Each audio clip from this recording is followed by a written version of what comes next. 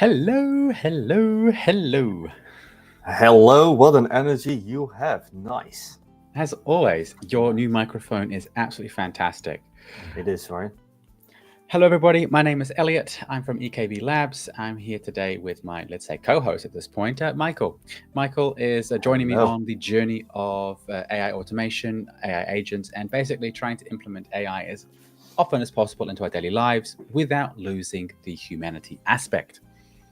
So today, the live build will be from newsletters, some potential hiccups, or trying to find actual pain points that businesses currently face. Not just, oh, that's a cool feature to have. It's like, okay, what are businesses really struggling with? I want to have a newsletter, but I don't know how to start, because I 2 weeks ago had no idea how to actually set up a newsletter, and I'm really disappointed that it is that easy to set up. So before I continue, Michael, would you introduce yourself a little bit as well? I think you have done it. I think you have done an amazing job.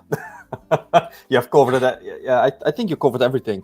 The human aspect, exactly what you said. It's something I think it's very important when you work with AI. It's very easy to lose yourself. It's very easy to use ChatGPT and stop thinking altogether. So you have to be as loud as possible that you actually have to keep on thinking. Anyway, newsletter, baby. Yeah. So when you look at a newsletter, what is your first thought when, because you can sign up to newsletters and then forget you've almost signed up to them if they're not engaging, and you see that newsletter come in and you just instantly delete that because you're like, I don't have time for that right now, right? Yeah. How would you constantly stay engaged with that newsletter? Okay, I'm a little bit of a weird guy, but let's see what general people are thinking. I think that the title has to be engaging and slightly different every time. People are lazy, right? So within a second, you have to read enough to be engaged and know what is coming up. It needs to have pictures. Well, you are not going to like my newsletter then. Because I have been prioritizing other things like learning how to, set up different customizations and automations in, larger scale, multi-system situations. So in this case, when I sent the tests emails to myself, it was just JSON. Oh, that's perfect. No, it was not, because it's like new headline. I'm like, it's supposed to be the headline, not a new headline. Okay, so you had some struggle there. Yes. But that's important, because then you learn, right? 100%, yeah. So learning a lot has been one of the most critical with, learn, repeat. Yeah. By the way, I like your background this time. Is it one of the stock ones, or? It's one of the stock ones. I thought EKB Labs has beautiful colors. Let's take those colors too. Okay, I thought I would keep it this way. No, let's just. It's very easy. Just go to the effects in the camera, and then you can take these colors. And the last time we had little circles around our heads, but now I cannot find that one anymore. Oh, you wanted these instead? Oh yeah, there we go. There we are. To change the grid. All right. And if we want to, for anyone watching on a mobile device, blur our faces. Bye. All right. So if you just give me a moment, I will pull up the. So let's do this. So I'm just logging in.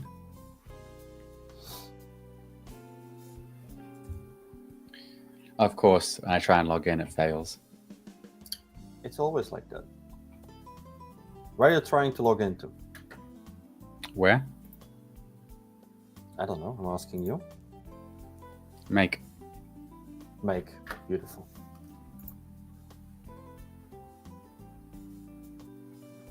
I love the music on the background.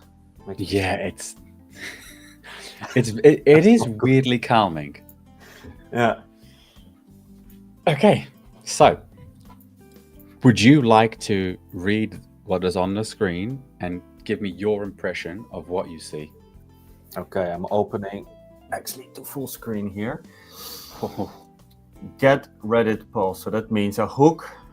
It will be triggered once there's a Reddit post. What is your niche AI newsletter? So I believe that it should filter on AI news. I hope not that we get some cute puppies or anything. Generate headline based on what it takes the text GPT or OpenAI. I don't know which one you have there, but it will generate a headline. Of course, you have set up some rules that will be updated in a post status Google Sheets. The aggregate headline and snippet, I don't know what that one does there, but it should be useful. OpenAI generating an introduction and a title. I think you set up some rules that the introduction is readable in just a few seconds and very engaging. A markdown so that it makes sense to read.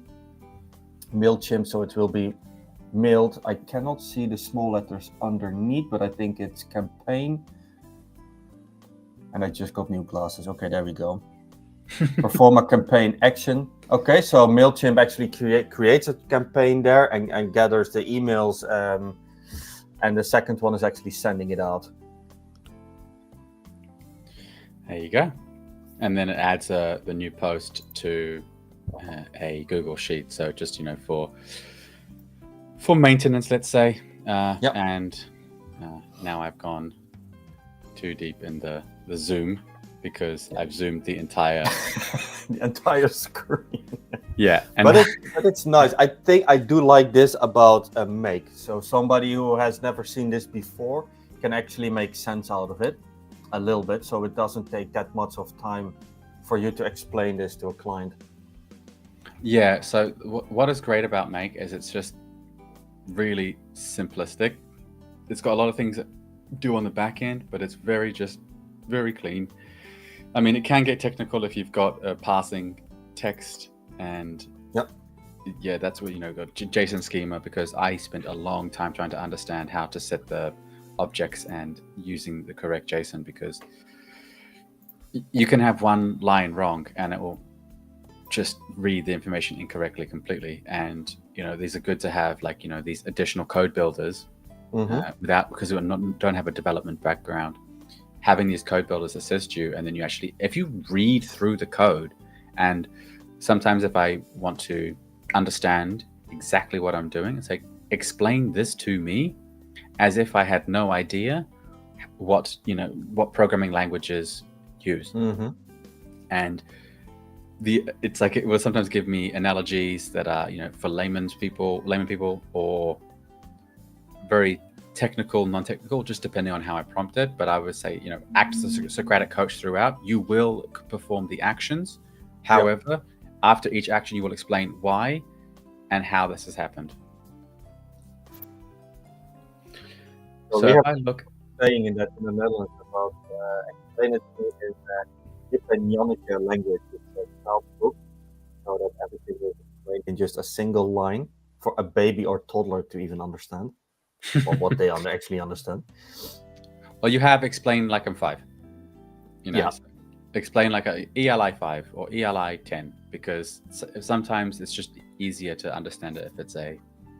It's definitely easier to understand, even if you're an adult. So in the Reddit post database, as you can see, the spreadsheet ID is Reddit post database. Yep. And if we pop this over here, as you can see, it's not ideally. We can only see Make still, right? So we only see that part of the screen. Of course. Oh, there we go. Yep. So with this, you can see how it's like the first iteration of this. Let me just check when it was last. 30th of July. This is what was sent. This. Okay, that's. I know I want to read that. So, this was this was sent as like my newsletter, and it pulled the database, and it was supposed to take the information from whichever subreddit, and then would. This is like just the clear. This is the like just the unfiltered information, right? So something like this in the spreader building in public, we're collaborating with Marimo to build a tab completion model. So like things that you would never hear about, like we will talk about this later as well. Here is a little snippet of what we will be discussing a little bit later. Okay, I have never heard of that one before. Neither had I, and I don't think anyone is talking about it. And oh boy, Claude Code, of course, we know. Yes, Claude Code we know. Yeah, but you can launch and control it from anywhere at any time. So okay, that's sexy. I will share a demo as well later. That was by the founder of Omnara, and I'm very excited to just showcase it. So they collaborate with Marimo to build this and the accuracy of the models, and it will show you of how the promising results to see provide cursor-like code completion. So you can see Sonnet 4, right, which costs you, if you want to go on the max plan, up to $200 a month, right? Yeah, but we still only see Omnara, or is it? Oh, my mistake. There we go. Yeah. You see here, Quinn 3 Coder, 80.6%, yeah, as opposed to the 82.6% accuracy. So one is completely free, and one costs up to $200 a month if you want to use the max plan. For example, if you're using Claude Code, I mean, I have literally used about $50 of token usage in one day. So my plus plan is only $20, $25 a month, but I've already used double that in a day. Imagine if I was running it non-stop 24/7, I would be hitting my limits because it synchronizes with my plus plan. So my usage limits on the Claude platform and Claude Code, it will just triple my usage limit much faster. Yeah. So using Quinn 3 Coder, you can use it through OpenRouter. They have a free API. So you can also build yes. Kimi K2 is pretty good, but considering Quinn 3 Coder has a 480 billion parameter and Kimi K2 has a 1 trillion token limit, like a trillion token limit. I don't know how you're gonna make that even to hit that in a month, in a year. The token limit is like how much it can handle in one go. Yeah, but you will not be able to make a prompt to hit that amount. It's not happening. Challenge accepted, I guess. Let's do this then. So these are the raw scraped posts from Reddit, right? And as you can see, that's going bad. Are you able to maybe show one of these posts on Reddit? How does the post look like on Reddit? Okay, just give me a moment. So let's look at the. I should have set a filter up on this. My mistake. The filter's never really, never really nice. I wanted to see the time for the dates. Sort by. Sort sheet A to Z. No, I want to sort by something else. If there's any Google Sheet Wizards in the audience, conversation, please. that'd be great. So first, let's look at the latest post on Reddit then. 16th of August, Spiral Talks. This is about maybe something good. A hands-on guide for fine-tuning LLMs. Cool. Okay. So we go to it's just a picture. Okay, did it actually pull the entire link? No, it just pulled a picture. Okay, I think I found the post. Yes.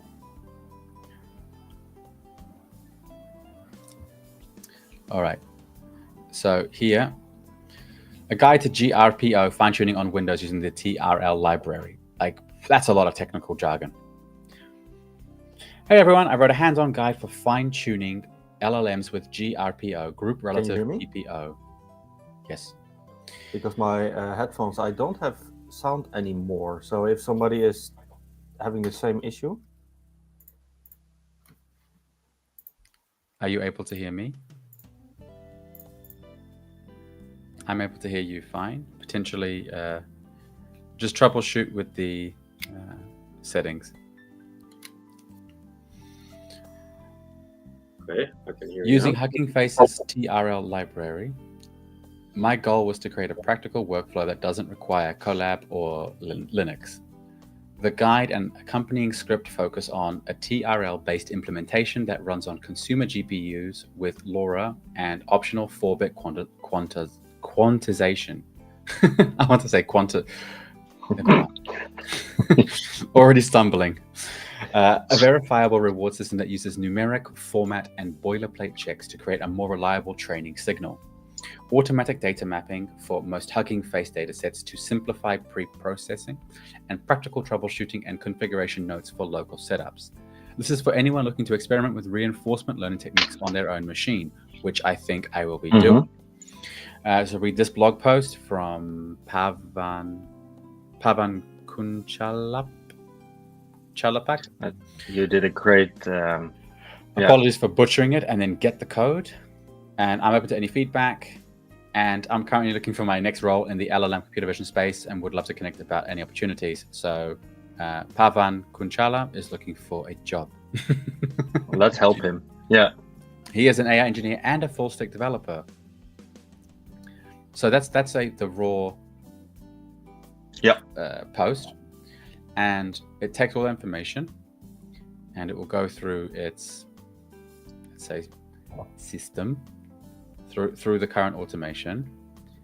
And so that's step number one. It just takes that's step number one, and it should end up with a combination. And you can see here, this is the finalized post or finalized. Gosh, I should really wrap this text. Jeez. So as you can see, it comes up with new headline. That's what I was saying. New headline, new headline, and I need to, obviously fix that because new headline, and then it copied the same thing twice. So it was, catching on that.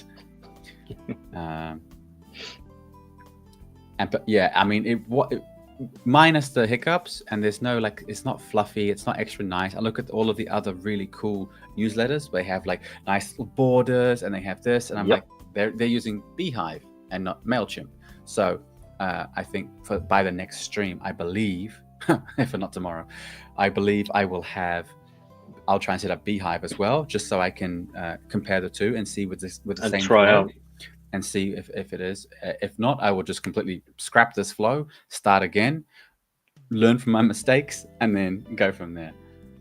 Yeah. But as you can see, one of the most important things there. Come on, scroll down with me. Oh, it's just too big for the screen. Never mind. As you can see here, the unsubscribe from this list, because when there's no unsubscribe button on emails that you don't want to, it's like you have to manage your preference here. No, unsubscribe, please. I just if you're done with whatever information is, you don't read it every day. These daily AI things are so good, but when you're connected to 7 of them, it's ding, ding, ding, and they all send around the same time, between 3 and 4:06 p.m. just all these times, and it's I get overwhelmed, and it's roughly similar or same thing. Now you go crazy. Yeah. I have something random. Have you seen this? Yes, that is your special little cup.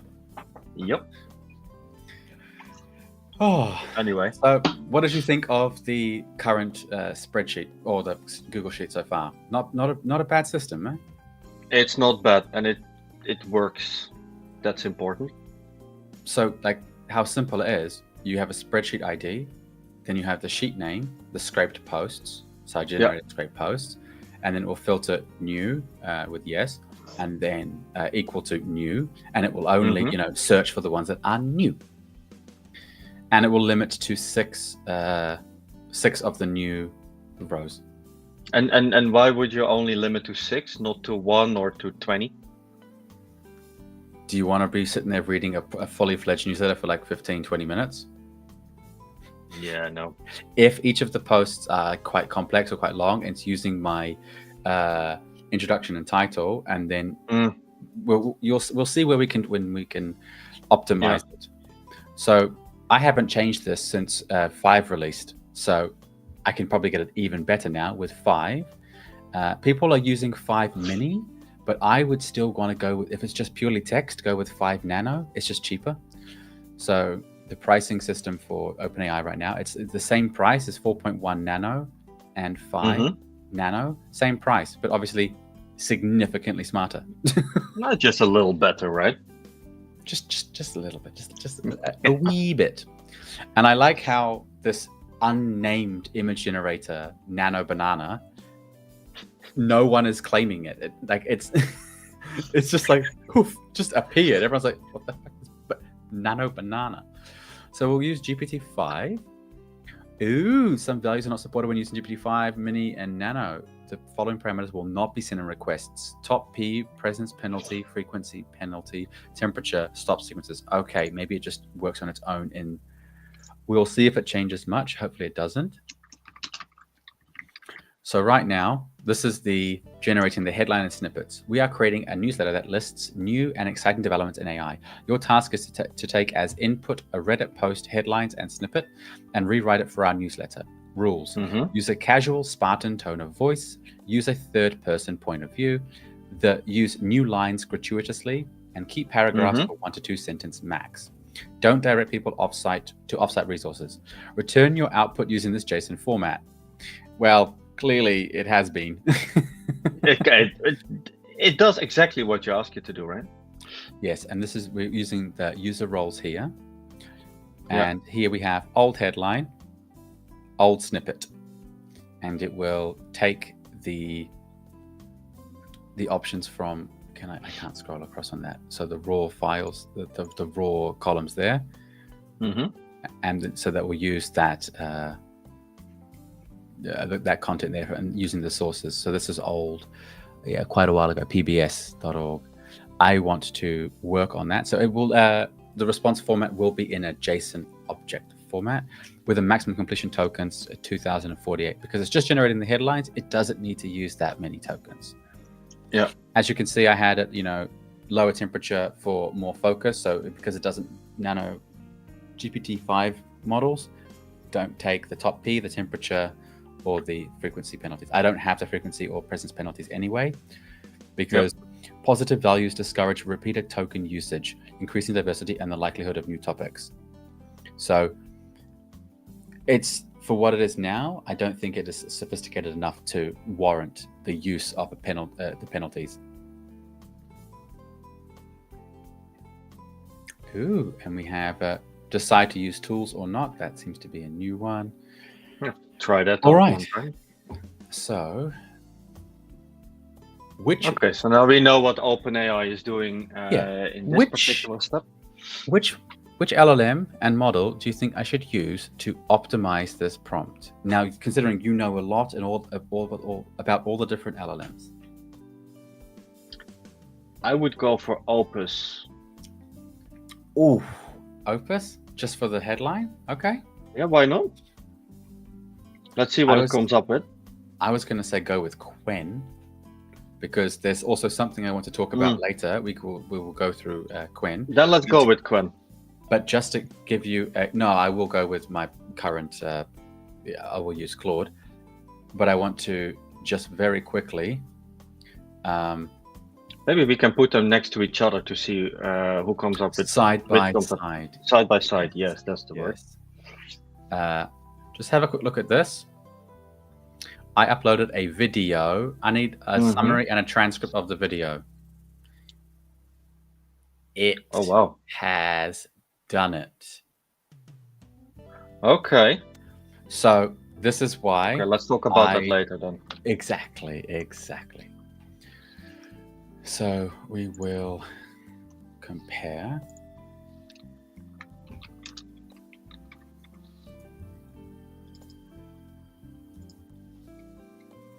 I want to share my entire window instead.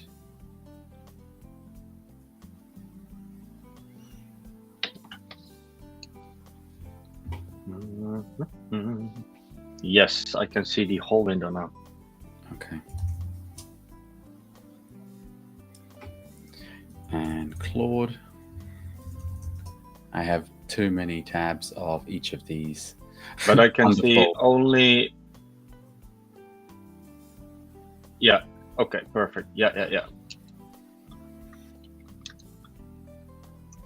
So if we compare these two, I think if I pull this out here and pop this, Maybe you can put them side by side. yeah. So it's okay. I will That's have the to only. one more. Yep, I will have to one more time because I shared the window and I popped them out, and I will have to share the entire screen. Yeah. You have new headphones? No. Okay. There we are, side by side. Yes, let's do this. All right. So first, we will take. I will dictate a prompt. For anyone asking for the tool that I am using, it is Whisper Flow. There is a banner across the bottom of this stream where you can use my affiliate link. Yes, I will get a kickback, but you will get access to one of the best dictation softwares available. I cannot praise them enough. No, this is not sponsored, but the link might give me some money.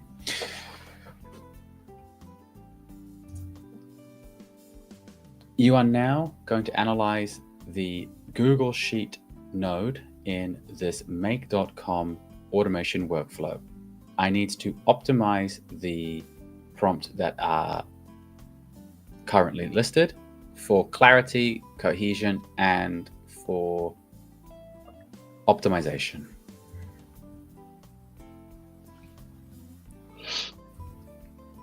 And we will put it in.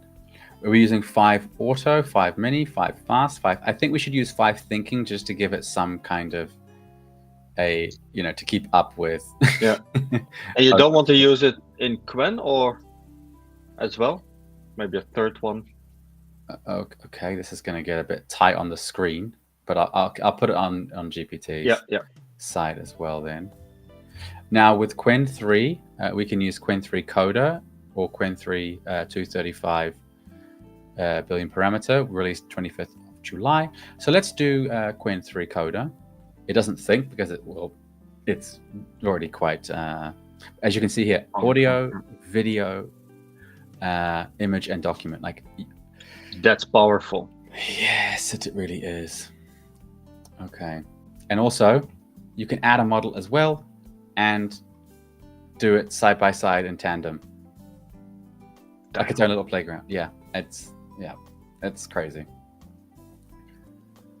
Okay, that's nuts. Mm-hmm.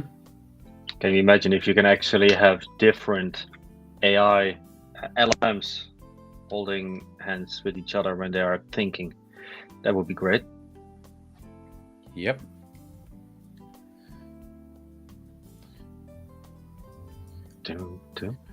We are optimizing this to use GPT-5 Nano. Unfortunately, the values are not supported in this mode. So that was top P, presence penalty, frequency penalty, temperature, stop sequences. The first role is developer/system, and the text content is you are a helpful, intelligent writing assistant. Role number 2 is a user. And I will copy and paste the current there because I'm not going to say all of that out loud. And this is what I like about Whisper Flow. I love it. Yeah, that's a great job. Role number 3 is also a user, and here is the text content.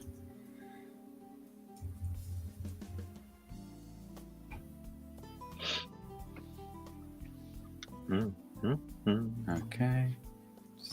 Always save. Get into the habit of always using save.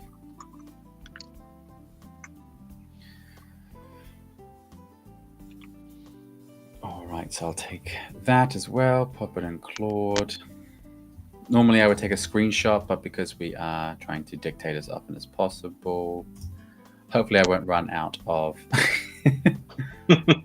I made sure not to use Claude before the the stream today, but Opus 4.1 will really push it. And off we go. Claude is making an artifact. Didn't even need to tell it to. Oh, it's making a document instead. Already looking much better. Qwen 3 Coder is going. Qwen 3 to 235 bill just kind of got stuck on the JSON. Let's regenerate that one. Come on. See, the coder already knew what to do. GPT is going to run now. Gosh, you were right with Opus. I really like that. Yeah. I truly do love the artifacts in Claude. It's also, we need to go into that deeper in maybe a next because you can do so many things with that. But that's for another time. Oh yeah, don't get ahead of yourself. No, I don't. So without reading the document, it's just saying, I've optimized your prompts to be clearer, more cohesive, and better suited for consistent output. The key improvements include sharper system prompt that immediately establishes the AI's role as a newsletter curator, structured instructions that separate output format, style guide, and content focus, explicit JSON-only output requirement to prevent the model from adding explanations, content guidelines that specifically address Reddit to newsletter transformation challenges. Parameter recommendations. I've included specific settings for the parameters you mentioned. The low temperature 0.3 will give you the more consistent formatting. I might not have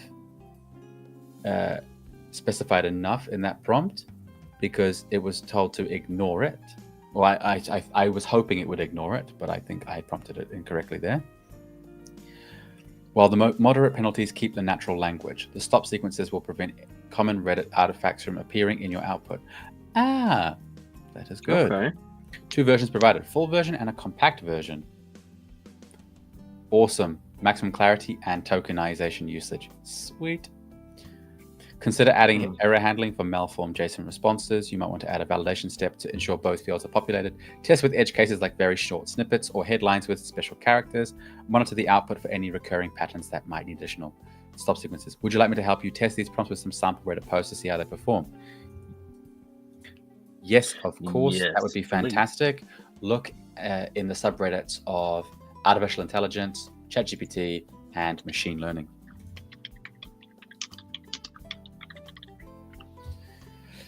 Say goodbye to my limits.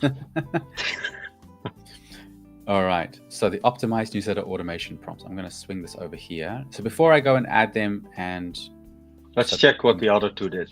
Exactly. So GPT-5 has thought. I have optimized my system instructions in GPT to give me goal, result, output, recommendations, and then examples. Clean up the 3 messages. So GPT-5 now rewrites a Reddit headline and snippet into a short newsletter item. Output only JSON. Use only the supported settings. Below are drop-in text for each role, placement to Google Sheet, or make fields as needed. You are a concise newsletter rewriting assistant. Write in. By the way, don't mix up causal and casual. Very easy to mix up. Because something's causal versus casual, opposites. Write in a casual, Spartan voice, 3rd person only. Keep paragraphs short, add 1 or 2 sentences with blank lines between. Do not add links or tell readers to go elsewhere. Preserve factual meaning and proper names. Convert 1st person to 3rd person. Remove hashtags, emojis, and tracking fluff. Use metrics units when needed. Output requirements follow end user messages. Jeez. That's that role 1 system in compared to what Claude did actually it's more concise. Yeah, it's the battle of the LLMs, I guess. And this one got stuck. Coder. Look at this make.com, blah, blah, blah. System and a user. You're helpful, intelligent. The current setup is this. The optimized, I'm going to paste it here because it's going to be easier to read. Yeah, let's read it. You are an AI newsletter editor specializing in rewriting Reddit AI content. Transform technical posts into engaging, casual newsletter items. Use a Spartan, 3rd person tone. Keep paragraphs 1 to 2 sentences. Use frequent new lines. Never link externally. Always return valid JSON. Okay, So, that one is not too bad. this one, they're quite concise, but however, I do like the GPT version.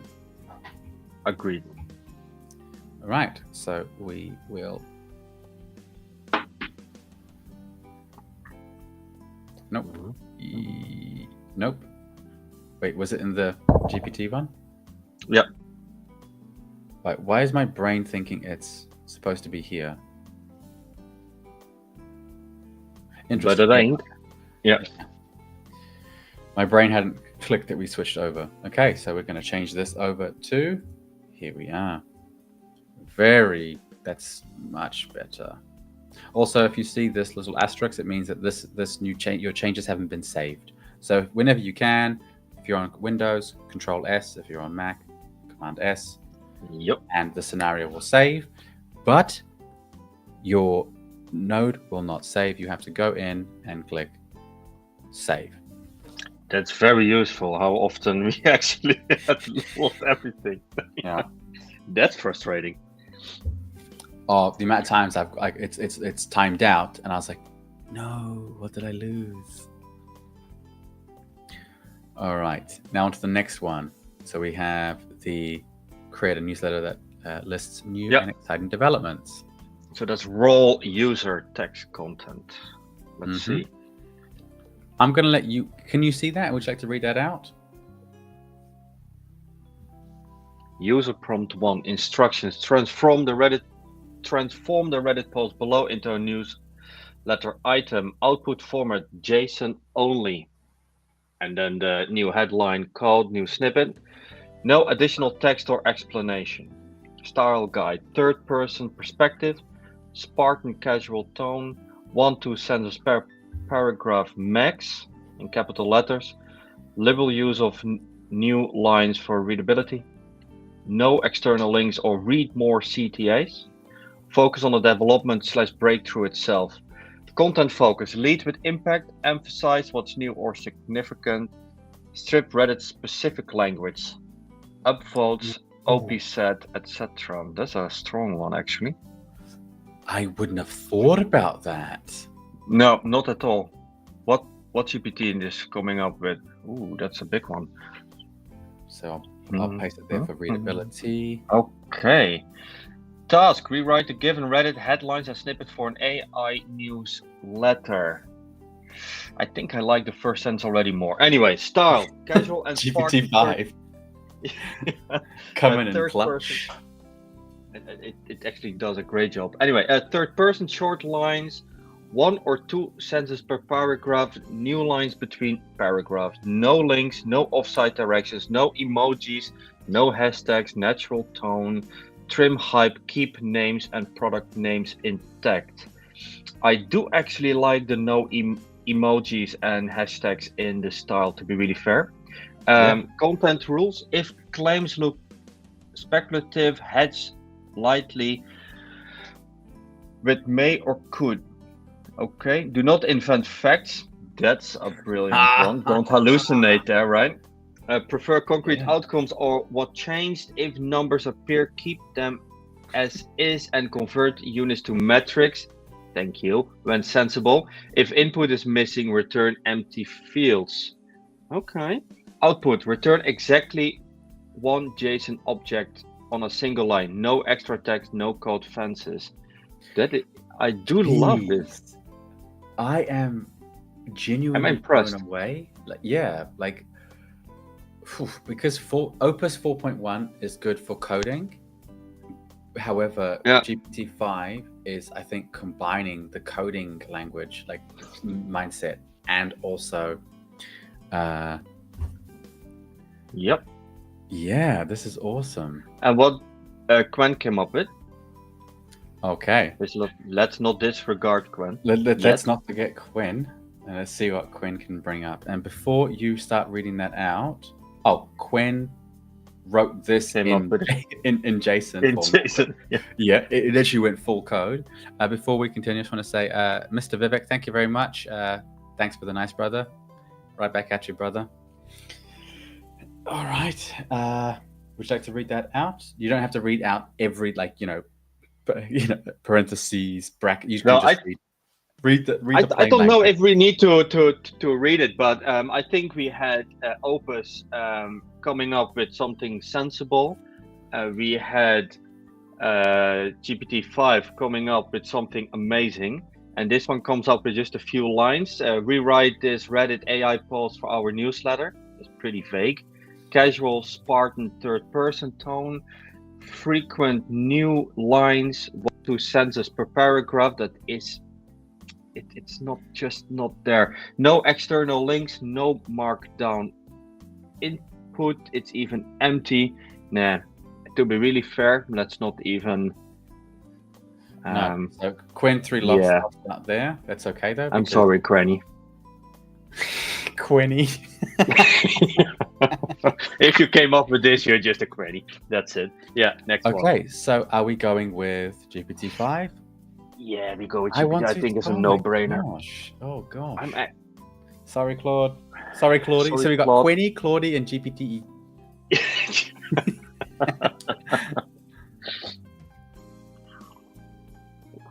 Okay.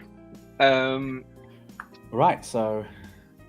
But let's continue reading in the optimized prompts for GPT-5, because if you go down, Up. See, look, I forgot again. Save. oh, yeah, very clever. Because you have user prompt to data input. Does Here?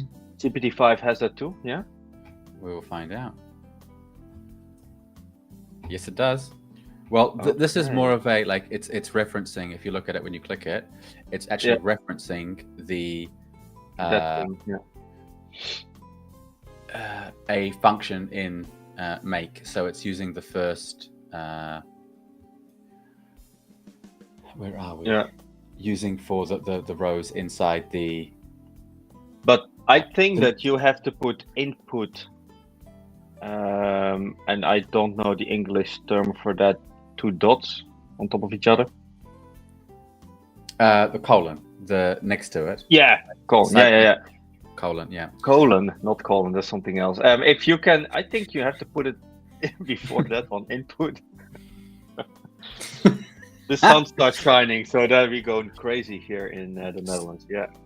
Yeah. So what this does is that I think it's just keeping it exactly the same, because the data input is exactly the same JSON formatting. Yeah. We don't want to break the formatting, you see, because it's pulling what is in the text column in the Reddit post. It's pulling scraped posts. It's let's say. Can we compare them? What Opus came up with and GPT, are they exactly the same? We'll find out. No, they're exactly the same. Well, nearly. We see that GPT has some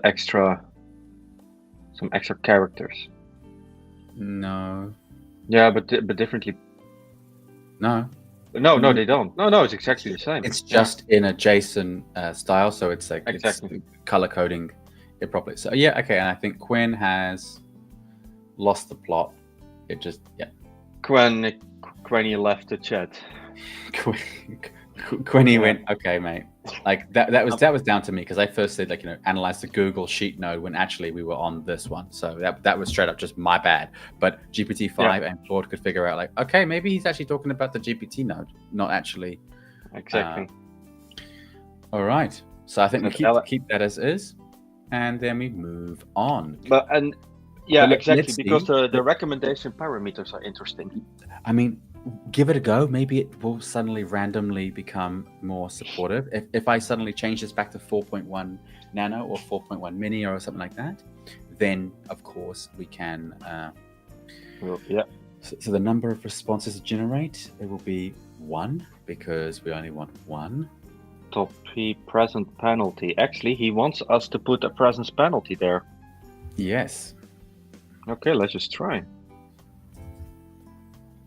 So if we change the model, that will actually elicit a different response every time. But if the 5 mini, so basically the 5 variations, 5 model won't.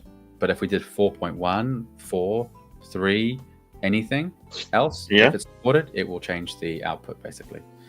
Okay, I just learned something new again.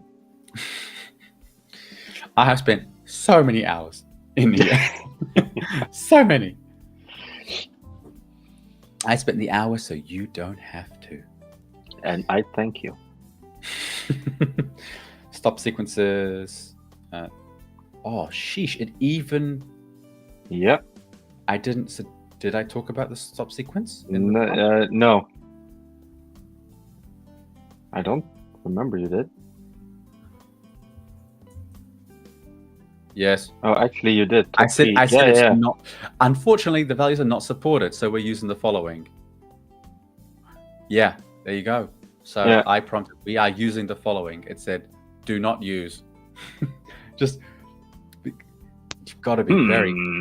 Yeah, we are using this. And it's like, okay, yep, here you go. This is how we can do it. So for anyone watching now or at a later stage, the temperature, the lower temperature is consistent formatting and factual accuracy. So if you put 0.1, it's going to be as rigid as possible. If you put it like 0.8, you're giving it some creative leeway. So you're basically giving a toddler with $50 and say, don't buy anything too crazy. And it's like, comes back. Yeah. But if you give it like 0.1, it comes back with a, a play-by-play, step-by-step guide on how to, become an entrepreneur with the money you gave me. Like, honing it in. So for the top P, balance creativity while maintaining coherence, which is, I think, where top P can be very useful for maintaining hallucinations to a minimum. Frequency penalty, I just clicked what that meant. Reduces repetitive phrasing within snippets. So when something starts to just go a bit crazy. That's going to be really good for my script writing on the faceless channels, I believe. That's going to be really good. GPT looks like smart. Yeah. Presence penalty 0.2 encourages varied vocabulary without forcing unnatural language.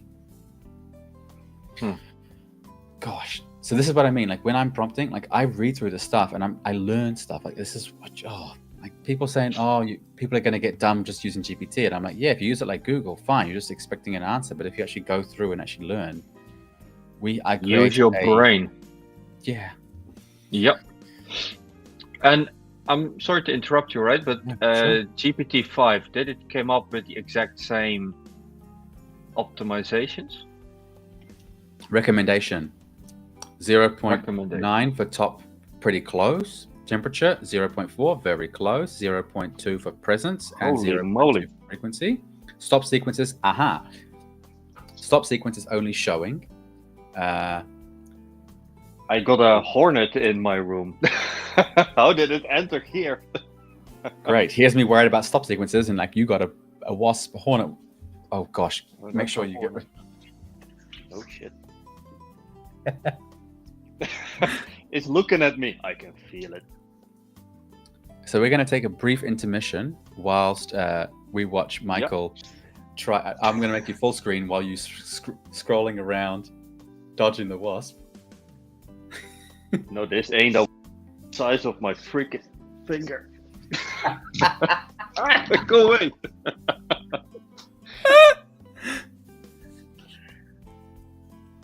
Michael left the chat. It was a cute. Oh, yes, it left. No, it entered again.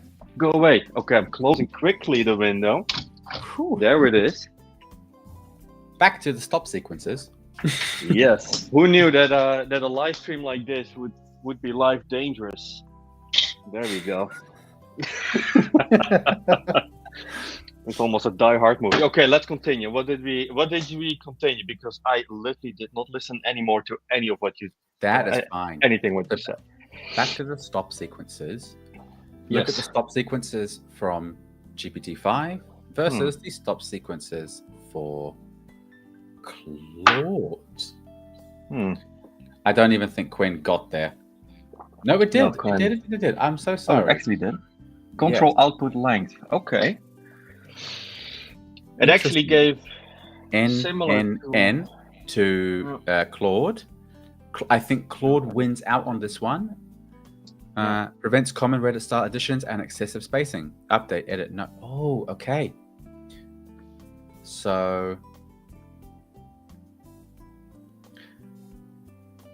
I think I don't know.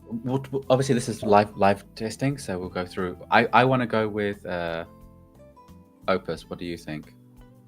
I would go for Opus. And what I think is interesting is that the temperature between Quenya and GPT-5 are actually very similar, more similar so than.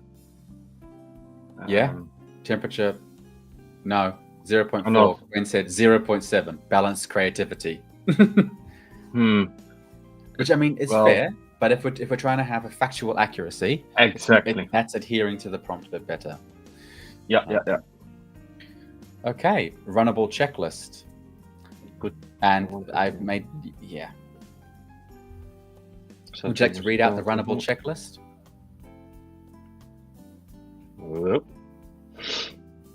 So, have we done role 1 text in your system row? Actually, we have seen you doing that.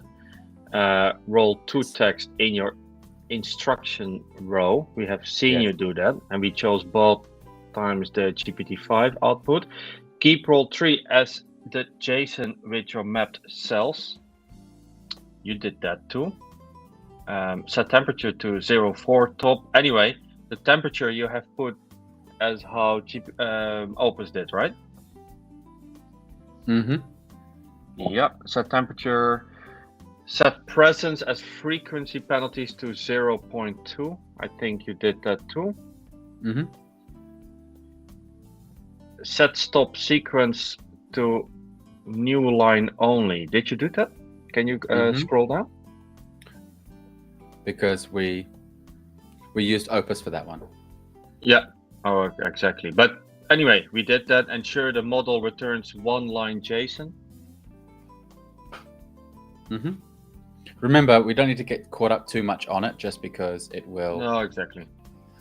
Cell 1.5. Small sums, quick example. I think you have done everything following this. The old headlines, OpenAI, shift new tool for small amount. If I were you right now, save it. And we have another live watcher actually, because this guy is mad outside. Oh, your wasp. It's looking at me. Okay, I think it's okay. I think I made a new friend. Okay, let's continue. Remember you now. They actually have a brain. Anyway, let's continue. I'm curious what the output will be. So we're not going to be working on the output just yet, because we are. It's going to update the post status into this script posts. So, I'm still curious. Okay, because it's going to run an iteration as well. As you can see here, look at the values A, B, C. So each column correlates to which one it is. Yeah. All right, and this is what it came. It's we have to pull it. Okay, so we'll just keep that as is for now. Yep. And then we aggregate the headlines. And this is where I think it went a bit haywire, because it's supposed to aggregate them for all of them now, yeah? Using the results from new headline and the results of the new snippet. So we will take this. And it takes it directly from GPT. So that is... Yes. Yeah, and it's using a new line, because it's taking a new line, as in the, where is it? Yep. Functions. No. Make and it, there it is. So you have like in the keyword, so it would be new line. So we will take a screenshot of this one. Actually, what I sometimes do, just for not clarity, but for just so it gives some reference to it. So when it's like, oh, okay, I can see the entire module now. Smart. We will take that, and I will copy this. Gosh, Opus 4.1. Oh my gosh, this was crazy. Because you wanted the We did So we won't actually a use- test. Yeah.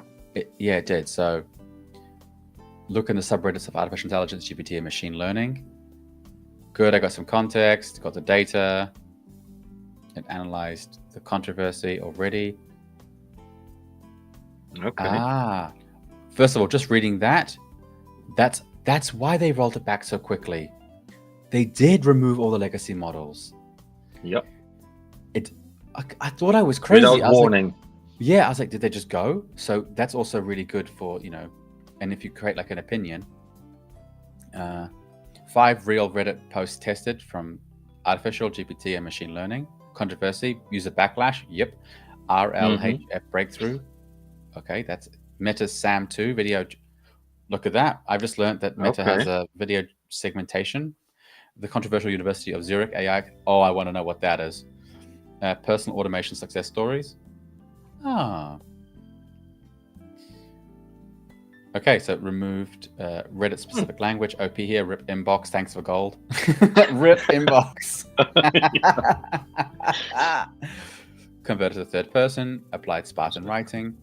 Yeah. Averaging 35% reduction in word count. Awesome. Added strategic new lines for improved readability based on the testing. 70% reduction in manual editing time. Scalable to 1,000 posts a day without quality degradation. Okay, that was powerful. I will unsubscribe if you send me 1,000. No. Thank you.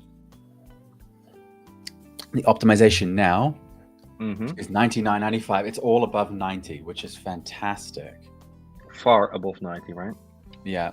Alternative compact version if token limits are tight. Wow, that's very tight, but like, we got some. That's too tight. Yeah, that. Yep. Okay.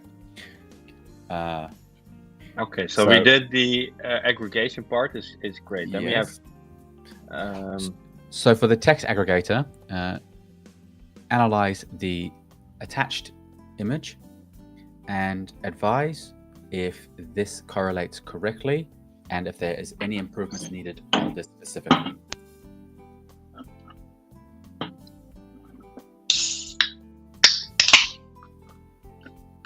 I'm actually curious, right?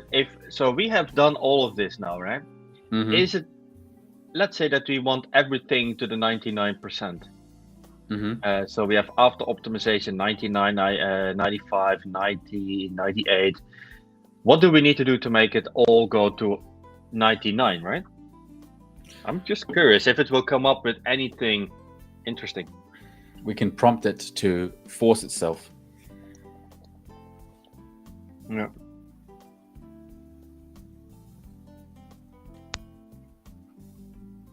Because that's something what I see these days online is that people are just happy with an output of what, 75, 80%. Yeah, Quen 3 both are able to generate the exact same thing. Okay, maybe I shouldn't be. It's exactly the same. Or am I blind? No, I'm sorry. It's not. No, it's not. It's different. Okay. Can close this artifact, I think, for now. Okay. 3 dashes. The triple dash creates a visual separator between items, making the newsletter more scannable. Oh, great. Okay. Looking at your text aggregator setup, I can see you're formatting the output from the GPT generation module. Here's my analysis. Aggregator is correctly pulling from the generate headline and snippet module and formatting with triple hashtag for markdown headers, new headline, new snippet results, new line separators. Recommended improvements. Add source attribution optional. I don't know for now. I don't want to start adding, if it doesn't shorten the URL, if it doesn't, just say like, here's the link. It just actually, we want to keep it in. The main thing was to keep it inside the newsletter, not offsite yet. Structured newsletter sections. If you want to group by topic / subreddit, number 1 subreddit, then I think we'll just go with the enhanced newsletter formatting. Yeah. Oh, wow. I think we got a bit more out of these two up here for sure. What did GPT-5 come up with? thought for a minute. I would rather have, the thinking for a little bit longer and come up with, foolproof and Something bulletproof actually things. good. Yeah. Yeah. The mapping is valid. The output will be a list of items with a heading line, then a snippet, then a blank line. Why? The aggregator iterates the bundles from the source module. During each loop, it can read fields from later modules in the same run. So your mapping correlates. Fantastic. Add a fallback for safety. Use simple, coalesce, or if empty function in the text field. Example idea, new headline, chip falls back to the original headline from module 1. New snippet, chip falls back to the original snippet from module 1. Insert the chips with a function rather than typing paths. Strip stray quotes or markdown, if any. I do prefer the setup of Opus, but GPT-5 is explaining you things, which is nice. You actually know what's happening. Because that's how I set the instructions, like to always explain it to me properly as the user. If you paste into Sheets or MailChimp plain text, drop the hashes. Okay. Skip empties. Runnable checklist. Small assumption. Module 2 is the rewrite and returns new head, blah, blah, blah. Next actions, interesting.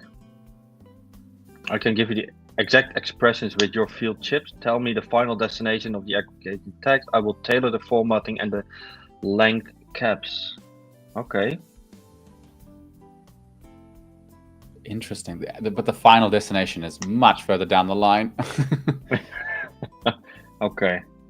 But this is a relatively small... we can look at the bigger Notion one I built later, but that's not business oriented right now. Okay, so I reckon we go with this one. What do you reckon? Just enhanced. Yeah. Enhanced. Do you want to enhance it? All right. Okay. Let's see if it takes it well. Okay. So it now didn't map it properly. So we need to map it properly. Result new headline. Aha, you see? Okay, so we have new headline instead. Just give me a moment. Definitely. And what? New headline.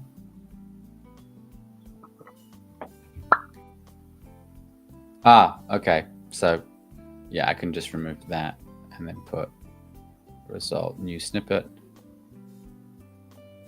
over here. But it's saying that it's just like that. And if we look at GPT's, Quinn, sorry. Our Quinn did. Or new line.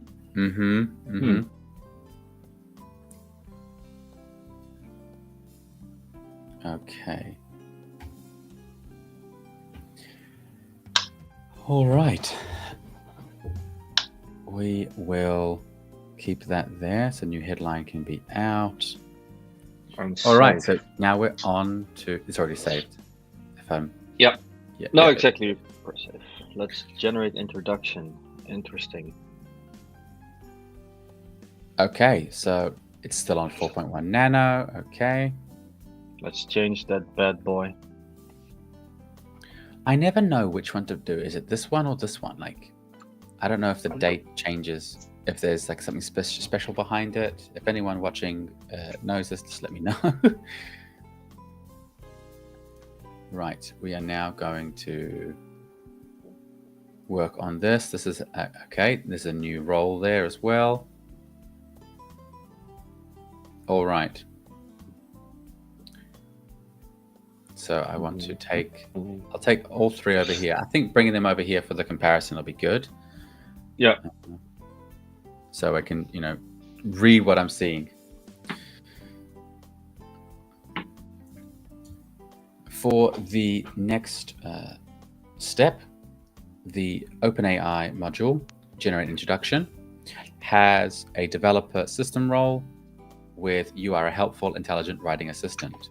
We're going to be enhancing and improving, making sure it's optimized properly, and ensuring that noting down GPT-5, GPT-5 Mini, and GPT-5 Nano models are not currently supporting the values, which are as follows: top P, presence penalty, frequency penalty, temperature, and stop sequences.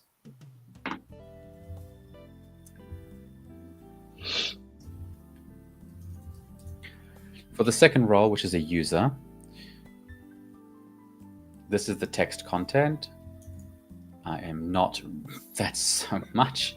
And I think that we should really, this is where the content will be key, because I want to enhance this. Oh, nope, don't use quotations on JSON. That would be stupid.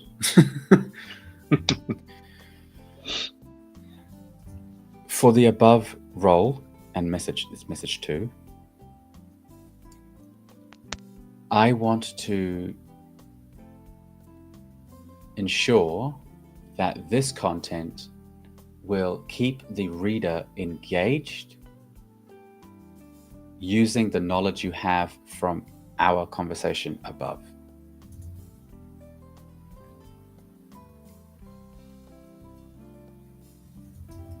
For message 3, the role is the user, and this is the text content.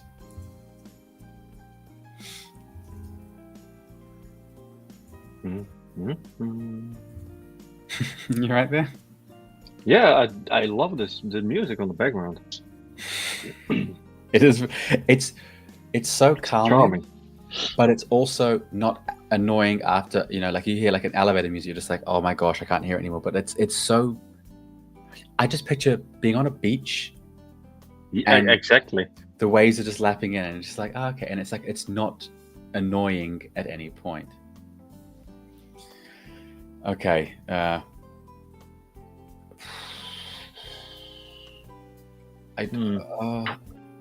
Wait, constrained effort on reasoning for reasoning models. Reducing reasoning effort can result in faster responses and fewer tokens.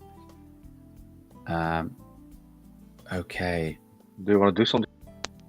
I mean, it's not using any reasoning because it's nano. No.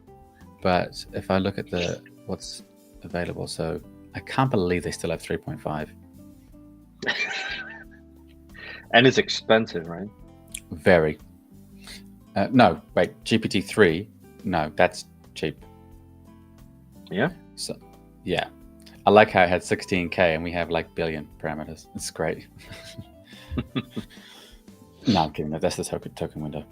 So GPT-5 chat latest. I'm going to have to be going through systematically and seeing what's the best and optimal, cost effective, etc. through that later. So I don't want to mess with the reasoning effort now because that would be counterintuitive for it to, being on the nano model. I think maybe this one could benefit from 5.0 Mini, or at least, if depending on how much it will cost on the output, if it's really, really high, we can go through and have a look at how much it will cost to send that newsletter and see what comes out. Yeah. Because do you remember when I made the ebook? I remember that one. For people that don't know, I generated an ebook from a Google form, and I used, instead of using DALL-E 2 or DALL-E 3, as they are cheaper, I thought, you know what, it'll be fine. You can create the chapters, you can create the images and everything using GPT Image 1 because I want them to be the best images. However, this was during testing, so the full workflow wasn't actually succeeding. So it was using the API, using my money, but the actual output wasn't ever being sent to the person who wanted the ebook. So that was. I remember that. It was very expensive, but at one point, mate, I did get the ebook out of it because you fixed it. Yes. And the pictures were just gorgeous. They were really good. That was DALL-E 3. Imagine what GPT-1 would have been. It would have been very nice. Yeah. However, I shared that on social media and some people got into it and they started like trying to spam it. So I had to turn off the scenario because it was running up my operations big time. Mm-hmm. Yes. Okay. So message 3, the role user. Okay. And I think we go with that for now. I don't want to give this option for a tool choice because I don't think the tools are required here. So that is for... So how does the prompt look like? We will find out. So Opus is running, GPT-5 is running, and Quenny is running. And Quenny, I think we can remove, because I think it's remove the model and then just keep it on 1. So you can add as many as you want, by the way, which is crazy. Do you remember when I mentioned last year or earlier this year about Qwen 2.5 being amazing, and then they brought 3 out, and I was like, okay, because they're just training them, getting smarter, getting faster, getting better. So come on, Quenny, off you go. Okay, so Opus is, whoa, significantly better already. Holy moly. Look at how much is there. Oh, wow. Adapting to instructions. Think away, buddy. Think away. How's Quenny doing? Quenny, did you... Quenny is not leaving the chat yet, so this is good stuff. Quenny's hanging in there. You are an AI newsletter editor specializing in creating engaging AI industry content. Write concise, causal. See? Nope. Casual introductions that hooks readers immediately. Use Spartan, third-person tone, never exceed 3 headlines, always return valid JSON, focus on the most impactful AI developments only. Instead of, you are a helpful, intelligent writing assistant. Well, because at least he or she is helpful. Yeah. It at the moment, Yeah. But I say for the moment because there is... You never know. Okay. Thought. Okay. Your concise newsletter. Hang on. You can read it out, please. Yeah. You're a concise newsletter intro writer for EKB Labs. Casual and Spartan voice. Third person. Something is blocking there. Third person only. There we go. Yeah. British spelling. Keep sentences short. 1 or 2 per paragraph. Blank lines in short paragraphs. No links. No directions to other sites. Use only the provided newsletter text. Pick at most 3 headline items based on impact and novelty. Prefer outcome that helps operators and builders. Do not add facts. Do not use emoji or hashtags. I really love that. Avoid hype. Output JSON only. No code fences. No extra text. Okay, I actually might like Quenny here. This is GPT-5. Yeah, but I think I do like You Quenny. like Quenny more? I think so. I think. Never exceed 3 headlines. Okay, yep. And now we have to do one final. You are a newsletter curator specializing in AI developments. Wait, Quen's still going? Oh no, sorry. Claude is still going. Claude is What actually are you thinking. doing? Yeah. Wait. It is writing code. This is why you were right with Opus. It's, oh my gosh. I think it's running on crafted test to validate optimized newsletter generation prompts. Oh, and it's simulating it. Yeah, and I do love Opus at this one because looking at your generate introduction model, I can see areas for significant improvement. Not just slight, no, significant improvement, man. It's like a Dutch person just. Yeah, it's direct. Oh, mate, you know, with the styles you can choose. You can choose and you can create. I literally want to create you a style just saying Dutch and like train it on like all, Dutch people like as a whole. If you want, we can do that for you one time. I'll do that in private. Actually, it's fine. Okay. It will be in private, but I might actually not like Claude after that anymore. So you'll be like, oh my gosh, he's so direct, he's so blunt, and I'm like, it's too direct here. Yeah. Welcome to our world, guys. Yeah. So, your newsletter will transform from new AI development this week to Stanford's AI achieves 99th percentile without human training, with compelling metric-driven introductions that hook readers immediately. Oh, Opus, I think Opus might eke out on this one. Big time. New prompts will key improve. Okay. So where is the prompt? Okay, so we are looking. Okay, so we've done Quen, we've done. GPT-5. OpenAI. Yeah. Your You are a newsletter. Oh, Go sorry. on. No, Yeah, you go ahead, mate. I just got too excited. Look at us, just two little happy clammies. You are a newsletter curator specializing in AI developments. Generate compelling introductions and titles that hook readers immediately. Okay, well, that's why. Use Spartan prose every word. Use Spartan prose every word. I'm not sure if that's either I'm illiterate or Spartan prose every word must earn its place. Use Spartan? Okay, I'm not sure. Write with authority but accessibility. Damn. Right, authority but accessibility. Okay, I do like the last sentence. Yeah. Spartan prose every. I am not native, of course you can hear that, but what does that even mean?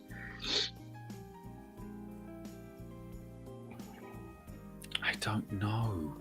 I like. I'm going to go with Opus on this one. Yeah. Because this is for the. We are creating a newsletter that lists. So the text content will be relative on the system developer prompt because it's in the same place. Okay, I'm sorry. I'm locking in. Yeah, let's do that one then. M dash. I'm just for maybe for readability. I'm not sure if that is the right thing to do. Okay, you can read this out if you want. Okay, guys, don't fall asleep here. User prompt 1. So what do we have on the left? Is we are creating a newsletter that lists new and exciting developments in AI. Your task is to take as input a newsletter and write an introduction and a title. I will not continue there. Let's see on the right. That is Claude. Claude came up with create a newsletter introduction. Oh, your logo is blocking the screen. Oh, I do apologize. Yep, a newsletter introduction and title from the provided content. Okay, that makes more sense. Introduction template. Welcome to newsletter name dash cutting edge AI news explained in simple English. Okay, this week's breakthrough 1, 2, and 3. So you get including specific metrics, outcome, emphasize the why it matters. That is actually good. Okay, 3rd, highlight disruption potentials. Okay, that's interesting. Let's dive in. Title requirements. Lead with the most significant development. Include a specific metric, company, or breakthrough when possible. Maximum 12 words. No question or clickbait. Okay, focus on impact, not hype. I like that.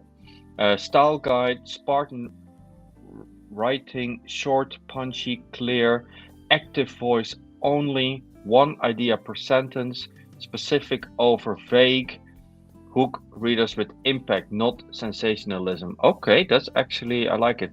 So this is actually showing that we want high quality content. Output format, that's some JSON stuff there. Return only valid JSON, no additional text. Example titles. GDP5 achieves 99% percentile on medical licensing exam. Okay. Meta SAM2 brings real-time video segmentation to developers. Okay. Engagement tactics. Lead with the most surprising / impactful development. Use concrete achievements, percentage, benchmark, scale. Highlight when changes for highlight what changes for readers / industry. I do like it. What's the next one? I want to see what our Quenny or GPT-5 came up with. Okay. Okay. I could already see that GPT-5 has a lot. Yeah, and it's segregated. So, okay, that's actually a markdown. So that's actually nice. Task, write an introduction and a title for this week's AI newsletter. Okay, sorry. Lost me there. Why? But because that's the task. So like now it's using the style instructions I have for GPT-5 inside so it's now going to use this, and then this could potentially, because of the style, could mess up the content for the text. I think so. User text. But be my guest. Please go ahead. Yeah, I don't know if we need to go ahead, because I'm just looking at the style. Well, casual and Spartan, third person short sentence, blank lines between paragraphs, no links, blank lines between paragraphs. Okay, content rules, use no more than the top 3 items from newsletter, choose by practical You missed one impact thing of there. What then? Oh, British spelling? Yes, Trim height. 'cause I have those, to condense it down, because I basically have to force British spelling, because every time I'm wanting to write something, it's always showing up with the little red, this is incorrect spelling, and I'm like, I know, It's but annoying. Yeah. But that's the other thing. If you go to Claude, there is just simple English. I think it was written there. Plain Anyway, English. Plain, not plain simple. English. Yeah. Okay, sorry. The headline was like, it's going to explain technical terms in simple English for you. It was like, it's going to it's what the user or what the reader will see, not what you're in instruction giving. They're not prompting the LLM or the model that.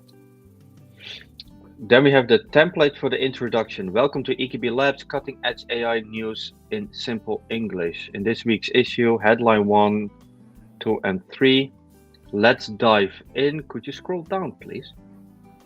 My cute secretary. Okay, there we go. Title guidance. 1 clear line, 7 to 12 words if possible. No emojis, no hashtags, no calling characters, and no dashes. Use these samples as style references. ChatGPT scores 70% on the sample. United States medical license exam. Our knowledge economy is swiftly coming to an end. GPT-4 released. Content companies reeling. Output format return exactly. I'm sorry, I am not satisfied with this. I am already going to Claude. So what Quenny came up with?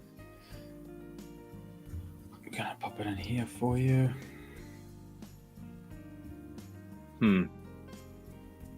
Create a compelling newsletter introduction and title for AI developments. Rules: use casual, Spartan tone, third-person POV, maximum 3 headlines in intro. Follow this exact template. Welcome to EKB Labs, cutting-edge AI news explained in simple English. In this week's issue, headline 1, 2, and 3. Let's dive in. Title examples: use similar style. ChatGPT scores 70% on a sample United States medical licensing exam.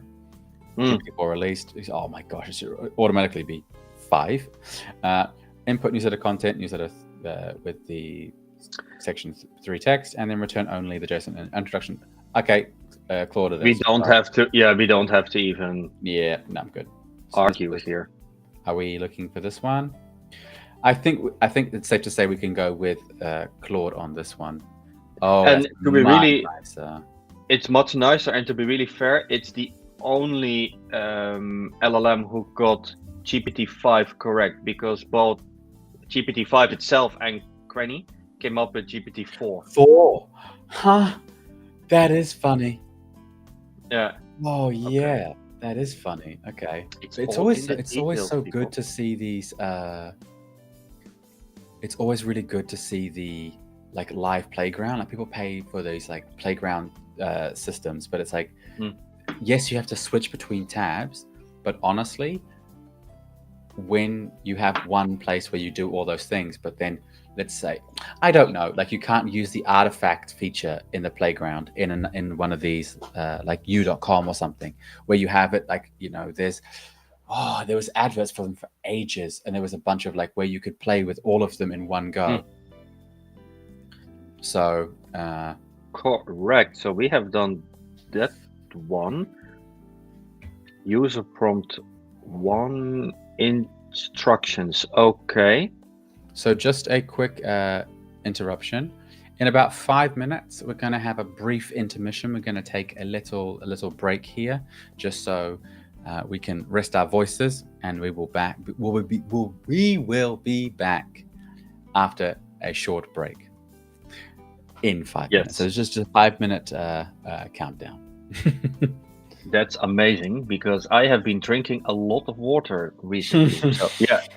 Anyway, user prompt 2. data input. Okay, that is interesting. That's way better. because- We don't. Yes. Yeah, because we have text content on the left, which only states JSON newsletter and then input text. And what do we get on the right? Oh, holy moly. Okay, Claude came up with newsletter content, the text itself, taken out of another module. Analyze the above content and generate an introduction. Highlight the top 3 developments prioritized by industry impact, technical breakthrough significance, practical applications for readers, and then another JSON introduction title. I like it. Makes much more sense. And what Quenny or GPT-5 came up with, because they must have as well came up with a user. Yeah, that's not an improvement. That's just the same thing. And what did Quenny do? Yeah. Okay, Claude it will be. I think we're sold on. I think Opus. I think Opus is learning, and it's Yeah. this is good. Okay, but let's see if that doesn't go freaking haywire, or if it will it actually just because sometimes you can overcomplicate things. It took the text correctly. The Yes, 3-point because text. it was actually mapped properly in with the Exactly. the code functions. Okay. Next, just want to have a quick skim through the parameters.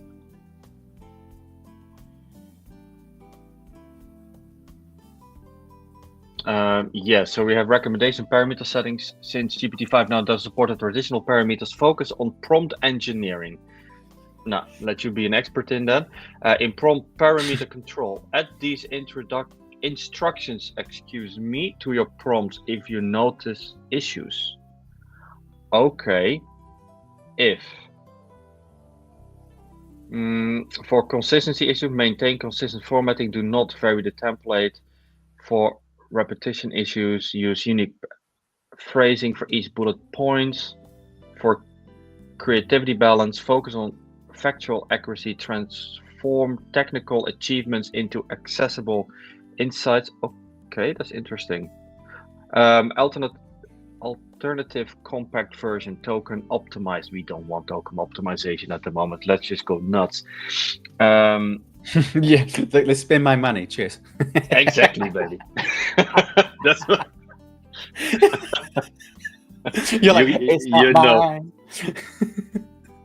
I remember you actually have a picture of me next to a bar. I do. That's an old school picture. It is. Yeah, 15 kilos lighter as well. Anyway, optimize prompts for GPT-5. Can you go there? What the GPT-5 came up with? Or you want to go? Yeah. No. Okay, we're scrapping those for the rest. No, we're good. No, we are good. Just giving everybody a 45-second warning. We will be taking a brief 5-minute pause. So anyone watching can take a quick breather themselves, go grab a snack, and I mean, you probably have been snacking the entire time. We haven't. we cannot see that as well. Anyway,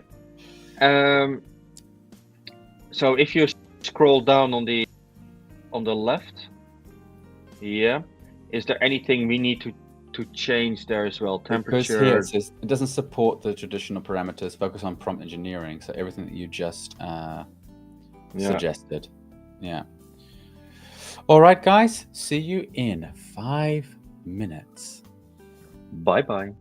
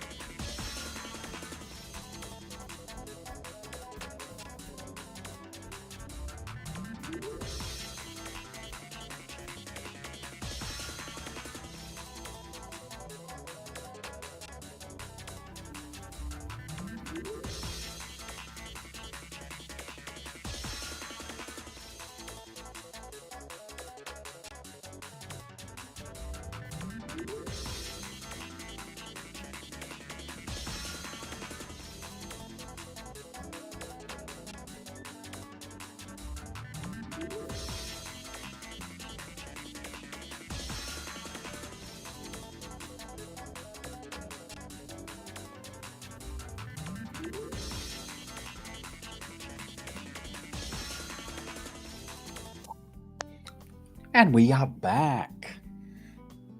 That quick is 5 minutes. Well, There we go. we came from that like hyper electric. We'll be right back to the beach. Still electric. Okay, let's do this. What did we come up with? Because we just improved the prompt itself for the user role, so that's good. Mm-hmm. And we said we are not going to change the temperature settings or any settings down below. We'll just keep as it is. So we have to continue to the next tile. And what? Mm-hmm. Okay, so keep that one there. Okay, and now this turns this from a markdown into HTML. So we're going to... And I have to interrupt you, Elliot, because I do love the music. So if you can get it back, that would be nice. The music is here. This is a potentially audio issue on your end. Thank you very much. That will not surprise me.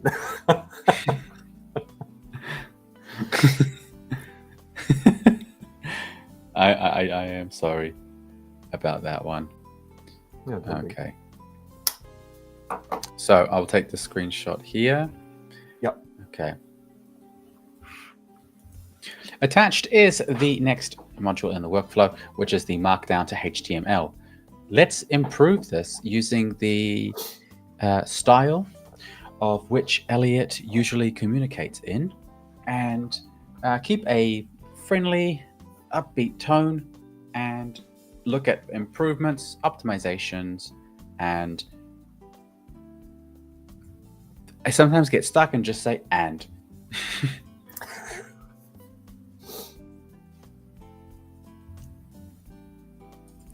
The only downside I've noticed with the dictation software, it's only got a library of American English, which is, I can't train it to use British English, which is okay.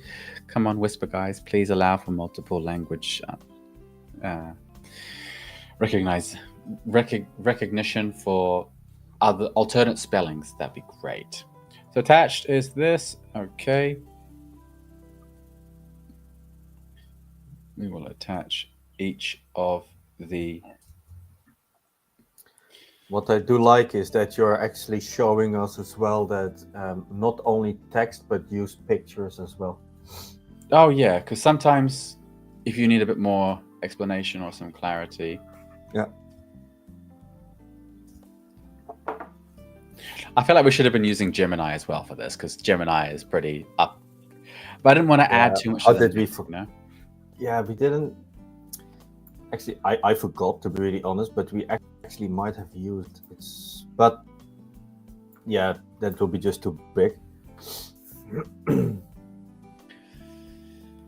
Oh, cool. It's given multiple options. Current structure. Ooh. Keep. So keep the top six. Keep the structure. Optimized closing options. Ultra Spartan recommended. Option 2, slightly more engaging. Option 3, community focused and recommended implementation. Key daily updates. Oh, that's a good smart. And then key optimizations made, concise closing, cleaner social links, forward momentum, Spartan sign off. Simple. Elliott, no need for see you next week. Maintains personal touch without excess. Damn. We don't need to see you, Elliot. Just give up. It's I think it's comparing original versus optimized closing actions. Oh gosh, I love Claude for doing this. Opus 4.1, you're awesome. And it does it automatically. You don't have to ask. I'm not even going to bother comparing. That's crap. No, that's a wrap. If this helped, share it with someone. Okay. Because that's really going to entice you. Yeah, okay. Unbelievable. Yeah. Okay.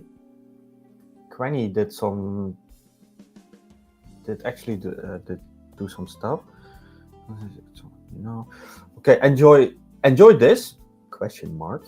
Consider sharing with someone you know. You can also follow me on LinkedIn, Instagram, and TikTok if you'd prefer more straight to the point AI news like this. See you next week, Elliott. And what did it come up with down below Elliott? That's it. Okay. Optimize markdown template. That's the. And Claude came up with what? Claude came up with this beautiful stuff, but it's okay. So this is the recommended one. We will have a look at that. Quinn did this. We will go through Quinn. Like this, share it with someone who'd appreciate a quick dose of AI truth. Interesting. You can follow me on. At least it tried to populate some kind of variation. LinkedIn.com/in/Elliott. Pretty close though. If I just said my handle is Euro Kiwi Boy everywhere, it would have exactly them in, and put it in properly. I'm pretty sure you need the @ symbol, just like you do on TikTok for the Instagram one. So not bad. No fluff. No fluff. Yeah. Just facts, which is true. I do post a lot of non-fluff, just boom, boom, boom points. One thing I would like to try and do. Oh, can you read that? Approaching 5-hour limit. Okay, that's getting scary. Because we've been using 4.1 and it uses a lot of tokens, and it's like, okay, and I'm not upgrading to $200 a month plan when there are so many free alternatives. If in that 5-hour window, you can go and literally touch grass, go play some ping pong, and then come back. Definitely. Unless they have AI agents running locally using.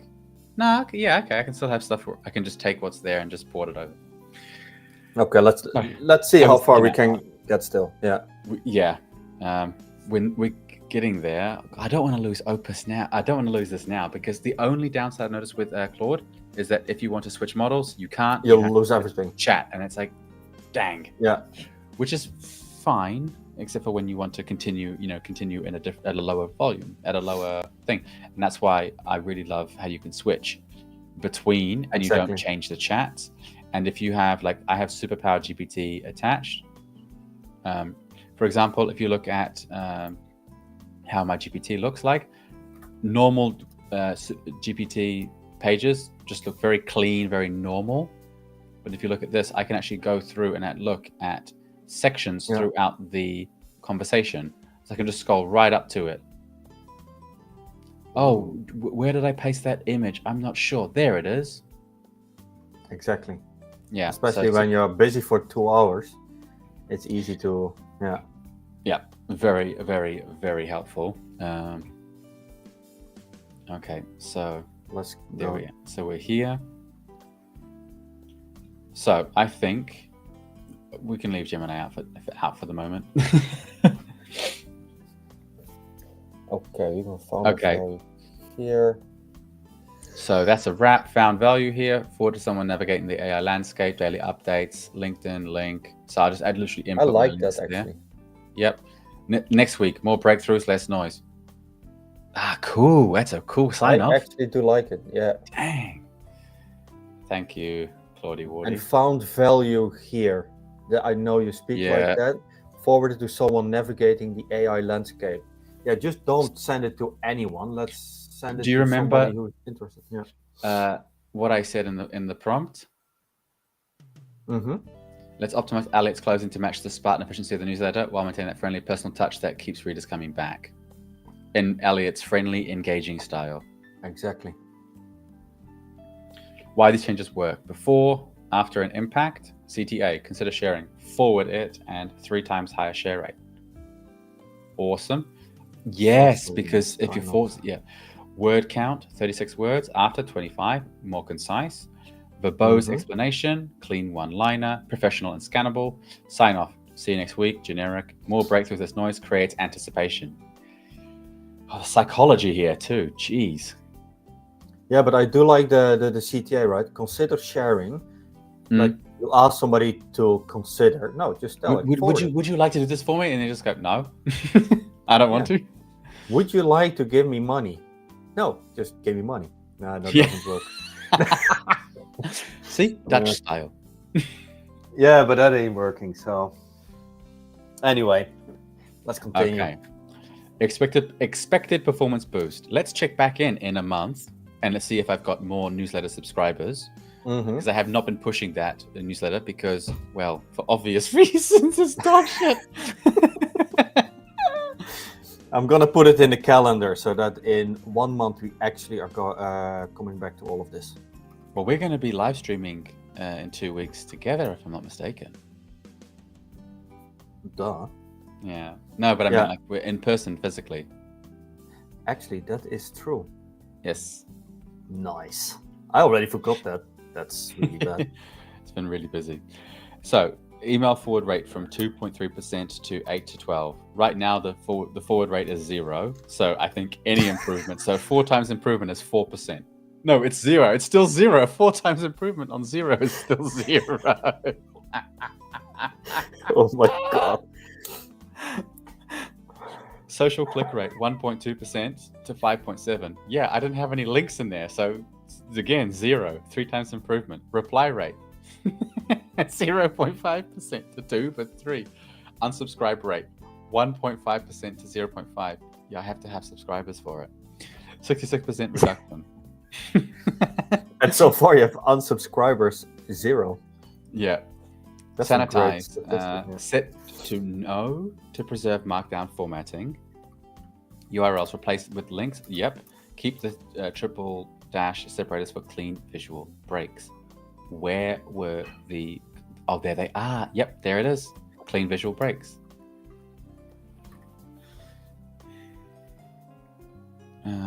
Week 1. Consider rotating these closings to keep things fresh. So just rotate them. Found value here, forward it. Which story impacts you most? Hit reply. Worth sharing, send it to a colleague. Questions about these developments? I read every reply. I actually will. But this is actually cool because what you see with most of the people actually keep on posting stuff, the ending is always the same. Yeah. Or the closure is always the same. Mm-hmm. Okay, so we add the LinkedIn. So do we need to put that in the markdown? If we want week 1, week 2, week 3, if we want to rotate. No, we should put that in the... Okay. Not sure. I'm not sure. Well, let's. For now, this is fine. We can always optimize it later. Yeah.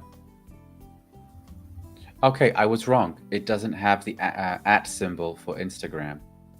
So. Okay. Yeah, I don't know You're why. You're gonna input the actual links now or not? Yeah, you have to. It says replace. Look, URLs, replace them. Yeah. Yeah, but it might be that you were too lazy now. Well, why would I be too? What would be the point of that? Literally nothing. Yeah. Okay, but I also have more. Those are the social links. However, for a more concise, I can't even know if I can spell it. Oh my gosh, I forgot how to spell. For a concise, a consolidated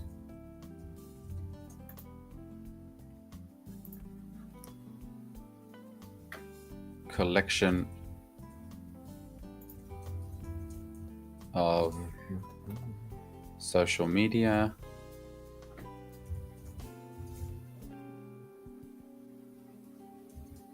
and I will add my link tree as that has the access to the free resources, my consulting links.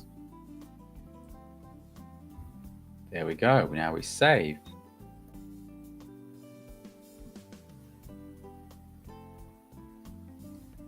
I thought I spelled it wrong.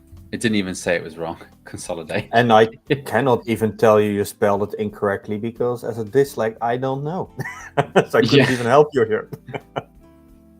I like this. GitHub flavored markdown. Beautiful. All right. Next step.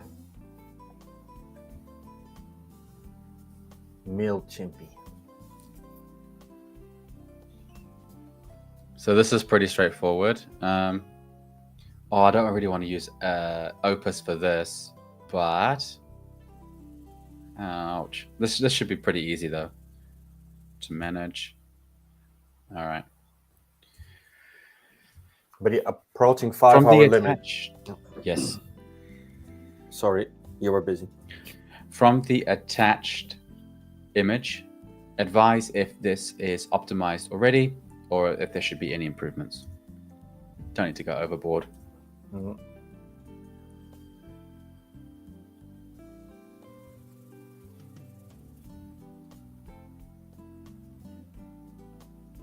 By the way, we'll give Gemini a crack, That's but I just- will say something different.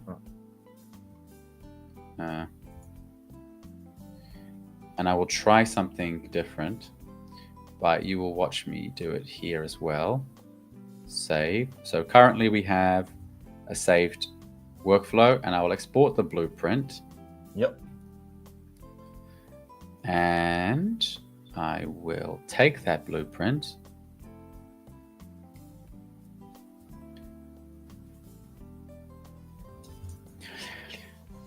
Act as a make.com automation specialist.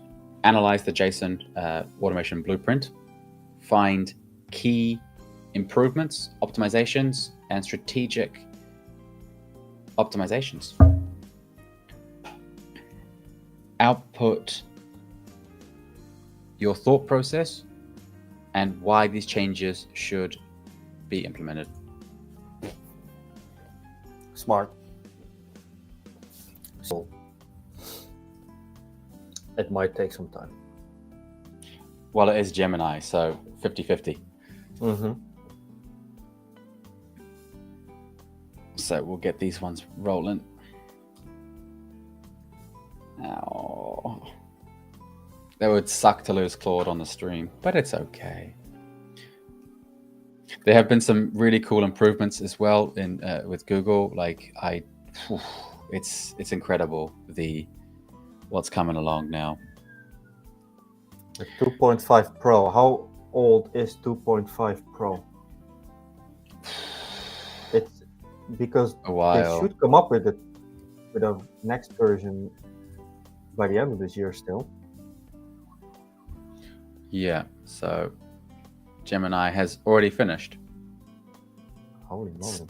Well, it's still going, but it's yeah. So Opus is still going. GPT still going. Quinn. Current setup. It's figured as like so. So we'll just open this up. This is a solid foundation for sending an automated AI newsletter via MailChimp. What's working well and areas for improvements.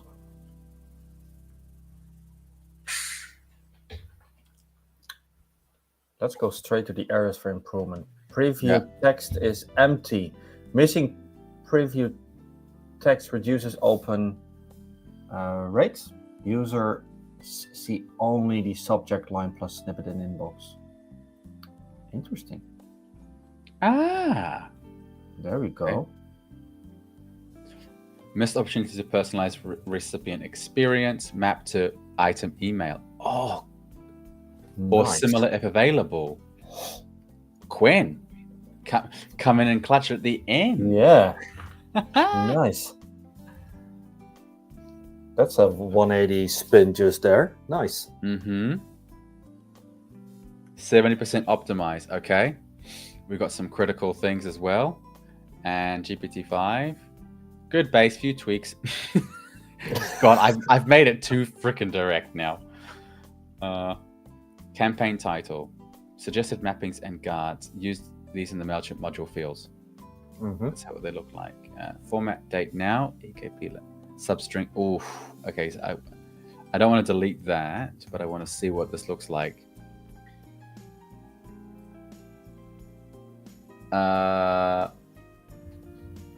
Date plus a short title preview helps sorting and cert. Okay. I don't see why that would make sense now. Subject line.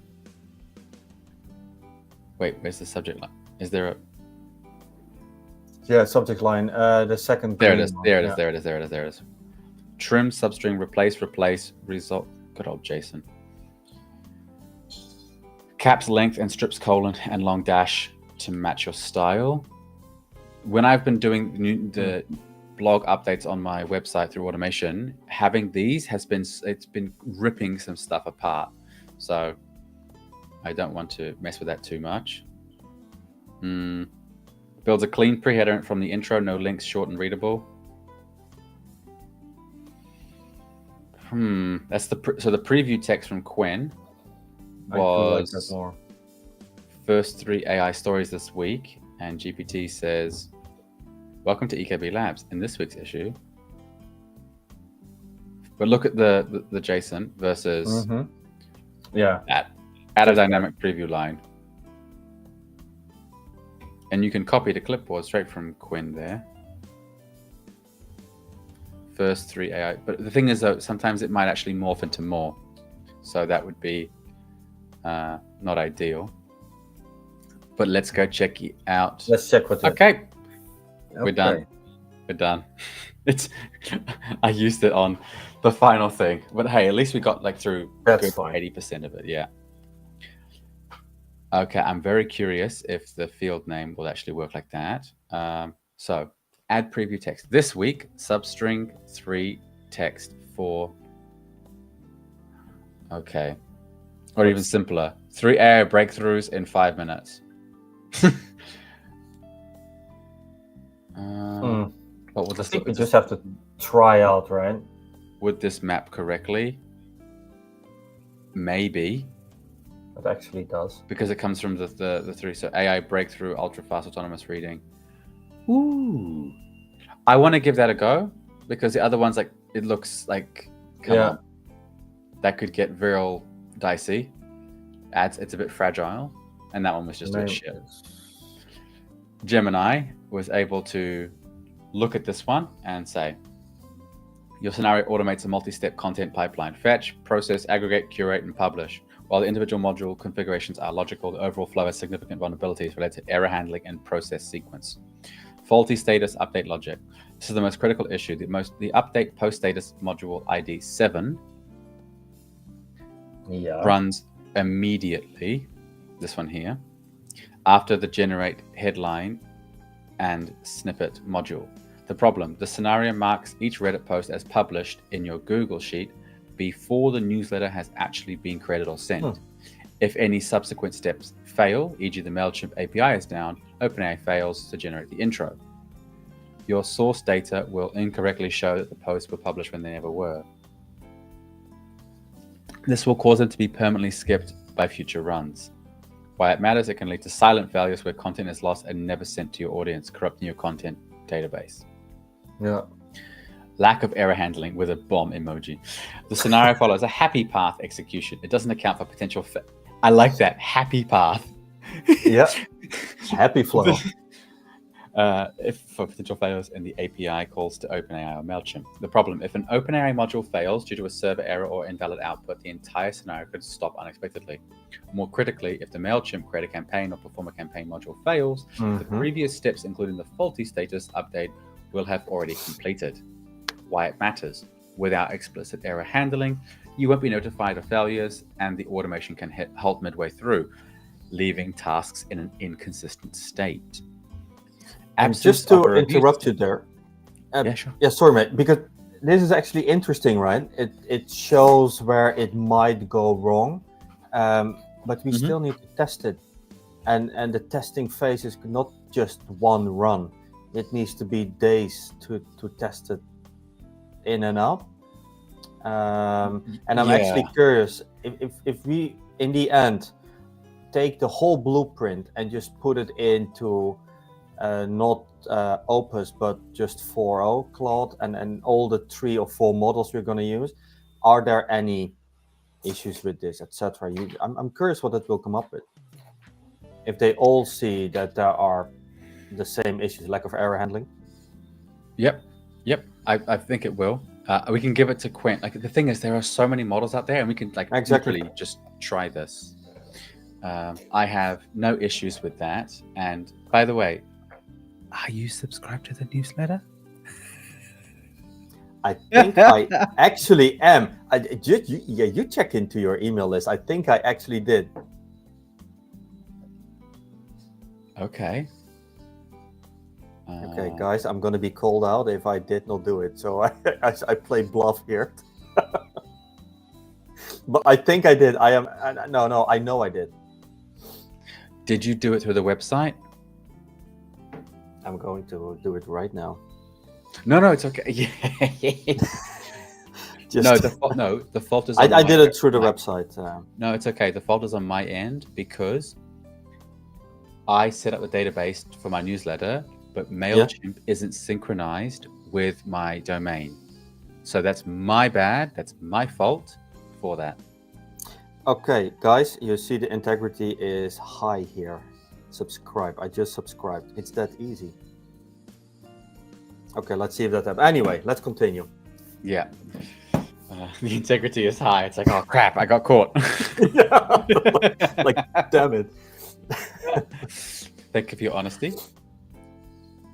Okay, so I know what I did because of my blog and the automation I have with my website. I remember removing one section where it would auto send the exported versions of my database from my backend to MailChimp. I remember that now because it imports from the list, and I had it running weekly to just import before it would go live. But that's obviously probably stupid. It should be updating as often as possible, but I was trying to save operations as I did a lot of testing this month and almost ran out. And I remember good old Mr. Nick Sario saying, if you're running out of operations, you're doing something wrong. And I'm like, yes, I'm doing a lot wrong. I'm learning so much. Wrong. Yeah. Because you can watch all the tutorials, but if you don't actually hands-on do it, you haven't, you won't exactly. So Point 3. Absence of a review step. The process is entirely automated from data fetching to sending. While efficient, this removes any opportunity for human oversight. The problem. Would you like to read that out? Yes. AI-generated content can sometimes be nonsensical, factual, incorrect, or I never saw that word. Tonally inappropriate. Tonally. Mm-hmm. Yeah. Sending it directly to your audience without a quick review risks damaging your brand's reputation. The AI might generate a great summary 99% of the time, but the 1% it fails could be significant. Why it matters for content-centric products like a newsletter, quality control is paramount. Full automation prioritizes speed over quality, which can be a risky trade-off. This is actually an interesting one because where I think that full automation is nice, human oversight is going to be important, especially when we go into more difficult automations than a newsletter. I think the prompt is so well made that the 1% is even lower than that. This can be an interesting debate. Yes, it could be. I agree. We'll find. We can test. We can do some, pen testing on this one. And that's why we have to test, right? And a test is never just 1 or 2 times. It is for weeks, sometimes even in a row, just to have that double check. And if it didn't fail once, why not try and go live with it? Exactly.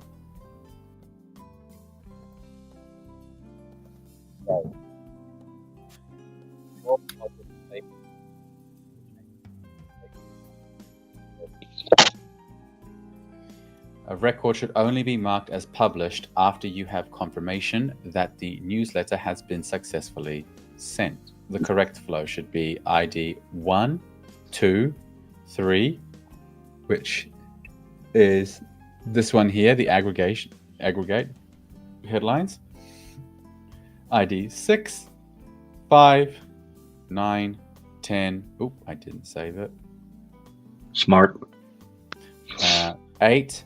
And then update post status, move to the end. So take it out of the flow because it's supposed to update the row when it's, updating Interesting. To implement this, you need to aggregate the row number from the first module and iterate them over with a new iterator module at the end of the scenario. Okay. Implement a draft and approve workflow instead of a fire and forget.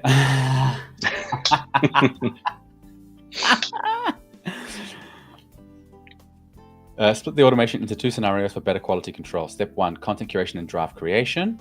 So fetch posts, generate summaries, and create the title intro as you do now. Instead of sending, the last step is MailChimp create a campaign. The campaign is saved as a draft. Can you save it as a draft? I don't know how that would be possible. We have to figure that one out. But you can do here. I think this is super interesting what it tells, because it gives valuable input where we have not thought of yet. What we can do is actually run down the whole automation as is, and once that is done, show how we act. Yeah, and I was like, okay, maybe create a optimized new blueprint, and we will input it, and we will just actually put them side by side. Yeah. So, okay, and the scenario 2, campaign sending. Scenario is triggered manually or via a webhook after you've approved the draft in MailChimp. It will simply use the MailChimp perform a campaign action module to send the approved campaign. So let's just have a look here if I can with MailChimp. Transactional email, and then we've got watch campaigns, create a campaign, update, edit a campaign template, content, perform action, get a campaign. Wow, they got a lot. Holy moly. That's really many of them, yeah. Whoa. Merge fields, subscribers, watch subscribers.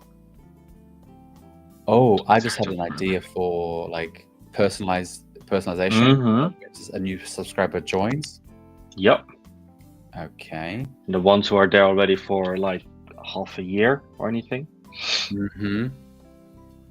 And just, say, hey, if you wanted to really go into the nitty gritty of like the marketing and the open rates and stuff, saying, hey, see, it's been a while since you checked in, like just like, so add in that personal touch of like, are you missing us, or like what happened? Because if you haven't unsubscribed and you're not opening it, that one just goes slightly up. That one is amazing. The list, add a member to a segment. So it's that one, because on your website somebody can put down what company or what field of work or what etc. they are working in. You can then segregate them, and you can actually tailor the output to the segment actually. So somebody in segment A is getting tailored information, which might differ slightly from segment B. Good point. Very good point. I like that. Thank you so much. And then if worst case scenario, just like, nah, don't like you, remove. That's what you did with me. You see, guys, I did apply for it. I think this could be really cool. Get a click report of like all the clicks. Yeah. So that's what I mean about the personalization. Like you could just, okay, so MailChimp has got some. So let's go back and let's check Beehive. What modules they have. Watch for subscribers, watch for upgrades, watch for unsubscribes, watch for downgrades, watch for survey form submission. Oh, looks like Beehive might be the one to go. Create a subscribe. Okay. Looks like I'll have to do a deep dive comparison. We can do that either together or I'll do it by myself. For viewer subscriber, look up the details of a single subscriber using the email address. Interesting. Subscriber ID. Delete a subscriber. So you can like set automations like so. Like I think like the behind the scenes, like when someone has chosen to unsubscribe. Yeah. Okay. I mean, I haven't thought of a use case for that, because why would you want to delete a subscriber willingly? Yeah, I think in two cases, if somebody tells me, hey, delete me, or when there is a GDPR request of deleting. Of course, for our EU fans. Yes. No, I don't know if I'm a fan, but anyway, happy to think that my data is not being shared around. Add subscriber to an automation. Add an existing Yep. subscription to an automation flow. Requires the automation to have an active add by API trigger. The specified email or subscription ID will be matched against your existing subscribers. Okay, there Interesting. seems to be quite a interesting level of add a tag to, okay. Now I see why a lot of them come from Beehive. Well, good to know. That is maybe for something else. Yeah. Mhm. The human in the loop approach gives you the perfect balance of automation and quality assurance. Add error handling directives. For your critical API calls, OpenAI and MailChimp, add error handling routes, how to do it right. Right-click on the module and select add error handling. Yeah, I know that. Here. You can then route the flow to a notification module, e.g. email Slack, that alerts you of the specific module that failed and the reasons why. This prevents the scenario from stopping abruptly. Every time it's run, by the way, it's run error-free every single time now.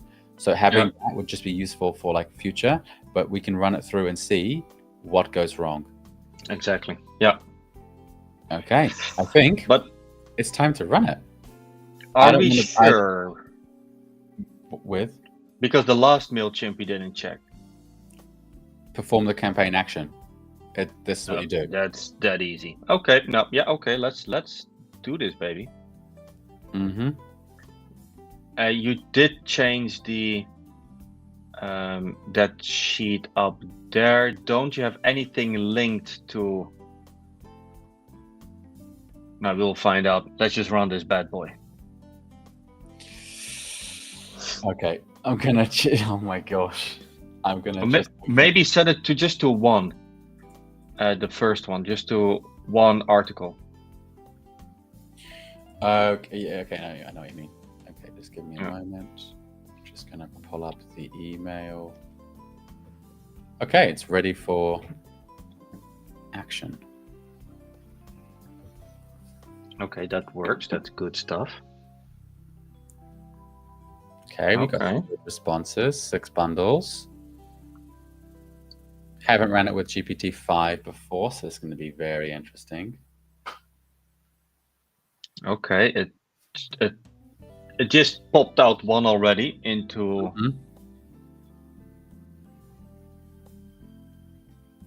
values.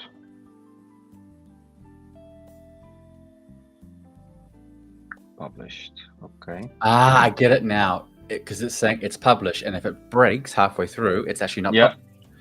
Exactly. Can you go to your Google Sheet, because it went to row number 29? You might want to just see what it does.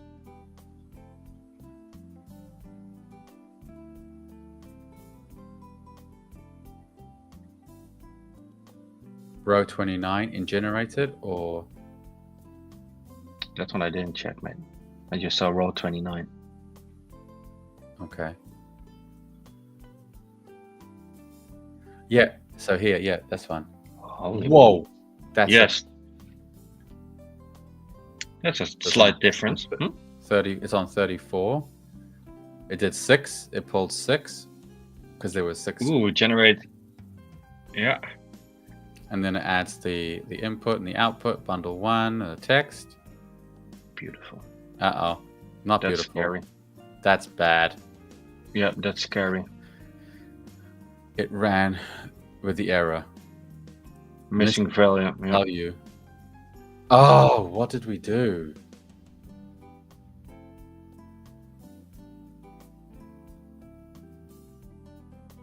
What the markdown is actually telling to us.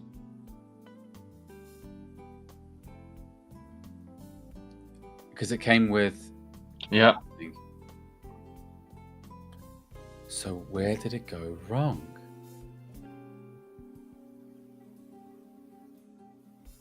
It's there. Where did it go wrong? What did we update? We updated everything. Everything. Input. Because the input's coming in wrong. Yeah. Okay, so first, save the blueprint. Yeah, and let's speak out loud. What is the thinking process now, right? Mm-hmm.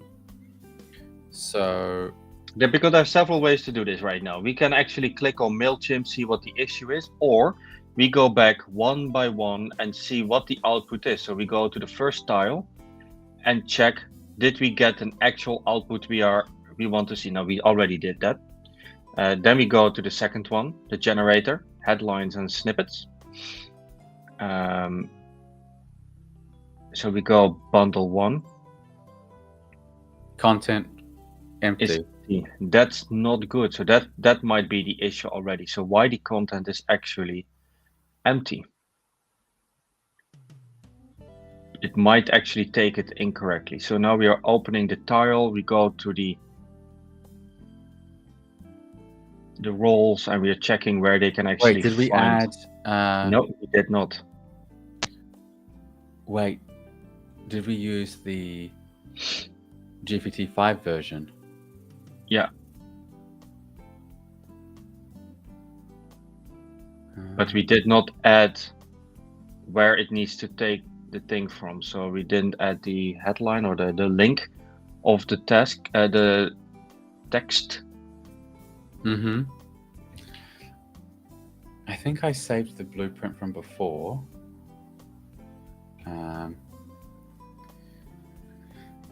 So then we can add it. Yeah.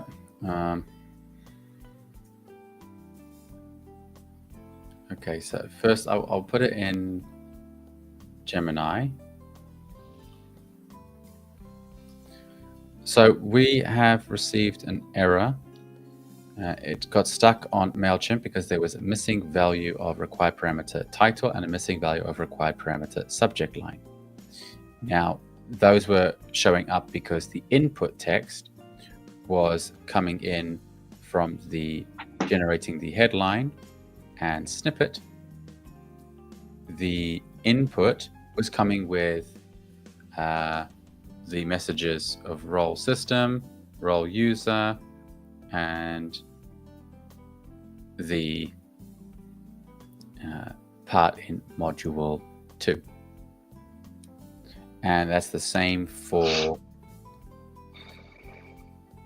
each of the inputs throughout the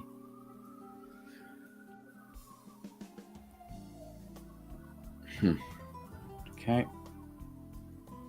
It's the same for the inputs throughout the module. I have a sneaky feeling. I'm going to try something before I go all.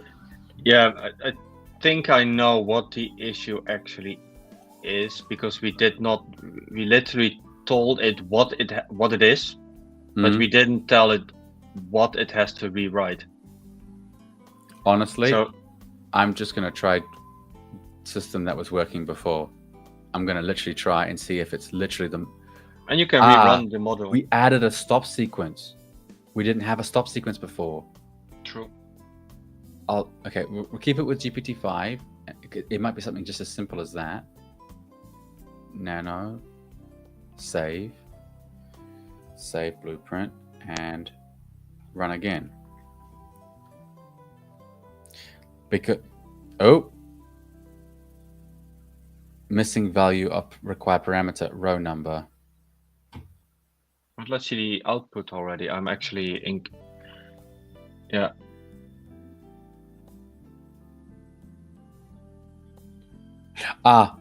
Right, because it's okay, because it's the. Yeah. Because it's already there. It's already there. So 16th. Oh, shoot. Okay. I have an idea. Everything that pulled.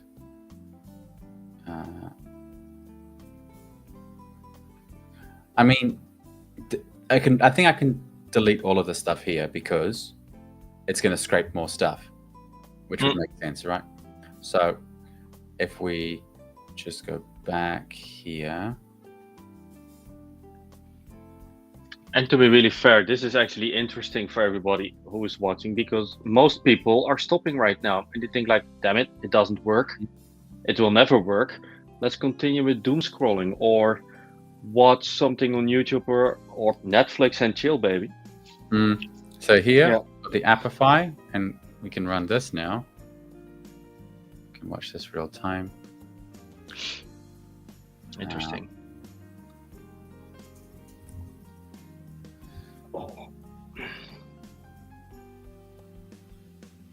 Let's see if it's running now. Look, by the way, look how much it costs. Yeah, that's hysterical. So it's watching for active runs. I remember you saying one thing. Just stop drinking one weekend, or don't go out for one weekend, and you have enough money to just start and try. Yeah. Please just let me focus for a sec. Oh, I can create something like this. Because the run is supposed to start itself. I have it running weekly, if I'm not mistaken. I had it scheduled. That's right. And these are the subreddits, by the way. It will look. Yeah. Yeah. I think there's a bunch of. I think there are some double ups in there. Yeah, I'm not gonna mess with that now. I've already. No, don't do that. Yeah. Start. Okay, let's see what happens now. So if it's, did it run? Oh, I think it ran out. So this is now the. And let's see if it's going to run. Watch actor runs.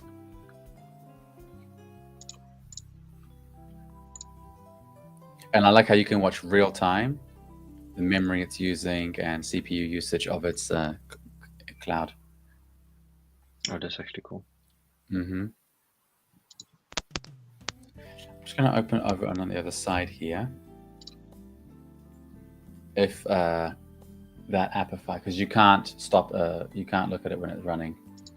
I think that it is as simple as something else, mate.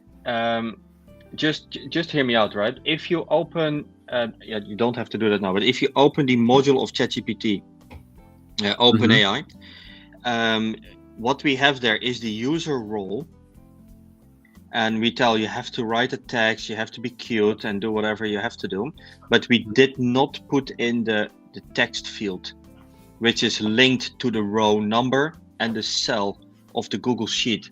So that's why the output is empty. Actually, that's the logic in my head. I don't know if that actually makes sense. It does make sense, yeah.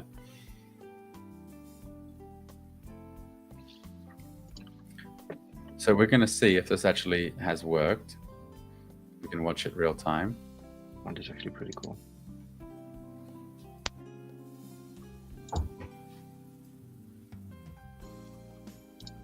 Because I have this set up, and I think it does run once a week.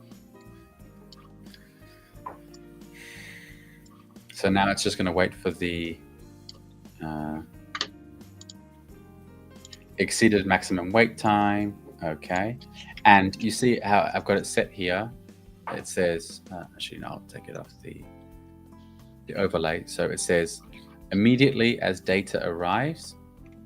And now the data, it's succeeded, it is finished. The crawl has now finished. And now it should technically be watching this, and it should start automatically because the run has ended. And look at that, there you go, it's running. Beautiful. Yep. And now it should pop up there. There we go. No, this is generated, not scraped. Oh, there they are. There it is. There we are. I was just too far down. Cool. Oh, here we go. There's more coming in. Yep, it's generating. Oh, shoot. It just ran 50. Uh-oh. 58. Okay. Oh, because it's everything. I mean, 84 requests. That's not too bad. That is why my operations went through the freaking roof, because it did 75 operations just to filter them. And I think it's interesting to explain how the operations actually is counted for the people at home. So we have when it does something. Input, output, operation. Yeah, on every single module, not Yeah. on the whole blueprint itself. Or the whole Oh automation. my gosh. I also have the 10, I have the filters as well. So relevant, yeah. If it's relevant, go for it. If it's new, go for it. If it's not relevant and not new, ignore it. So out of 75 operations, it got 10. So that only costed you 75 plus 10 plus 10 operations. Okay, anyway. 90, so 100 operations. Oh my god. Hey, at least we know it works. Yes. Okay. Well, thank you. And it ain't my money, so that's fine. Yeah. So who cares? Yeah. At least we had a working. Yeah, that's fine. Okay. So, but you know what I try to tell? If you go to the second module, Yeah. and then you go to the user, the text content, okay, all cute, you go to the next one. There. Rewrite the given Reddit headlines and snippet for an AI newsletter. But what is the text? There is no text correspondence to the first module. Aha. You know what I mean? Yeah, I do. Doesn't hopefully somewhere in our initial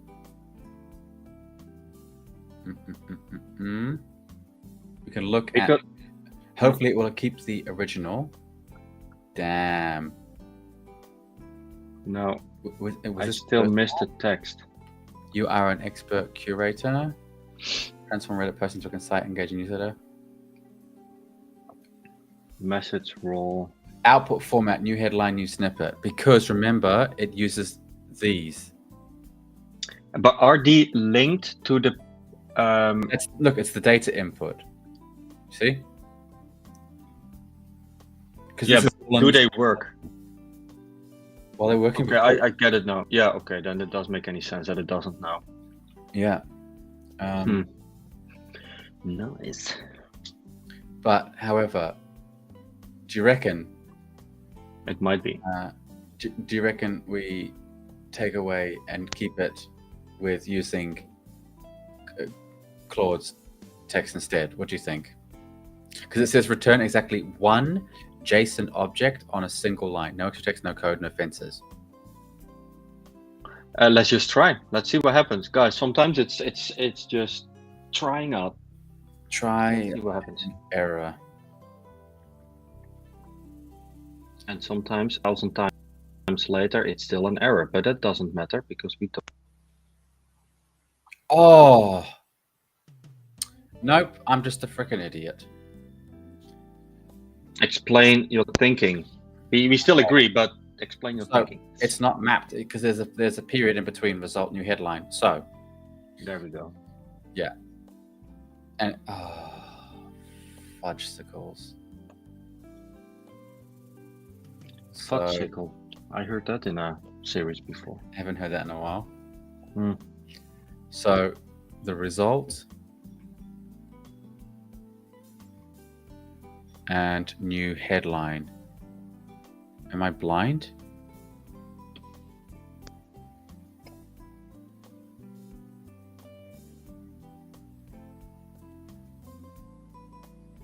To result, new headline.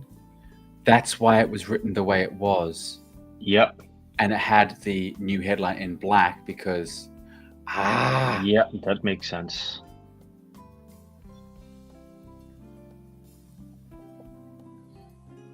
Oh, I love live troubleshooting when you're with someone. When you're alone, it is.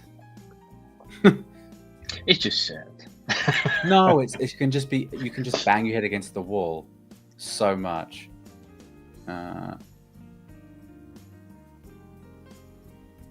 Okay, and this is for the text aggregate headlines, and I use the snip. There it is. That's what it's supposed to look like. Because we added the new. Yeah. Okay, result this is to new headline. new snippet. And because it hasn't run properly, it's not been able to pull the... Because there was no link. Yep. To result, new headline with new line. Let's see if I can do it this way.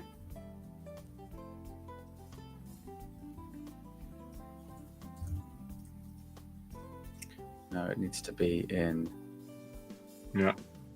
a keyword.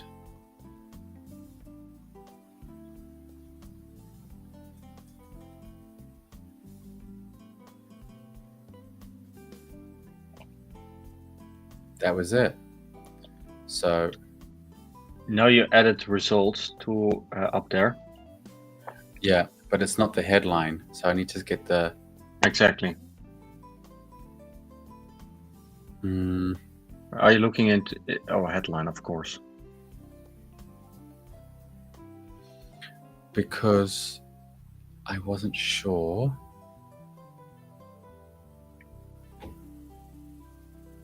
Maybe in... Okay, hang on. Describe the content of this field. It should have 3 hashtags with mapping to to.result : new headline, then new line, then to.result : new snippet, new line. Also, absolutely love how Yep. how it's done like that. But it's formatting and then new line. And let's see if Makes AI can assist with this.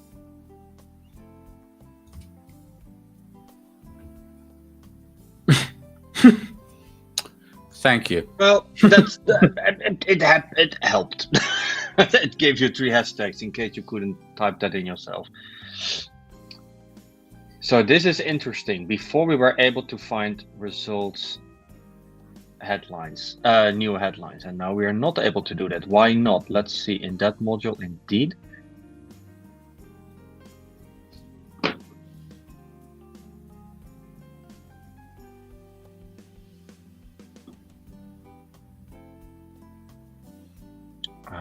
Old headline, but there is no new headline.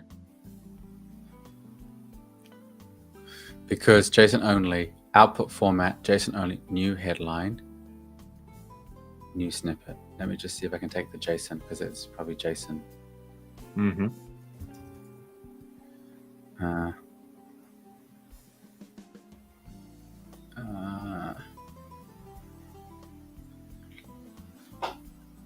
I can literally hear your brain cooking.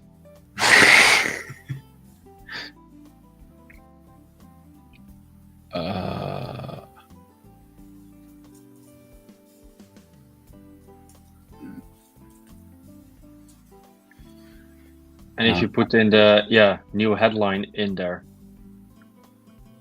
Hang on. I'm going to just try something. No, that's stupid. I'm just trying to think because I want to get the correct JSON. If it's double, parentheses. Yeah.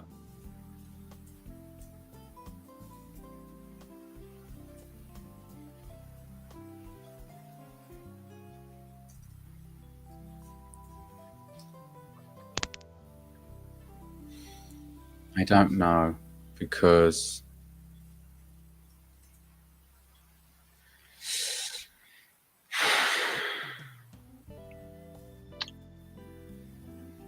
new snippet.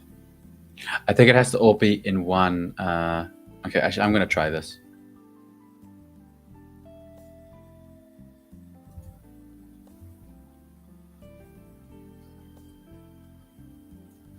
I seem to have made a mistake. I need you to assist with understanding and rewriting this into JSON format.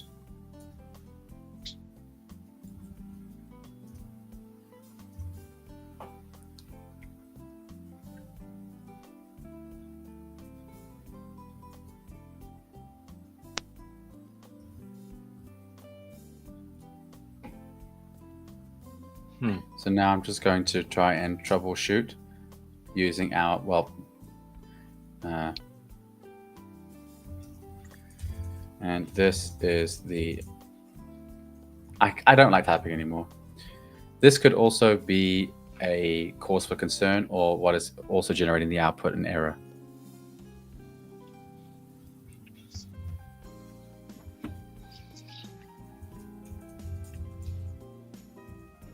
It feels so weird to... It is weird, but while it's loading, mate, and thinking, on the left, let's scroll completely down. Can we? Let's see what it is in there. Oh. There's the Google Sheet, so that makes sense that we don't touch it. And in there, we simply miss the... Yep, it's not there. It ain't there.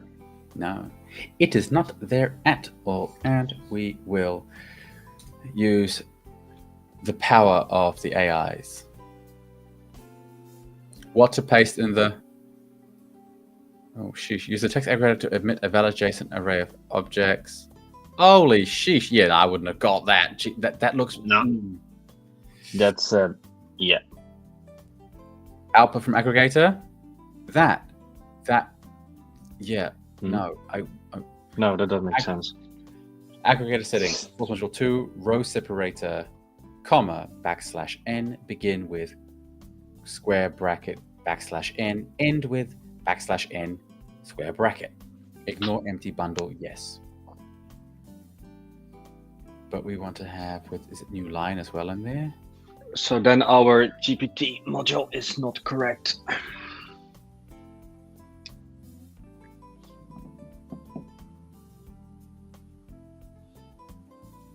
Okay.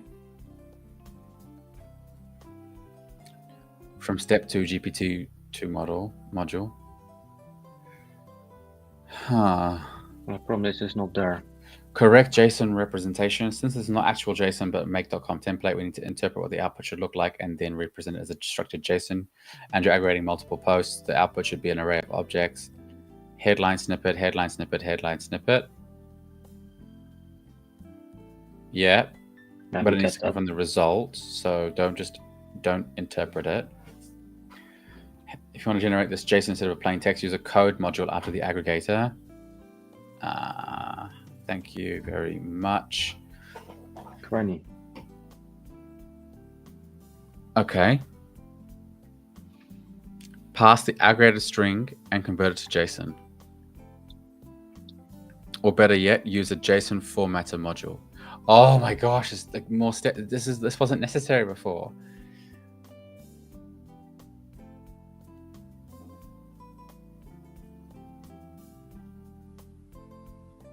Nope.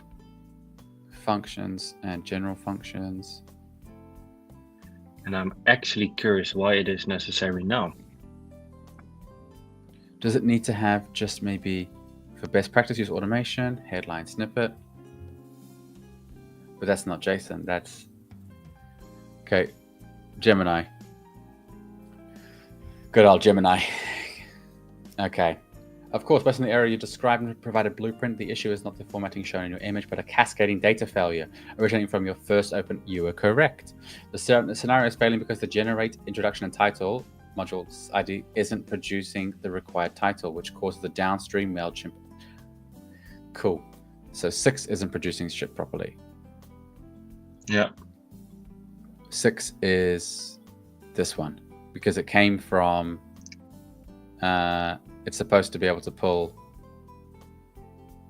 newsletter context, tweet text. Yeah, and then so that is working because the text.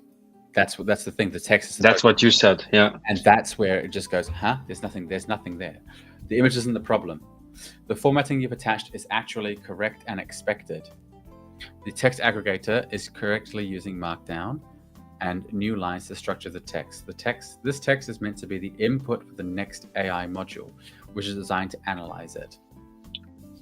Solution: add an error handler to the first AI call. This is the most critical fix. You need to catch failures from generate headline and snippet. How to do it? Of course, right click, add an error handler. and add the error handler.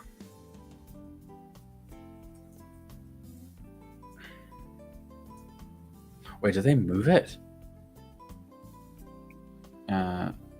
Because was it a... Oh, Log the error. use a Google Sheet Editor module to write the error details to a log sheet. Because it's basically splitting the... Yeah. Because you can't ignore it. Roll back? No.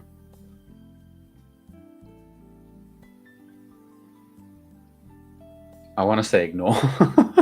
I actually want to say ignore just for the sake that we are here right now. Later we ignore. Yeah, ignore. It says ignore if you want it. Add a filter to stop empty data. After the first module, you must add a filter to ensure that only successful, non-empty results are passed to the text aggregator. Okay. Click on the link between it and set up a filter. Set the filter to allow bundles to pass if the AI-generated content exists. Condition result. Oh, the audio went really weird on your microphone just for a second. Really? Yeah, it went...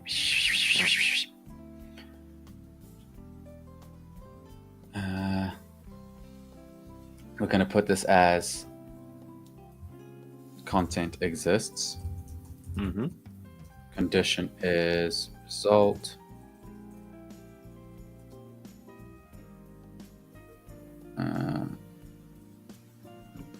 Equals to or exists. That result exists. Alternatively, new headline text operator is not equal to in case incident. Leave the field if empty. So save. No. Go back. Sorry. The result needs to be from module 2. So that is working now, right? Or is the link?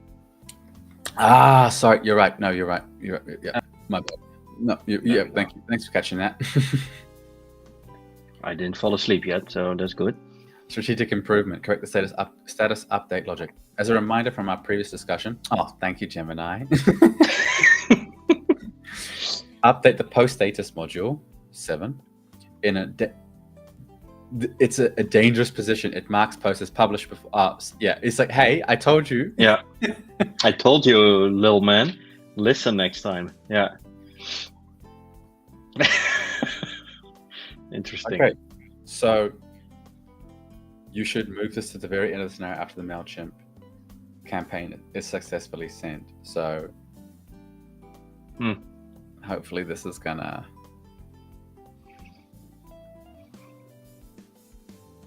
Bloop. I love how it looks like in Make. It's very nice. Yeah. Oh, NA10's workflow is starting to grow on me too. Like I know. Like with the nice like tree down. It's they're both cool in their own right, you know. Yeah, but that when you're sitting with a client, that actually shows more like I'm showing off NA10, and this one is just very simple to explain. Yeah. Yeah. Anyway, shall we give this a run? I don't want to have to run those actors again. No, it's your money. I'm actually interested. Okay. That it is doing some very stuff. Curious to see if it will come to the ignore.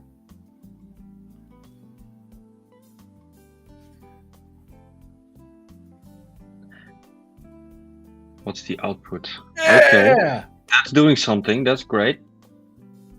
Ooh, read it out loud. What the new headline is? AI moves accelerate. Apple wastes Gemini for Siri. Oh, thank God! Finally, Apple. Databricks buys Tecton, whatever, who and who. NVIDIA unveils Spectrum XGS. Ooh. And Meta partners with Midjourney. No. I mean, great for Midjourney, but bad for us. Privacy's gone with Midjourney now. Yeah, amen. Databricks plans to buy Sequoia-backed Tecton to accelerate its AI agent push. So, Databricks and Sequoia back to Tecton. So we got to do some research on Tecton and Databricks now. Wow. Damn. Because I think. But that's okay. We have to check if this. It came with all the stuff. What happened? Missing. Wait. Missing value. The title and subject line. Oh shit. Oh. Because. Yep. This.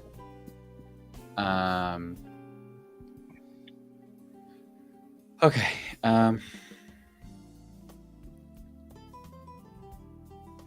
So what I'll do is I will take a screenshot of the error. I think Gemini is pretty good at handling this, and there's no shame in using it. No, there's no limitation. I know. Okay. But as well, no shame in using it, because I would do too. But it's still anyway. So the results / title, is that correctly linked? Well, that's the thing. We're going to find out. Okay. Remembering your expertise as a Make.com automation specialist and a programming language optimizer, looking at the campaign title, the subject line, and analyze what is in the first screenshot for the error, and analyze the MailChimp module with its information filled in the form, where it is going wrong and how it is not being correctly mapped, as there should be from the module 6 there should be titles. And before I feel like an idiot to Gemini, go and check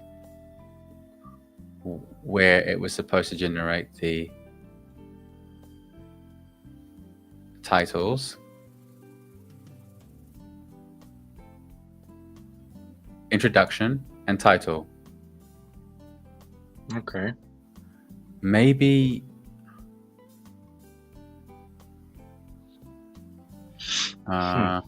okay, but remember, it has the blueprint, so it knows exactly what's in it. Exactly, yeah. I think it's actually hilarious what you're doing right now. Actually making a pretty easy prompt to help me fix this error. I remember that in the beginning, I was literally making snippets and just write, help me fix this. And it would never really do a great job. Excellent question. It's nice to us. Please, would you like to read this out? I'm tired of hearing my own voice. Oh, I'm not tired of hearing your voice, but anyway, excellent question. So we have someone nice typing to us. You have correctly identified the symptom and the location of the error. Based on the screenshot of the automation logic, the problem is not that the mapping is wrong, but that the variable 6.results.title is arriving at the MailChimp module completely empty. Let's break down the root cause and how to fix it. The error final domino. The MailChimp model fails with the bundle validation error because the required fields title and subject line are empty. The empty variable, your second screenshot correctly shows that both of these fields are mapped to the variable 6.result.title. This tells that the variable itself is null nor empty when it reaches this step. Obvious. The failing source module 6. The variable 6 results come from your OpenAI module named generate introduction and title ID 6. This module is supposed to analyze the aggregated text and output a JSON object containing a title. The fact that its output is empty means this AI call failed to produce a valid result. Okay, interesting. The poisoned input module 3. Why did module 6 fail? AI modules often fail when their input is empty or malformed. Module 6 gets its output from the text aggregator ID 3. This means the aggregator is likely passing on empty or incomplete text. So model 3. The initial failure, model 2, the first domino, the text aggregator gets its content from the first OpenAI model. ID 2, which runs for every row from your Google Sheet. This is the most likely source of the entire problem. Even if one of the Reddit polls it tries is invalid, e.g. has an empty field, empty text field, or the OpenAI API returns are temporary for that one item. Module 2 will output null for that run. This null value then poisons the aggregator text, causing the entire chain reaction. And so in summary, for people who fall asleep and just woke up, the mapping in your MailChimp module is correct, but it sees an empty value because an error in an earlier step, most likely module 2, caused a cascading failure. How to fix it and optimize the flow? Elliott, listen carefully. You need to add safeguards to prevent bad data from flowing through the scenario. 1. Add a filter after the first AI call. This is the most critical fix. You must ensure that only successful results from the generate headline and snippet module 2 are allowed to proceed. Action. Between the OpenAI module 2 and the text aggregator ID 3, add a filter. And the conditions has to be as followed. So, add a filter. The condition is label only continue with valid AI snippets. Contained from module 2, select results. Hey, 1 second. Look, they appeared. They appeared now. It's different. They appeared. Now it's there. That's good stuff. So maybe we actually have to add that because we didn't. You know what I mean? Yeah, but that was in the. No. Markdown. Yeah, that one is broken as well. It is, isn't it? Yeah. Alt title, because it's coming through the. But that's the incorrect module. I know, but like this is. I think when it's empty, it's coming with null. Exactly. Okay. So. So we have to fix that one. The result. And just put exists. Yep. Exists. But did I not save it? Now you do. Can you go to generate introduction and title and click on that? Yeah. So that one is working, right? Mm-hmm. And then it will generate that. There it is. Yeah, if you go to Markdown. Aggregated text. There it is. It's aggregated. Yeah. So now go to Markdown. And the results title, that one needs to change. We need to make sure that one is linked. It's not linked. It doesn't. The results are null. So that's why MailChimp doesn't work. Because the last output. By the way, how much did that use? Oh, so it actually used the full completion. It could probably use more even. Reasoning tokens. Oh my gosh, GPT-5 Nano is reasoning, so it's good.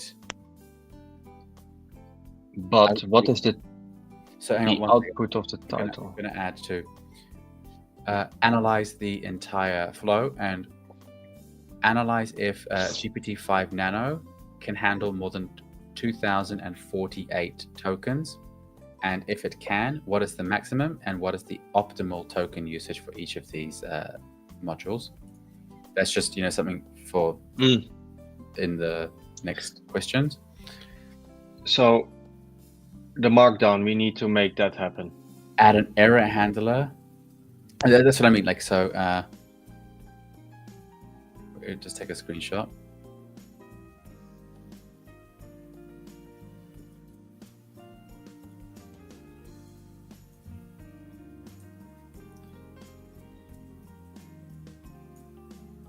If I can actually save the screenshot.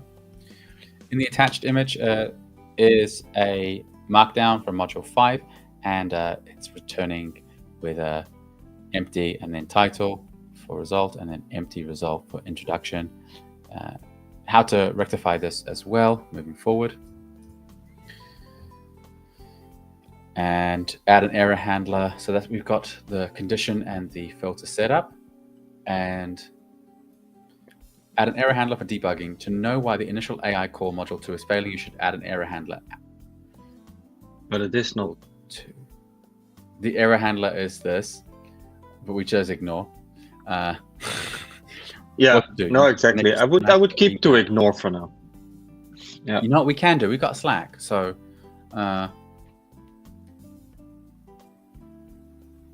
this will tell you exactly which post is causing the problem, so you can fix your source data. Okay.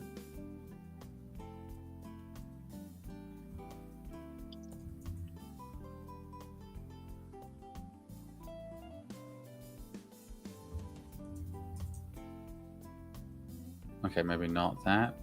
Add error handler. What? You're adding a module. You need to add an error handler. I thought I did choose the error handler.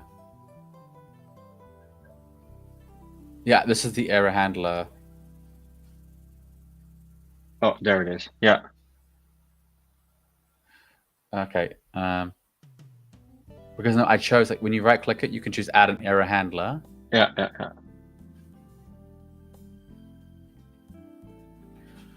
But it's saying, so what to do? You connect a Slack or you connect a Slack or email module to this route to send yourself a notification whenever an error occurs. So let's give this a crack, eh? This is to the root. Okay, so we want to send a message.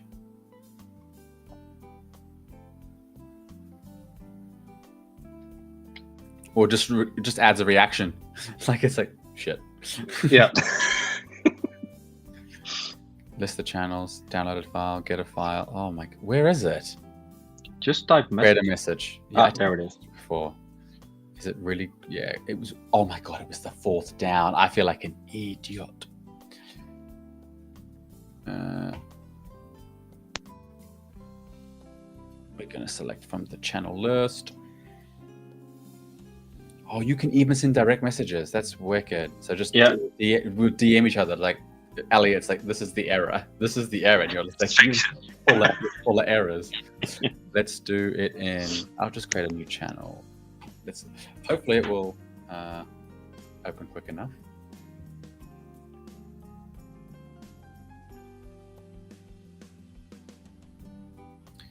All right. So the test Zoom automation, you have that channel, but we can add error handling channel. I'm checking right now if we have it. You do not. No, we don't. You're creating it now? Done. Yep. See it. Yep. And it's empty. Well, it should be. Exactly. There we go. By the way, I refresh form and it should. Bing. There it is. Right there. There it is. Yeah. The text should say.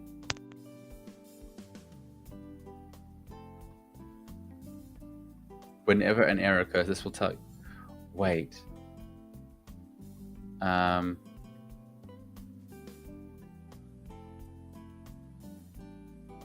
think you might have been right. Because when I look, what just happened there? Just unconnect the Slack channel.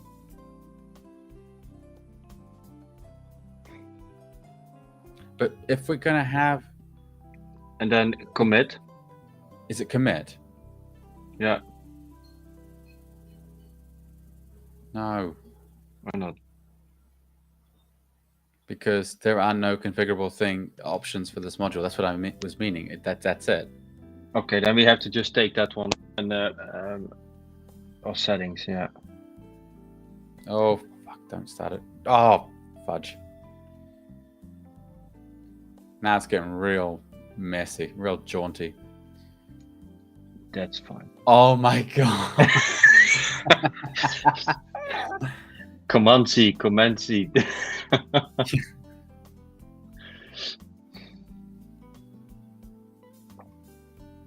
How do you delete a router? It won't let me. Oh, Oh, it's an epic fail. Just tell. I can't.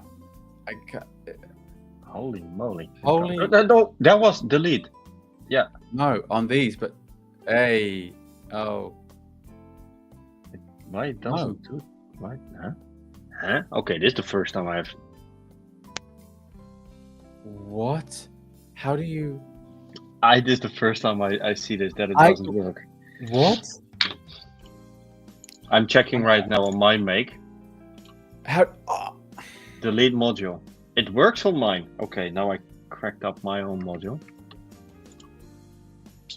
Whoops. Anyway. oh, come on. I hope you didn't lose anything. Oh no! Oh my god! Oh, 3 hours down the drain. Oh. Okay, this is nice. At least.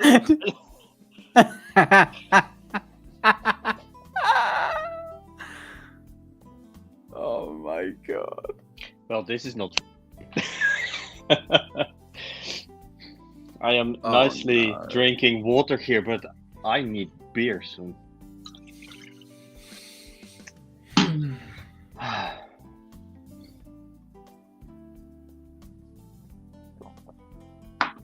May I ask you something? Just run it once, and go to Google Sheets, the first one, not Google, the trigger, and just take out not 6 but just 1. Let's save you some credits. Well, And just that's- run it. That's from this. That's not the operation problem. It's look. It's already going to run into errors because if you look at the text is fine. There it is. But in the markdown, Yeah, that Sure. one. So, can you do me a favor? Click on Markdown. we're gonna do. Oh, that one is. We'll do Gemini. We'll check Gemini because I've attached it because I've already got some screenshots. Remember? Yeah.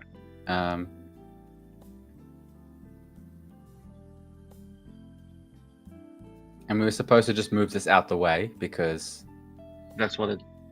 To the back. yeah. I just don't want to set up freaking router again. No error handlers so far. Let's not. Oh. Okay. That one is incorrect. It has, but it hasn't been run yet. That worked fine last time. Remember? Okay, let's just run no, it. No. You're right. This was incorrect. We fixed it because of no, that. Yep. And we had fixed it to setting up a filter, blah, blah, blah. I think you were just clicking on 2. You just redid it completely, and then Because the result actually came through and I was able to populate it. after that, Yeah. But there was new line in there, so it was in and only the- after we run it. Yeah. there and there, and it will Save. only save. And it was only showing after we run it.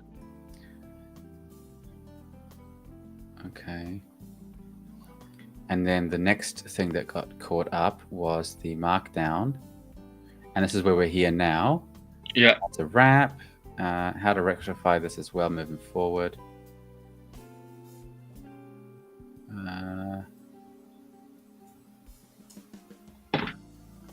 Okay, Interesting. save.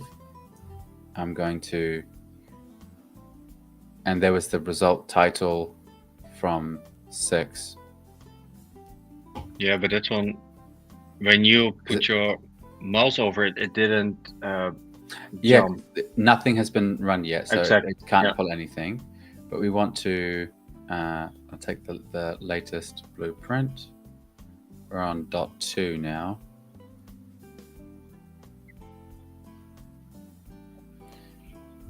You know what? We'll give this to Quen 3 as well. What do you reckon? Smart. Yeah, let's do it. Because it is a coder.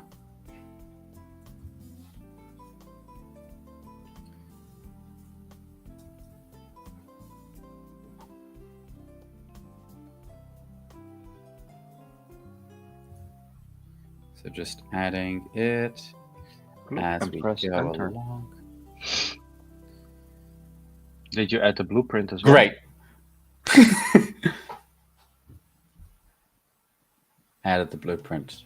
Did I add the blueprint? I didn't add the blueprint. I thought I added. Oh, the file couldn't be added because it can handle freaking videos and transcribe videos, but it can't handle a JSON file. No. Pathetic. Okay, GPT important. Nano cannot handle more than 2,048 tokens. It's significantly lower than GPT-4 or 5, which can handle 32 plus. Okay, let me just have a look at the token limitation, because if I have the text tokens, the models, and then it doesn't show me.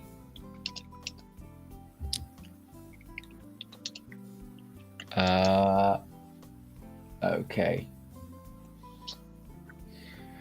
They have so many different models now. Like, it's starting to get out of hand. Like, you have this real-time models. If we have a look here, you've got 5 mini, 5 nano, 4.1. Smartest non-reasoning model. That's why I was using 4.1 nano, because it was non-reasoning.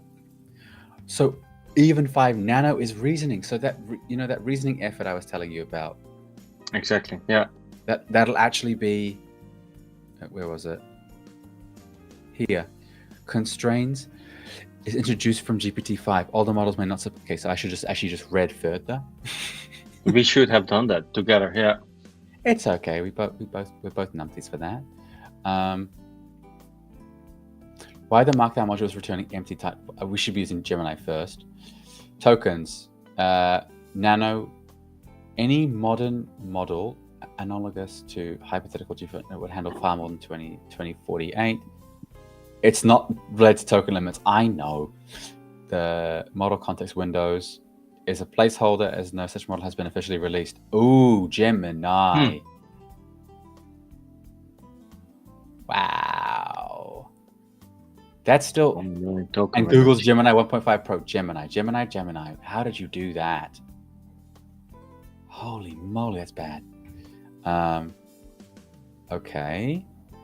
Root cause of the intertitle introduction. I mean, we can... I still think we should run it. Just run it? And then just run it and let's see if it pops back up. It pulled him. It pulled the one. It did. It is. I'm kind of glad that I kind of refreshed it because it was getting real complicated. It actually did. So it might be just a lucky accident here. Nope. Empty. Okay. It's going to get stuck there. Nah, it's going to get stuck. Huh? What? Okay, no.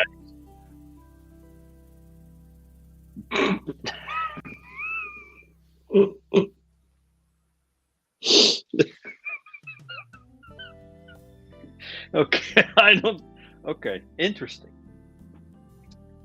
Are you kidding me? Are you kidding me? Okay, but that makes sense. It's trying to search for row number 1. Because there is no... It's row number 5. Just type in row number. There we go. But it's from module 1 and not module... Oh my... Well, an email just got sent out with 1. As I'm a subscriber, I might have gotten an email. Wow, that's terrible. Yeah. So I'm going to show you on screen. Can we see the email or not? Yeah.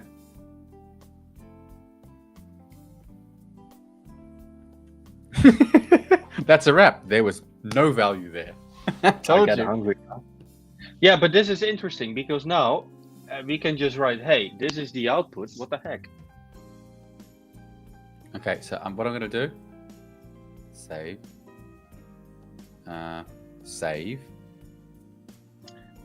We might want to put the output, the export blueprint as well in Claude 4.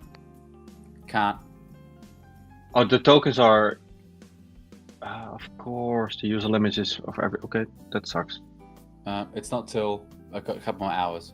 It pushed till 6 because we went over that 1 hour mark. Yeah. Yay. So there's the blueprint. The error. Okay. Next one. Screenshot in. And mapping it because I've now changed the mapping.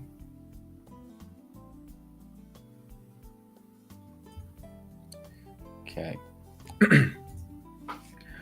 So once again, analyze the latest version of the exported blueprint. The error that came through that has been attached as image 538500 is showing that the error was due to the row number. Since then, I have now updated in the latest image there for the row number has been changed to module 8 row number. I don't know what else to... yeah, okay, and the other...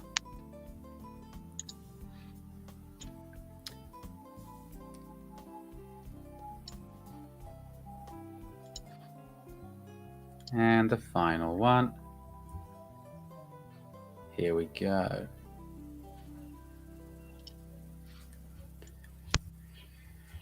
And lastly is a screenshot of the email that was sent. Find out why this happened, break down why it happened, and explain how to rectify this in simple, concise steps. Amen. Let's see what happens there. Let's see.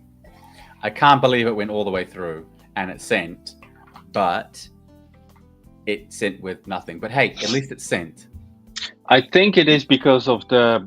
I think we can actually go step by step and see if it pulls correctly. I've analyzed the blueprint. Blank email and the row number error are two distinct problems that happen in sequence. So, row number error because the final module is mapped to a variable from the wrong Google Sheet. Wait, what? Reddit post, scrape post. Yeah, but that's not the problem. Everything what is before that is an issue. Before MailChimp. Yeah. Why the blank email was sent. The email you received contains only the static footer because the AI-generated content title instruction body was missing. This is the same Cassini failure we discussed. Oh my god, it feels like you're getting like a lecture from your dad. Once it will We've discussed this before. Why don't you know? Exactly. Why Here's don't you the events that led to the blank email. The generate headline and snippet module ID2 failed to process the Reddit post. This can happen for many reasons, including temporary AI API issue or invalid data. But I think just click on it. Output. Nope. That's fine. Yeah. Now click on the second module. Wait 1 second. That was the comparison, yeah. And this is where it lost it. Yeah, but then look at the input because it might not pull it correctly. So messages. You see, it takes the role itself again. So there, can you click on the module itself? And just scroll down because it doesn't take the text correctly. No, because it generates that. You see, that's the output. That's what I mean. That's it. It's fine. This is what worked before. Yeah, but that there doesn't. This was the same. Okay, empty data passed on. Because there was no filter to check for success, the empty result was passed to the text aggregator ID3, which then passed an empty block. Second AI failure, the generate introduction and title received no text to analyze, so produce an empty result. incomplete assembly. The markdown and MailChimp modules assembled the email with the only data they had, the empty variables, and the static footer text you wrote. Why the missing row number error occurred. Your fix of mapping the row to module 8 is the cause of this new error. The logic is mismatched. Module 8, add new post.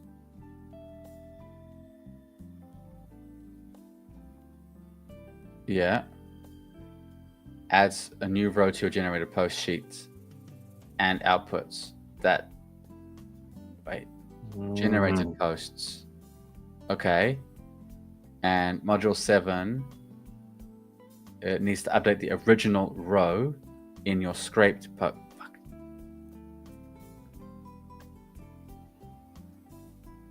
It needs to update the original row in the scraped.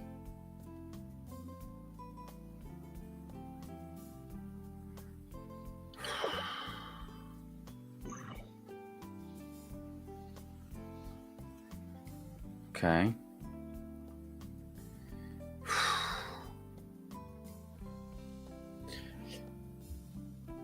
Module ID 7. The row number from generated post is completely irrelevant to the scraped posts Just sheet. if you read a little bit further, is how to rectify the entire flow. Step 1, fix the row number mapping. So that's correct. Go to the update post status, module ID 7. Update post status. Click on the row number field to open the mapping dialog. Dial the current variable, 8 row number. That's what you already had.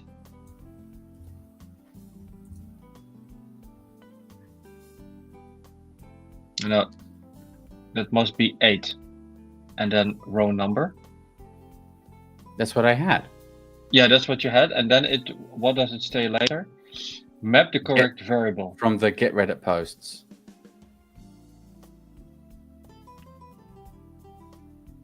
Wait, what? Map the correct variable row number from the get Reddit posts module ID 1. And that's what I mean. It can't find module 1. Exactly. No. That's interesting, right? Yeah. So if we look at another one here, it can. Let's say here, module 1's gone. Why is that? Because it's not in the iterator. Because it's told us to go and put it at the end, and it can't. Exactly.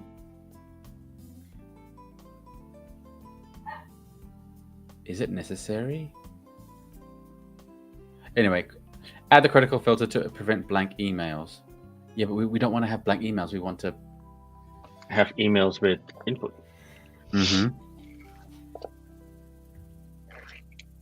Regarding step 2 in the critical filter, we don't want to just set up a filter so we prevent the blank emails. We don't want it to send an email or create anything blank. We want it to actually aggregate and input all the content properly. So analyze, do a deep dive, think methodically, take a deep breath. And I want to start. For step number 1, with the row number and the mapping, it's not possible to see or to map to module 1, as it's just not available in the dropdown. However, is the row number and the update post status actually critical to the functionality of this newsletter? If it is not, can we remove it?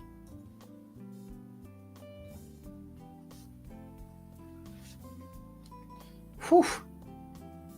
I think we can remove it, but I'm not fixated on the last module. I'm more fixated in getting the email correctly. Yeah, I want to have. What's the point of having? What's the point of having a newsletter when you just have that's a wrap? Did you find it great? No, no, I did not. Okay, I just changed my microphone. You did to. Here we go. This is the newer one. Yeah. Okay. Oh, I already thought through everything. How to fix this?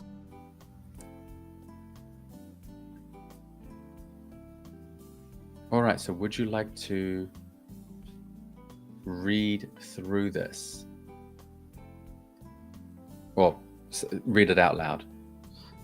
Yeah, the the row number and why update post status is critical. So it actually is critical. You're correct that you cannot map the row number from module 1 at the end of the scenario. It's because the text aggregator module collapses multiple data bundles into a single one, and the context of the initial row number is lost. That. You said it. Yeah. Is this a critical step? Yes, it is absolutely essential. If you remove the update post status module, the automation will be stuck in an infinite loop. Every time it runs, it will find the exact same post with the status new, process it, and send the same newsletter again and again. This module is the mechanism that tells your system, this work is done, move on to the next one. How to fix the row number mapping. I think we're already doing it, but I keep on reading. Since the variable isn't available at the end, we need to preserve it. The easiest way is to use a set variable module. Add a set variable module right after your get Reddit post module 1. Configure it. Variable name, process row number. Variable value, map row number from module 1. Yeah, that's why it didn't work. Update, the final step. In your update post status, module ID 7, map the row number to the process row number variable from the set variable module. It will now be available in the drop-down. Is it though? No.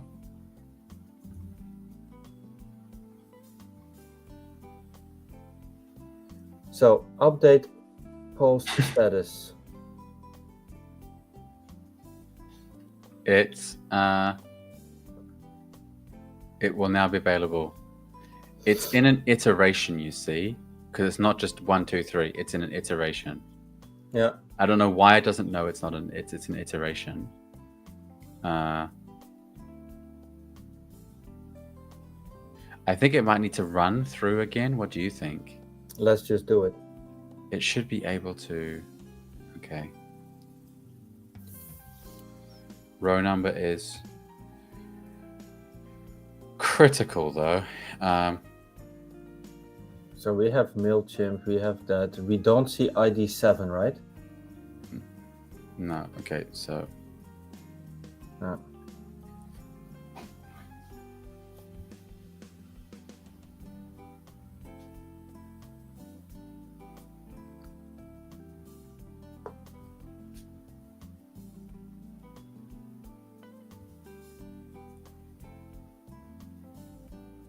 Okay, this is working. I'm actually curious of the output, but that will not change.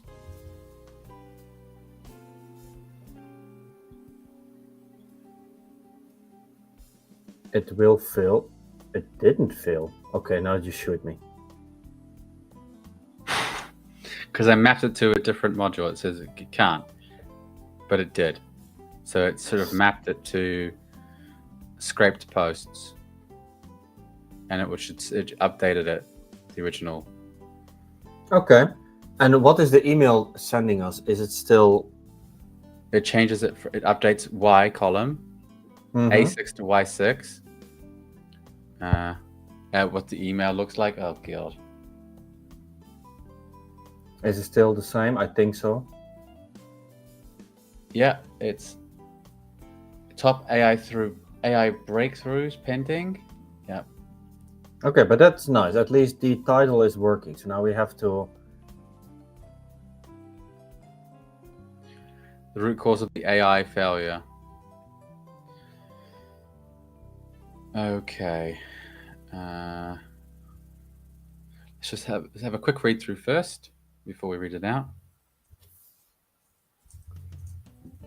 Okay, so we have 2.1, deep dive the root cause of the AI failure.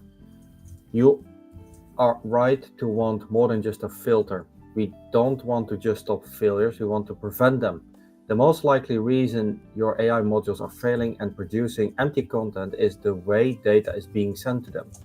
The technical problem fragile JSON in the prompt, in your generate headline and snippet module 2, the final user message is constructed as a JSON string. Old headline, blah blah, old snippet, blah blah. This method is very fragile. If the snippet from your Google Sheet is empty, contains a quote character, as has the other unusual formatting, it can break the JSON structure. This caused the entire API call to fail with a 400-bit request before the AI even get a chance to follow your instructions. How to fix the AI call and prevent failures?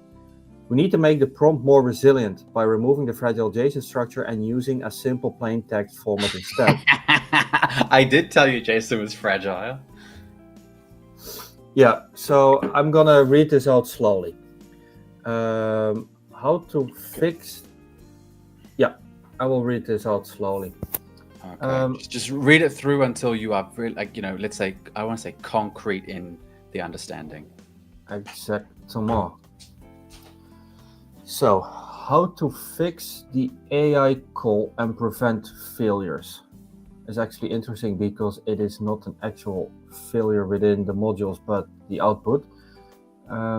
We need to make the prompt more resilient by removing the fragile JSON structure and using a simple plain text format instead. Then why did it actually give us a JSON structure in the first place? Might be a question we need to ask later. 1. Go to the generate headline and snippet module ID 2. I don't know if the issue is from there, but anyway, click on the message array to edit the prompts. That makes sense. Find the final user message, the one with the variables. That was in completely in the end. Replace the current content with the following text. Old content is the JSON string, so that's actually what it shows us. And we need to change it to a more robust content. Here is the content to rewrite it, headline snippet. So it actually makes complete sense. Can you go to the second module? Yes. That makes sense, what it actually, the generate headline and snippet. Then go to the message array to edit the prompts. And we need, that one, and go down. For the old headline? No, this one here. No. Yeah. Yeah. Here is the content to rewrite. Headline 1 by 5. Because it's mapping to the... Yeah. This could be... Okay. So this is replacing all this? Yeah. Oh! It mapped it directly. Look at that. Okay, that's sexy. What I would say is save. Yeah. Because that's the next step. Click save. It literally tells us to click save. Oh. And just run it. Run this bad baby. Baby.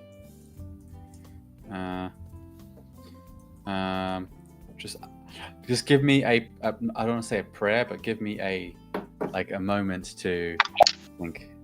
So, if I run it now, it's saved already, and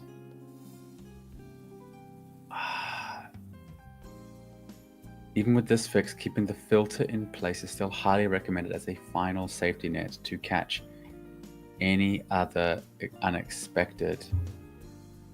Okay. All right. So he said run it.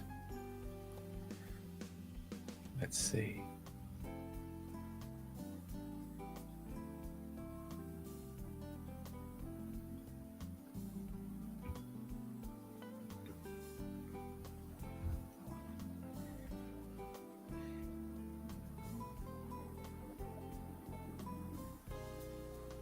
All right, so it generated them.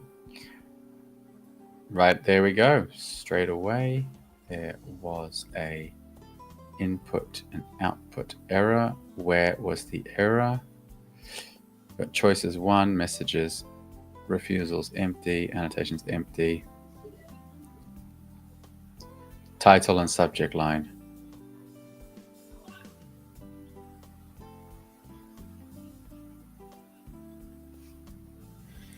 Okay. So there was nothing that came through.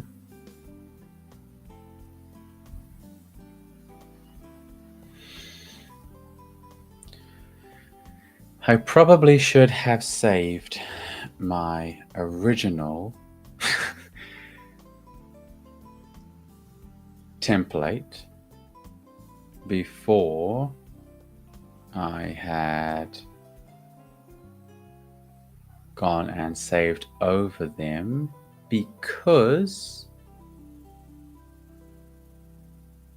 of that change, it might have caused the issue with the... Okay, so as you can see there was the title and subject line, and I'm just going to quickly try and look at the old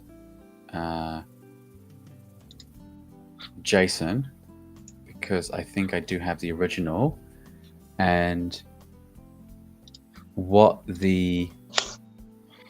Looking in the JSON here, I'll bring it over here. Can you see this? Yeah. Yes.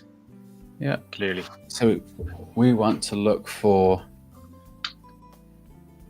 Where are we? Which module? Google Sheets update row? No.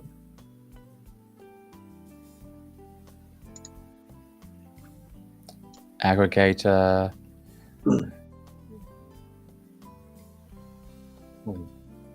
Newsletter 3 text. Wait.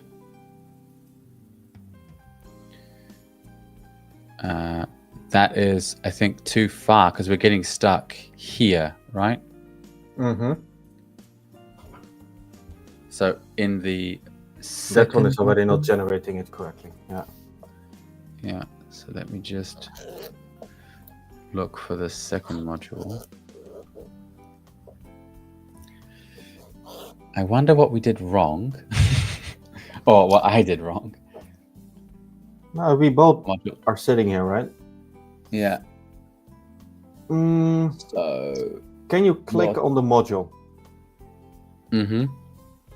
And let's just go baby stepping again. Mm-hmm. We go down and we see the text content. That's fine because that's the role. That's what it is. And if we scroll down to message 2, mm-hmm. it's telling rewrite the given Reddit headline. Style, usually blah blah blah. Maybe. Oh no, not yet. Can you go down completely? Message 3. This is the content to rewrite, so it's there. I just don't know.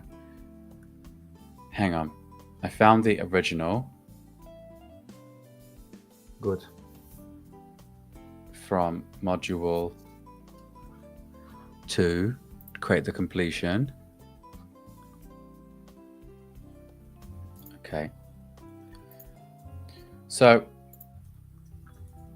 this is the original JSON. This one worked absolutely fine before. Why is it now not working? And what have we done differently for module 2 for it to start outputting nothing? Please help. Yeah. It's a good thing we are not going to have a live for an hour. Oh yeah, like that was just, it would have been just painful. But okay, see you next time. Bye. Yeah. What was working before? The original JSON was clean and properly formatted. Oops. Okay.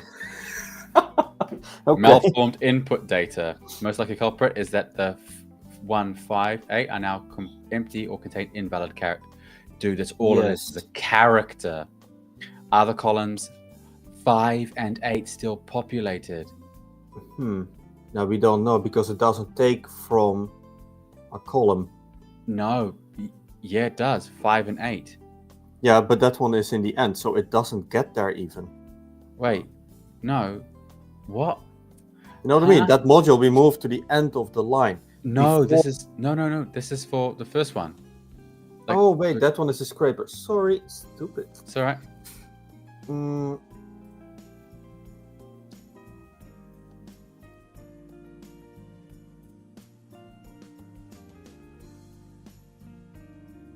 Add the single line to roll 2 at the end. Write the JSON, then end token JSON on the same line. No, that's just adding more stuff. If using in-JSON, strip it with a replace before pass. Optional hardening. Let's not, because we can't even get a softening. No, but let's see what is the result, because you went a little bit. Quen and Gemini. So are the columns 5 and 8 self-upload? Yes. Did the Reddit API change the response? No. Yes. Token limit exceeded. If the Reddit posts are now longer, you might be hitting a 200 GPT-4 nano. Okay, we don't know. JSON escaping issues. The double quotes in your user content might not we can go to mini then. Yeah. Oof. Okay, what's the maximum completion? This is what I do sometimes when I don't want to save something. Just go quickly temporary. So give me a quick breakdown of each OpenAI model that is publicly available for API usage. Think deeply and search the internet for accurate and only factual information about each token, input, output, and just tokens for each module that can be utilized. Each and maximum tokens. And now I won't have to go and like people still literally will go and search by themselves when we have agents that will literally just, you just set it to do that, and we can, I don't want to say I'm tired of this, but like this has turned into a deep troubleshooting thing, and it feels like we fix one thing and we break another, we fix another, we break another, and there are so many really cool things I want to talk about, but this is let's give it another 10 minutes or so, and that's it. And after the 10 minutes, I just don't have a newsletter anymore. We have nothing anymore. Then we can actually start talking about some stuff, because I remember that you wanted to show something about that one, Omnara. While it's thinking, what do you think this actually does? I hope solve all my life problems. Well, obviously, no. I have too many problems. But Omnara ain't one. No, I hope, because right now when you have Claude Code, you have to actually on your thing open the terminal, put in first start open Claude Code. Exactly, then it pops up, and I think that will not be necessary anymore.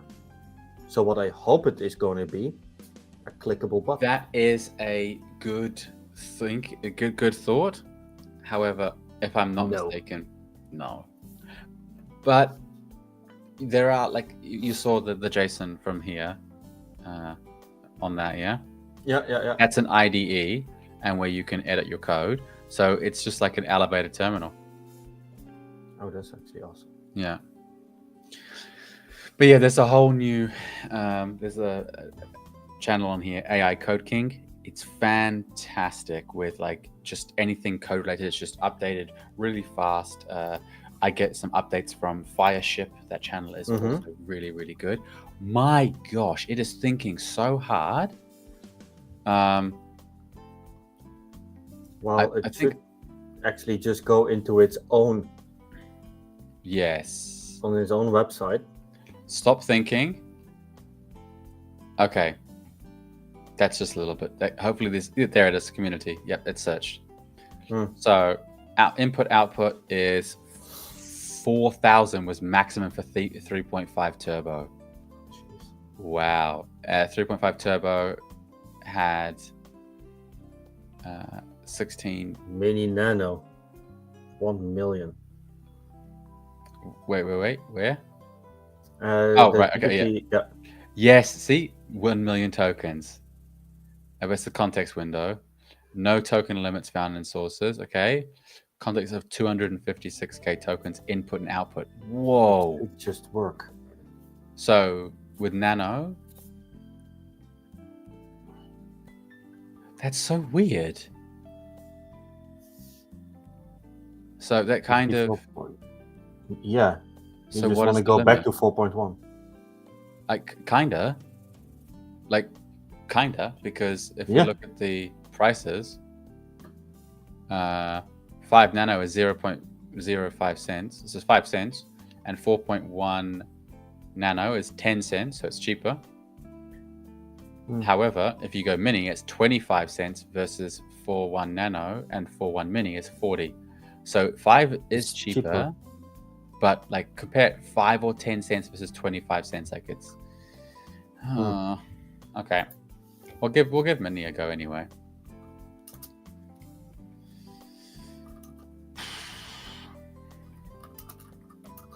Okay, so before we save this, we are going to check. All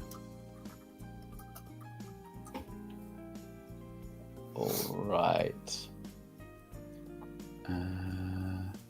So we've got Gemini doing the backend. Why it's failing now? The fragile prompt. Break if the incoming text from your Google Sheet contains certain characters. The most likely reason for the failure is not a newly scraped Reddit post snippet contains a double quote character. Okay. Good data works fine. Bad data causes failure. So good data, the snippet in your sheet is an AI model was released today. Mate, so that's probably why the last one came with that weird new headline because it broke it. Whoa.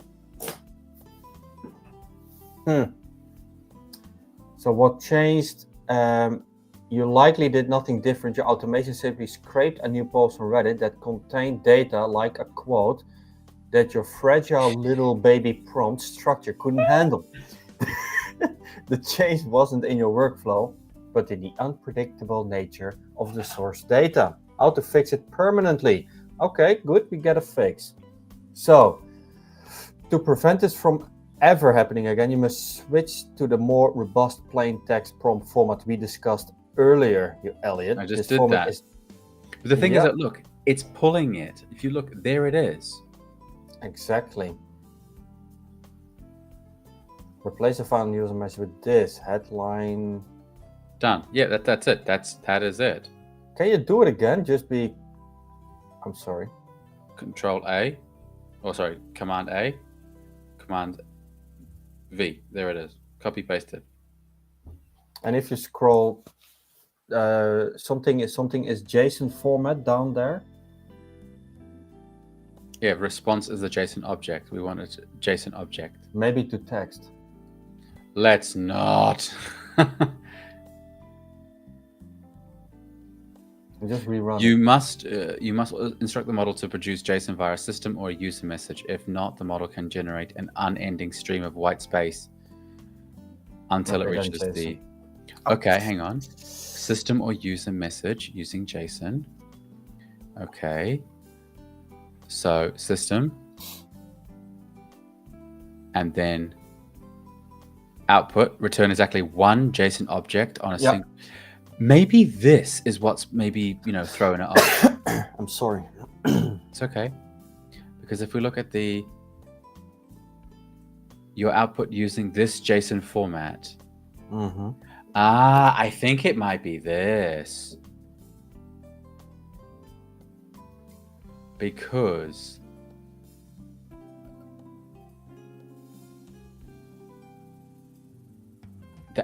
it was fine before. I reckon it's this. Because this format...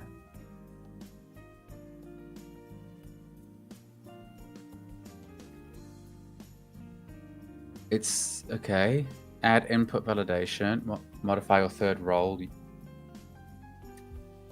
and then add a code module before the open. Oh my god! Whoa, no! Whoa, what you doing, Quinn? Enhance system prompt. Quinn goes crazy. The way you said it, Quinn. Yes. Sorry. You are an AI newsletter editor. Rewrite blah blah blah blah, and then return Always default return JSON with no content.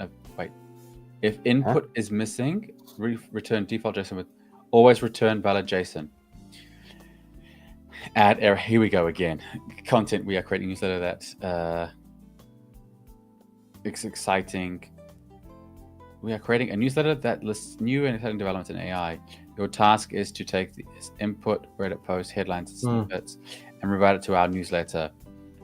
Use a casual blah blah blah blah blah. Keep the paragraphs and return no content. Check back next week for more AI updates. Return your output using this JSON format. I think that JSON format just try to put that one in.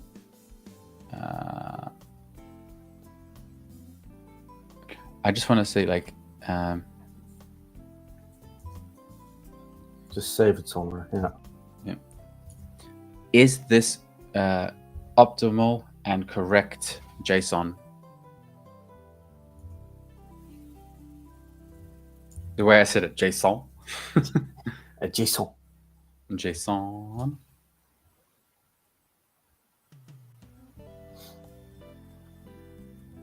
This is this end JSON. Like, I don't really want to do that. No, it could fix it, you know. Yeah, but that's if you still want to stop.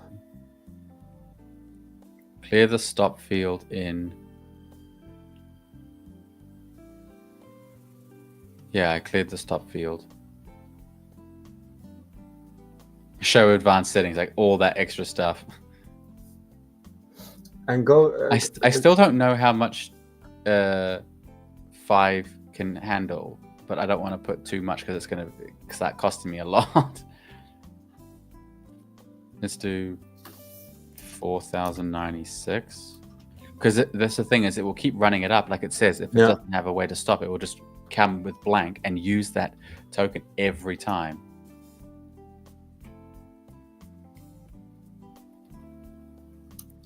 But this is to generate the new headline, new snippet. I don't think it will need that many tokens. I think that's a, what was it, 2048? Yeah, 2048. Okay. Quinn and Gemini say, no, this is not optimal.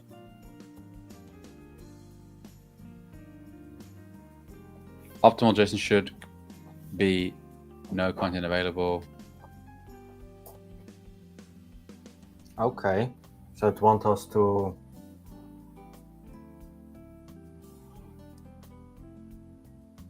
add this rule to your GPT instructions. If input is empty or invalid, return that. Check back next week for. Okay, we'll give this one a crack. Let's just give it a go. To the GPT instructions. But yeah, and that was in 3. You sure? No. No, I think it was 2. There, yeah. Yeah.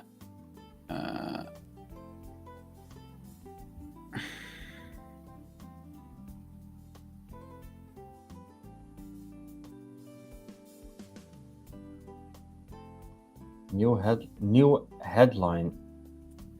Wait, huh? But new. If input is empty or invalid, return new headline. Maybe, maybe, because I've never done this before. New headline is not. Okay, hang on. Correct. It is syntactically valid JSON object. The keys, new headline, new snippet are enclosed in double quotes, and the values are valid strings as required by JSON standard. Yeah. It is the ideal format for this task because it is simple, flat, and easily parsable. The subsequent modules in your make.com can easily map these values using result.newHeadline and new snippet. That's exactly what I thought. I just wanted to say, like, because it's not linked to anything. New headline is not linked to something. Yes, because it creates the output. It creates the Okay. JSON. So that's when it says like result dot that is result. This is the result. Exactly. Yeah. So tell it to that it has to rewrite the new. Hang on. Will this? Oh fudge! That is. Yep. Too late. I didn't get. Look, it's. I got it there, but I didn't get it there.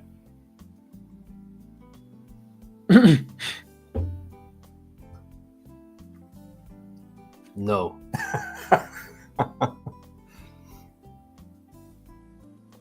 I think we run it. If it hits a snag, we're done so for today. Yeah.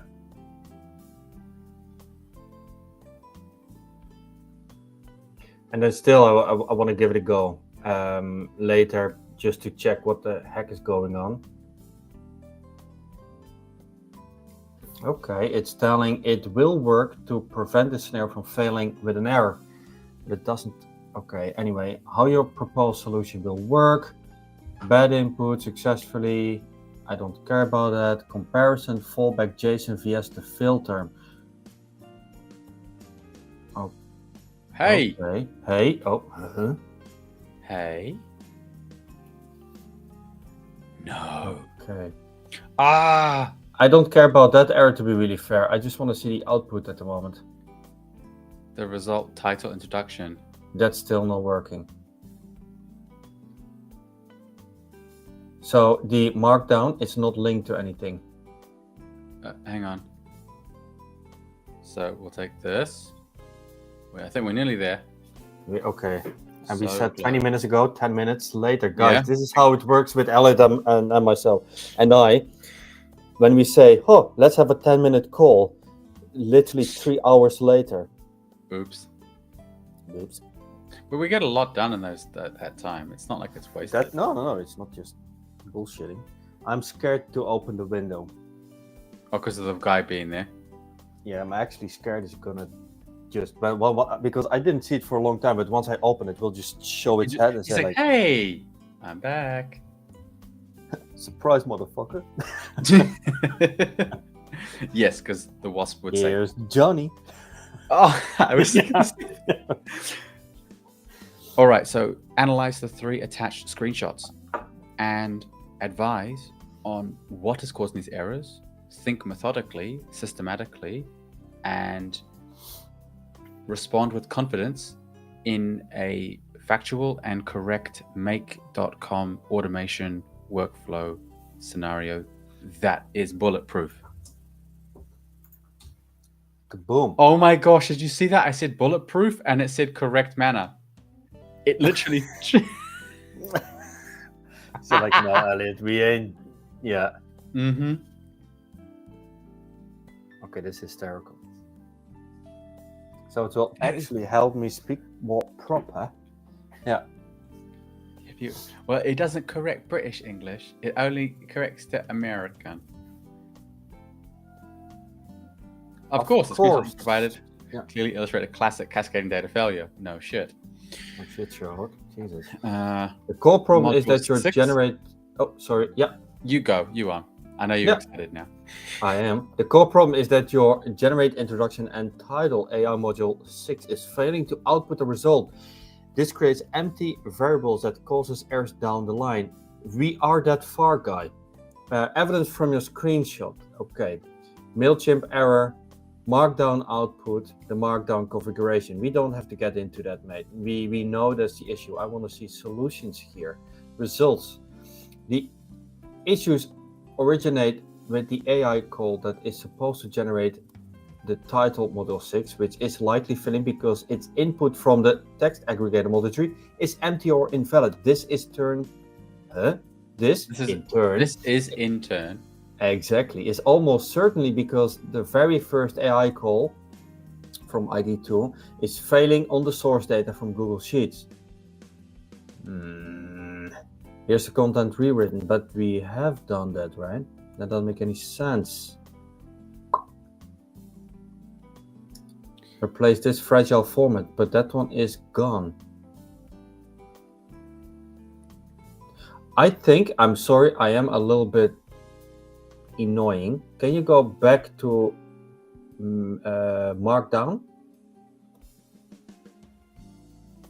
Yeah, there you have the 6 result title. I think that is broken. That is not linked to anything. Yeah.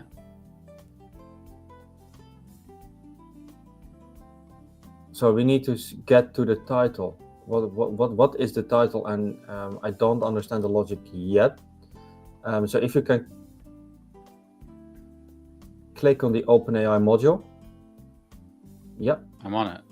And then output and see where the title is. Empty. Huh. I think it's to do with the prompt. It makes more sense, yeah.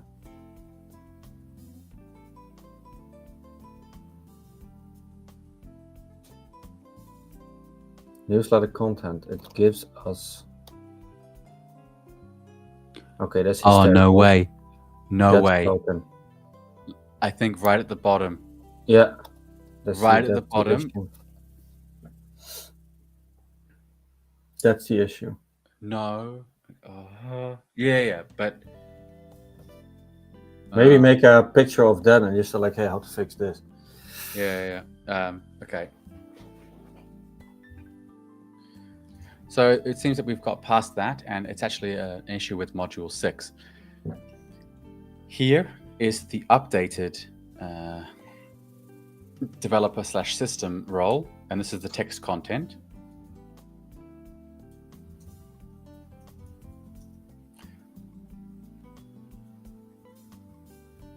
This is the message 2, role is user, and the text content.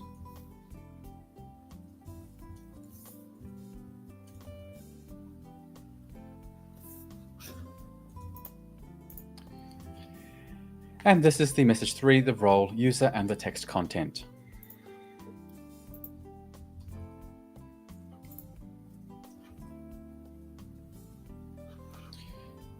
Correct me if I'm wrong, but it seems to be failing in the markdown as unable to get the introduction and the title. Yep,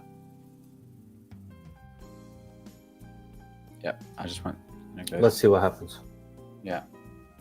Okay, sometimes you just can feel that you're close to the end. Yeah.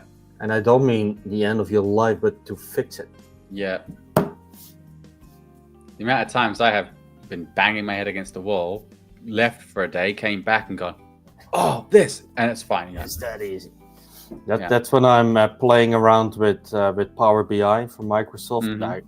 Sometimes I just have to sleep over it or take a shower and then it works. Okay, the problem: conflicting instruction in the final prompt. Your current final message. So let's go to the solution, mate. Clean and separate instructions. The fix is simple. Remove the redundant JSON structure from your final message. Okay, let's just do that. Go to your OpenAI model 6. Navigate to the third user message. Correct the final user message by literally removing the final line. Can you just remove it? No, I wanted. Yeah. Okay, yeah, I could have just removed it, but. Save. By removing the final message, just run it and then I will read. The AI will refer to your second message for the output format rules and will now correctly process the content from text tree to generate the title and instructions. This could resolve the errors in your downstream modules. I am not happy that it says this should resolve. So it is not entirely sure either, but this looks promising. Come on. Oh. I just subscribed to your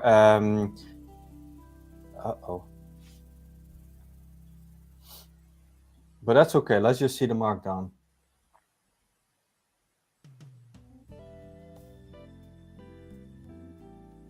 Okay, this is crying me. And the generating tile. So in 6,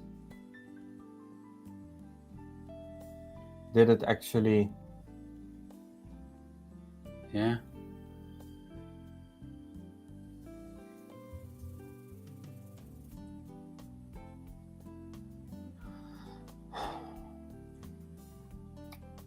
Well, this is not frustrating at all. I think for people at home who are still watching and being frustrated at us or just laughing at us at this moment. A proper person would come along and go, yep, no, you're going to just fix this one line. Here you go. The worst is that we do this every day. Anyway. This was the output from Module 6 and Module 5. Figure it out. Because this is my last attempt today on it. Yeah, then you're going to show me or That should be 4 us. hours. I'm going to show everybody. That's completely fine. Yeah, the Omnara. 4 hours on like I said, it's a pretty small module. It is ridiculous small. We have so many more complex which are just running and took us less time to build. Sometimes This is sad. trying to run before you can crawl. Of course, the two screens provided are the perfect diagnostic trail. They show exactly where and why the failure is occurring. The evidence, the smoking gun. The key piece of evidence is in the two critical fields here are content empty, finished reason, length. The finished reason length is the smoking gun. This specific status means the AI model stopped generating its response because it hit the max token. And I called it an hour ago. It might feel an hour ago. Dude. It could have easily been 2 hours ago. Dude. 4.1, right? Oh, fudgesicles. I still want to have the reasoning, so I'm going to give Mini a go. Oh my gosh.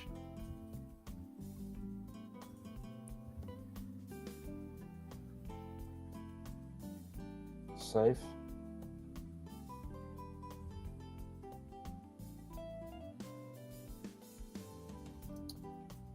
It will be pretty sad if this is actually it. But it's not Mini, I think you did. I did Mini on purpose. Oh, you did. Okay. No, then it's fine. Sorry. It's all right.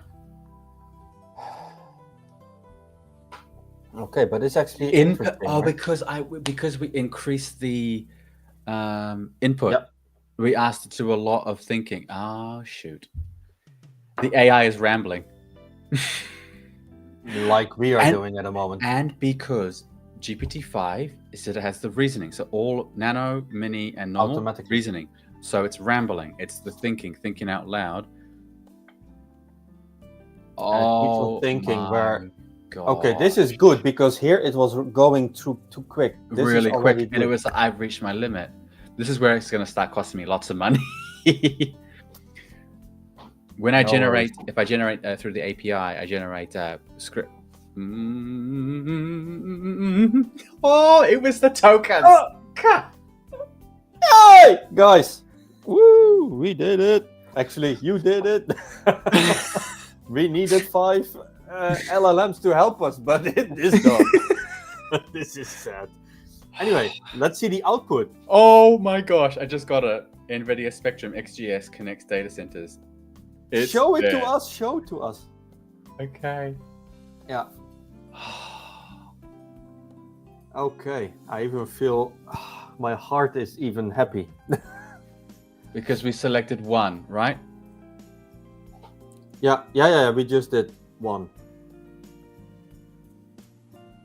Okay. Now, there's already an output. Now we have to make this. Nope, another time.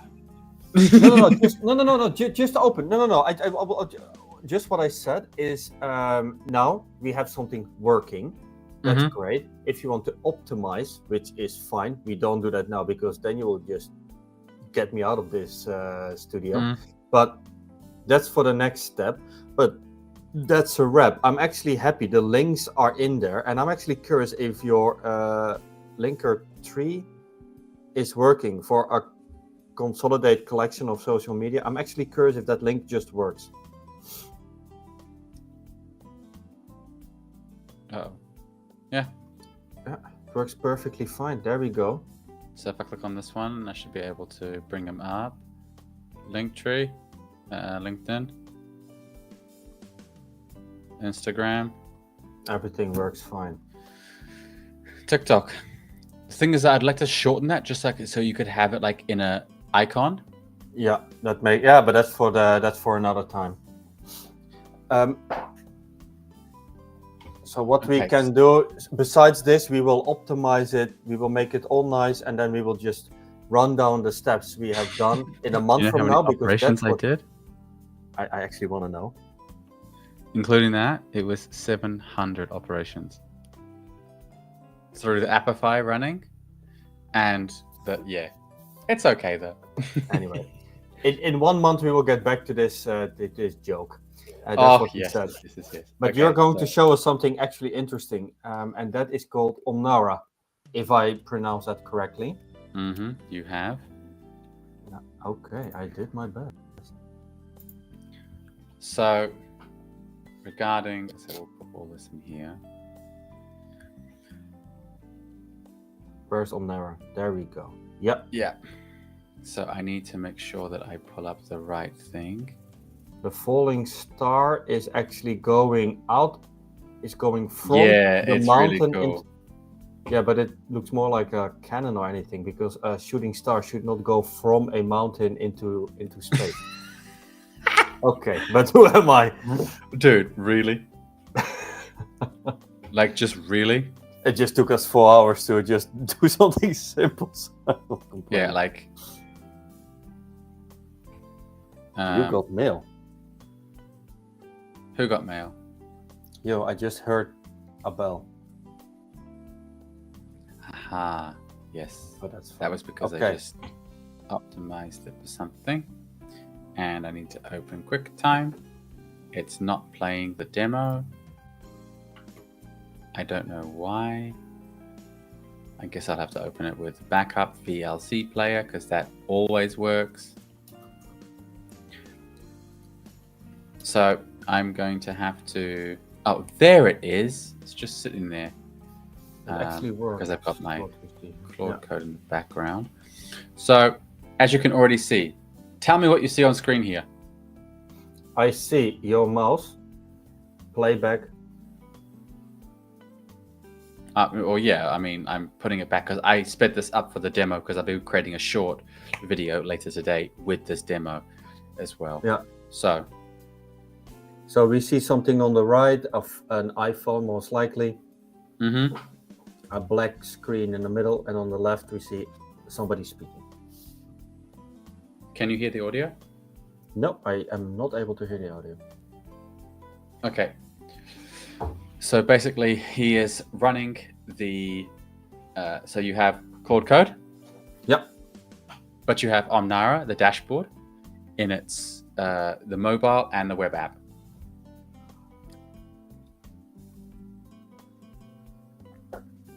So it's just like having a chatbot for Claude Code.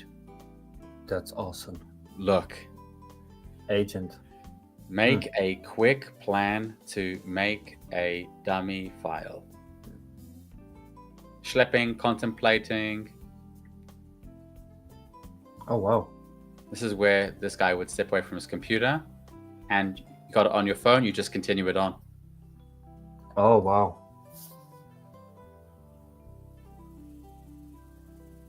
Okay, that's really cool. Yeah. So you can click on it or you can tap on it and then accept the edit, so you can basically be mobile. I've never seen this before. Never, and I have never heard of it. I never heard of it because it's not on. I just haven't heard of it. We must be under a rock, or I just didn't get my notifications of like latest updates or latest trends or latest tools.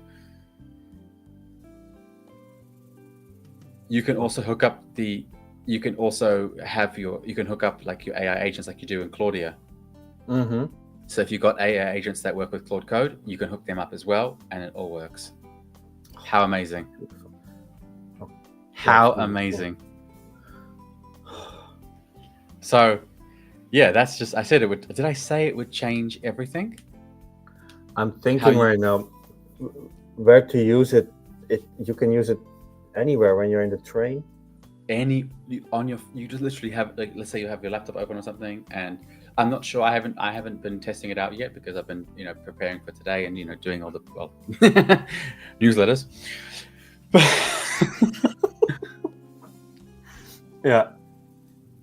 But yeah, So because what we can do, we can actually do a live session the next time, on Tuesday, where we actually And go go through. into Omnara. Yeah, Claude Code, what's possible, what not, how to set it up, because it's actually freaking easy. Yeah. And what is It's Omnara literally then? pip install Omnara, but I'm not sure if they have Android yet, but like App Store, yay. That's actually cool. I'm actually going to download it. Okay, maybe not now because we're live, so that Yeah. I will just do Priorities. something else there. Priorities, baby. Okay, Priorities. and then I think you said something very hilarious. Nano banana. Oh, yeah. So You mind showing me and us? yes, Nano Banana. It's the Okay. nanobanana.ai. It's, if I'm not mistaken, this is just a wrapper of it. It's not the. So transform any image with simple text prompts. Nano Banana's advanced model delivers consistent character editing and scene preservation Ooh. that surpasses Flux context. Experience the future of AI image editing. Now, I need to. So we have a look down here. You want to do text to image? Go on. Yes. Give me a. I always say the same one because you get interesting results. It's a how do you call it? Like a man floating in space through time alone, etc. Going past the rings of Saturn. Okay. So, a spaceman in an astronaut costume, suit, floating past the rings of Saturn into the deep emptiness and vastness of the galaxy and space. Costume suit. Costume. I'm an astronaut. What are you wearing? I'm wearing a costume. Dressed as what? Who choose Nano Banana? It's so funny, eh? Lightning fast. Oh.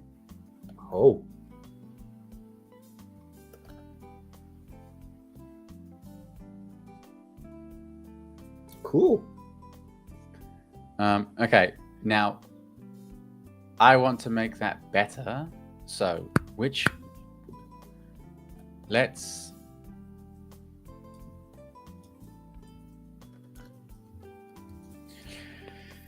take this basic image description, and I want you to think like a photographer who is trying to compose a very unique and poignant image. Take reference from some of the most beautiful images captured or imagined. You can take reference from NASA and images from James Webb and Hubble, and take the likeness of the older astronaut suits and newer cosmonaut and astronauts to create an enhanced image prompt.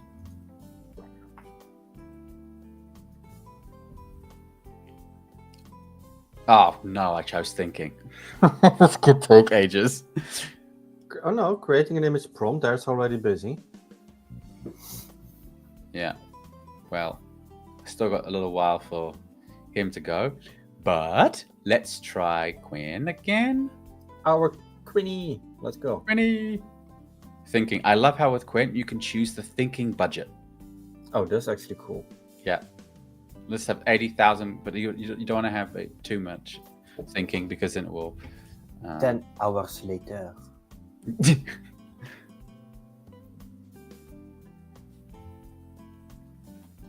Gemini is good with that stuff too. Oh yeah, and also you can import code. So if you wanted to have it in like whatever JSON or everyone's on that hype train of JSON.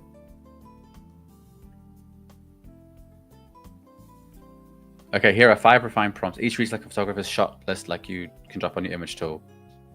Let's see. Number 1, Nano Banana. Plop. And this is the ultra fast AI creation something instantly. It's actually very quick. I mean, can you just put that one in that particular prompt in 4.1 or 5 even? I'm just curious if what it will generate.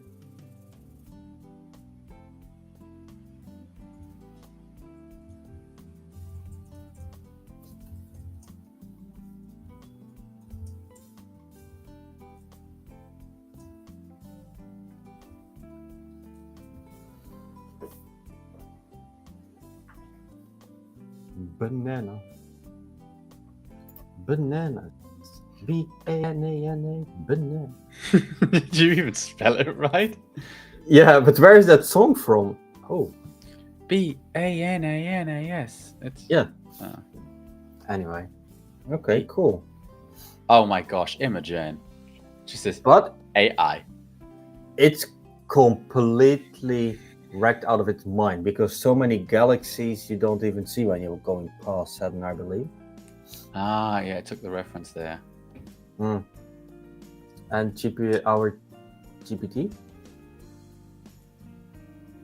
Yeah, we are bullshitting around right now because I think we are a little bit tired of the troubleshooting we had to do. Yeah. That's what Gemini came up with. Quinn. Composition. Oh my gosh, that's what I wanted. Yes. We can even put this one in VO3. VO3? VO3. Let's see if it makes actually a nice video.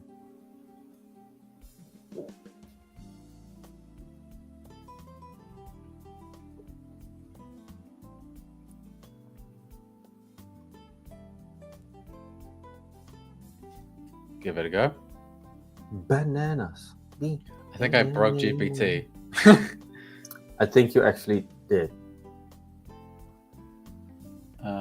Okay, so I have the desktop app, and it's really cool in Chrome. You can just click the little icon, and it will open in the desktop app up here. Oh, cool. Yeah, it broke. Yeah. Oh, snap. Stopped reasoning. Yeah. Okay, rethink. Okay, we're going to do instant answers right away. Try again. We can use... Okay, I'll try and bring it up if it comes up later. Okay, that can take a little while, but we'll still take this. 1.2 lens. So that's really cool. It even puts the ISO. That's really cool. Let's see what it does now. Prompt is too long. 1K is maximum. Okay. So it's 3,000 characters. Okay. Slightly too many. Just a little bit. So key inspirations embedded: Hubble's Pillars of Creation, Webb's Cosmic Glyphs, Voyager's Pale Blue Dot, Apollo's 15 Fallen Astronaut, Andrei Tarkovsky's Solaris, The Emotional Weight of Silence. Ooh, jeez.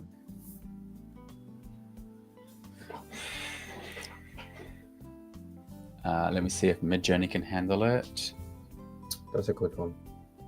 The job has limited visibility. It just broke itself. Like it just straight up broke itself. I want to create a variation, very subtle. Oh my god, it's so cute. Oh my god, what did it come up with? Because we don't see your screen now, right? I know. I'm waiting for it to finish rendering first before. Yeah. This job has limited visibility. I think that one's going to be really cool to animate. And maybe... Oh, I don't know, but like, dang. Let's see. There we are. Holy moly. Reading a book? Okay, that's hilarious. But that's a good quality stuff. Yeah, I love Midjourney. Actually, it's very interesting. It's just like, oh, I'm taking a break. I've been traveling through the galaxy for a while. Yeah. Oh, gotta check my galaxy map. Where are we? That's like the bullshit. Like when you, and he still had it in his hand. You saw it? Yeah. There. That's it. It's just floating past you. He goes, "Hey, bro, catch." Yeah, but when you go to the zoo, you have those little leaflets. Like this is an elephant. Yeah. So by the way, I asked for some variations, and this guy's like, "Oh, I'm pooped." Yeah. This one's quite cool with the swirls and animation. I like how the light in the background. The light is actually really cool. Yeah. Ooh, even with the Milky flare. Way. Yeah. Oh. I wonder what VO does. Ooh. The angle gets weird on that one. Higgs field will definitely, take the cake. I think we should both chip in and get a Higgs field and just go crazy, and actually really learn how to prompt it so well, because there's so many let's say quick tutorials out there at the moment. Yeah, but you can actually do. That's really freaking random. And just not moving, right? Like, oh. Okay. What that string does? Like, is that a string from string theory? Or? I don't know. Okay, that's weird. Space jizz.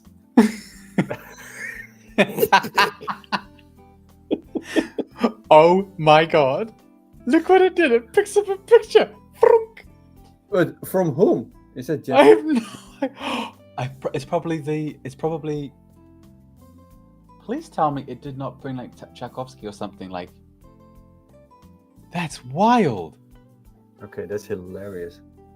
Oh my gosh. Okay. So Nano Banana couldn't handle it. What did Gemini get up to? Oh, I pay. This is not fair. Exactly. Okay, I cannot hear it. Oh, damn. Okay. That's okay. Try again later. We'll try. Actually, you know what? We'll try the other one, eh? Spacewalk near Ring Shadow, astronaut in a newer EVA silhouette with modular backpack, lifeline drifting, classic gloves and boots inspired by vintage Apollo, visor catching a crescent of Saturn, backlit rim light, and small kicker from reflected ring ice. Oh, what is the movie? Have you seen the movie Spaceman? Oh, wait, is this? I went to see a movie with my friend a long time ago, and it wasn't Interstellar because that was incredible, but it was like something about like space or something, and I fell asleep, and I don't fall asleep in movies. I was like, what is this? That might have been that movie with a spider. I don't know. It was so long. It's like 3 hours and nothing happened. It was so boring, and I was like, yeah, that one is not 3 hours, but it yeah, I actually do like it, but I'm boring, so that might be it. Anyway, let's continue. So we want to actually enhance those prompts. Take the below prompt as a reference and stylize it so it can be crossed and used for Midjourney prompt, a Higgs field prompt, a Kling AI prompt, GPT image. Yeah. And a Nana Bananas BNA. Sorry, prompt. No worries. I'm just laughing about myself. 1,000 character limit for Nano Banana. I hope it doesn't do that for all the prompts then. Oh, I mean, you don't.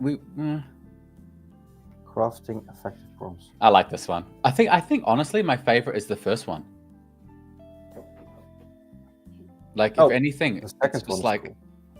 It's just so random. Like, oh, yep, just. I like that you can actually see it in the windshield. Is that a windshield or helmet? That's what GPT created.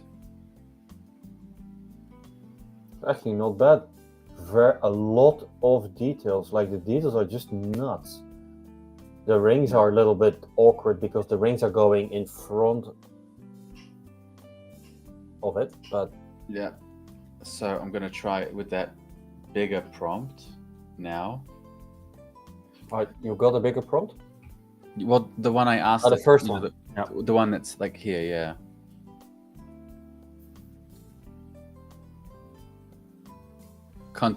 Counting text limit for Nano Banana and Mid-Journey variants. I was going to say Mary Jane. When I saw MJ, it wasn't Mid-Journey. Mary Jane.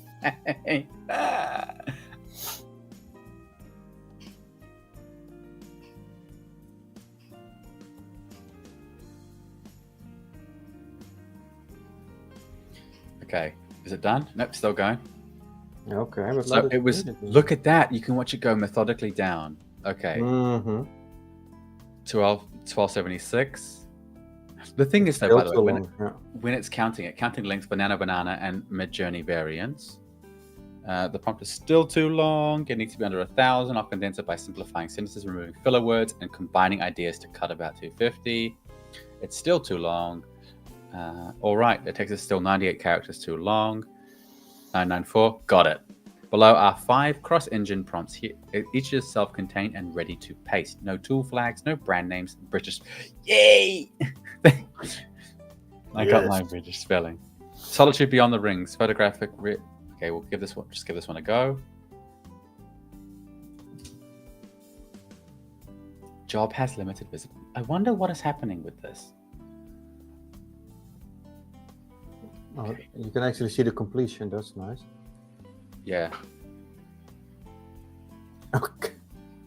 Solitude Beyond the Rings, photographic realism, Apollo era white suit with hand-stitched wear, visor partly retracted, one weathered eye with Russian features.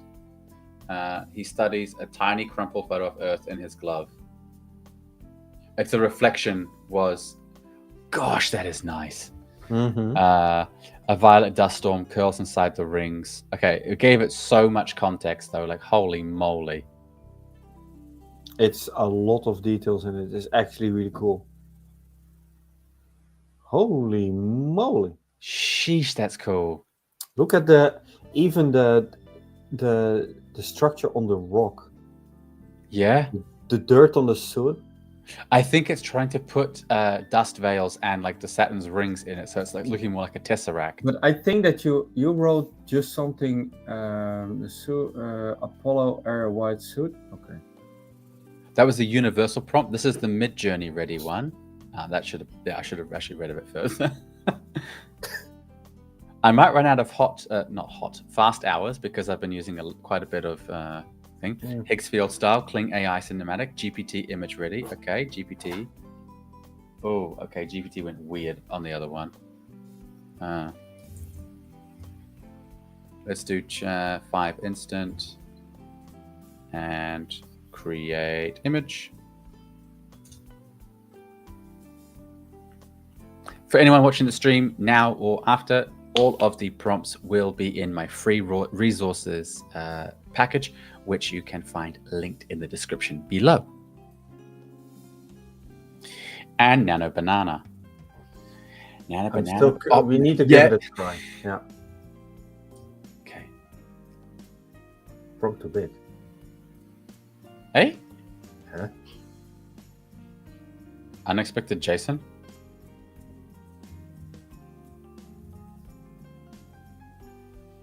Yep. What? Yep. It was image to image. There we go. You get 2 chances. Cool. Oh, that sucks. Anyway, doesn't matter. This is the other one that GPT came up with. An old man, so that's pretty cool. Yeah. The wrinkles on the forehead. I don't know how it was able to actually shave itself in a suit, but anyway, it's looking great. Yeah. And this time it actually got the rings correct, because the rings are now going around the body. Okay, I'm not. Let's just try. Yeah, let's see what happens here. Granny, this is your chance to restore all hope. Yeah. Or just make us laugh. My brain is just actually just like blanked on other image generation tools. There's so many different tools now. There's Like too many of them. my head is freaking exploding. It's too many, and you cannot keep up with it. It's almost. I think Yeah. the space will. Oh no! I thought I pressed instant. You did. Ah, okay, but it still thought. I remember you did. Yeah, but it went because my default mode is thinking, because I chose default for thinking simply because. But maybe you did that on the astronaut image prompt. In the middle of all your tabs. No, this was a brand new one. Oh. I don't know what that stone is doing there. A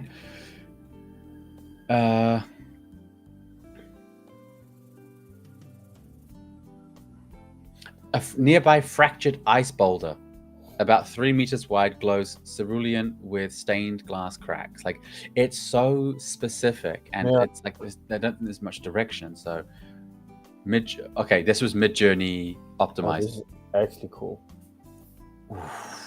This is really cool. He just looks so lonely. Weird. This one is just sad. I feel sorry for it. This looks cool. Oh wow! Damn. Can you zoom in on the hands?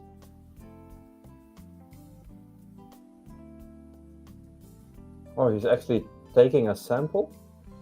No, so this is reflecting, looking at the back, looking at Earth. If I'm not mistaken, where is it?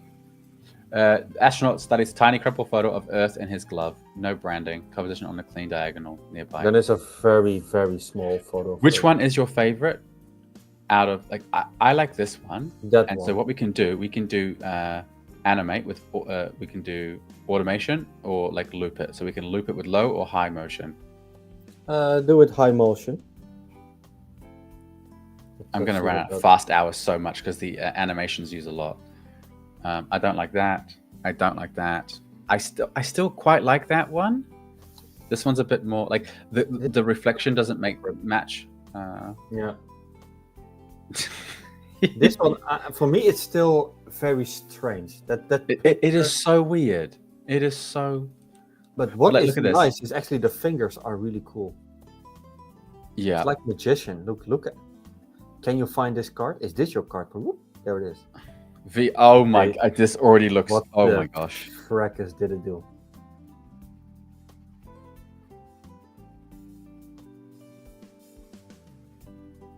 Okay, I should have done something else before I did that. That was so dumb. Yeah, no, that is not dumb, but it's funny. I have a. Oh my god! It's making such a weird noise in my head. Stop playing. I want to open the. Where are we? The GPT. Where are we? Cinematic prompt for VO. Which one did I make? Prompt architect. This one. Yep.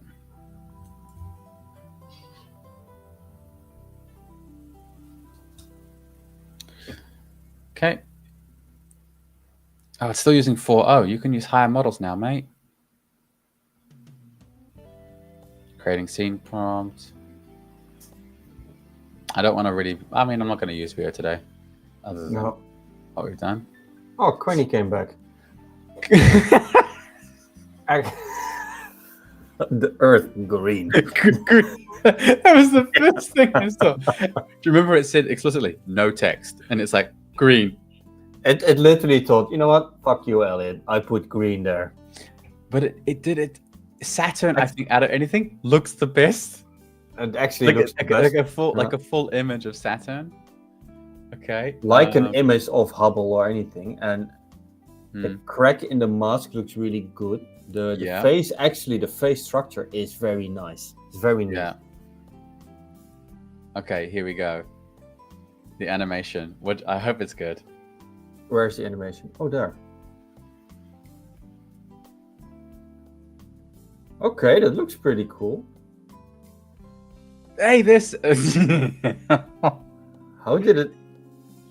Saturn. Oh, that one is cool.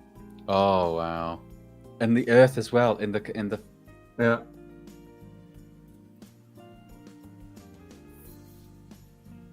Okay, that one is. Oh, it got a bit weird at the end. Honestly, I think that's my favorite. This one is Because Saturn actually is appearing like in the angle correctly. I do like this one. Yeah, you can see the reflection in the helmet. So here's an example. We can we can upscale, vary, remix, pan, zoom. We can add a pan. Oh, that's for images. Okay, hang on. So we want to use this as a start frame. And then we want to build on. Okay, hang on. From this one here.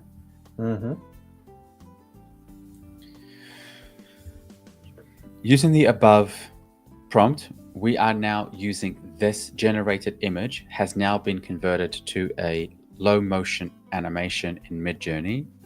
The output frame is the starting frame, and we want to now continue and create a sequence of events that create a short story. So we're going to have 2 more variations, and each ending frame will be the start of the new frame. Smart. Maybe. It's funny how we went from troubleshooting, Newsletters, yeah, Omnara, video creating. But I like that's the thing. You can just literally hop between them all the time.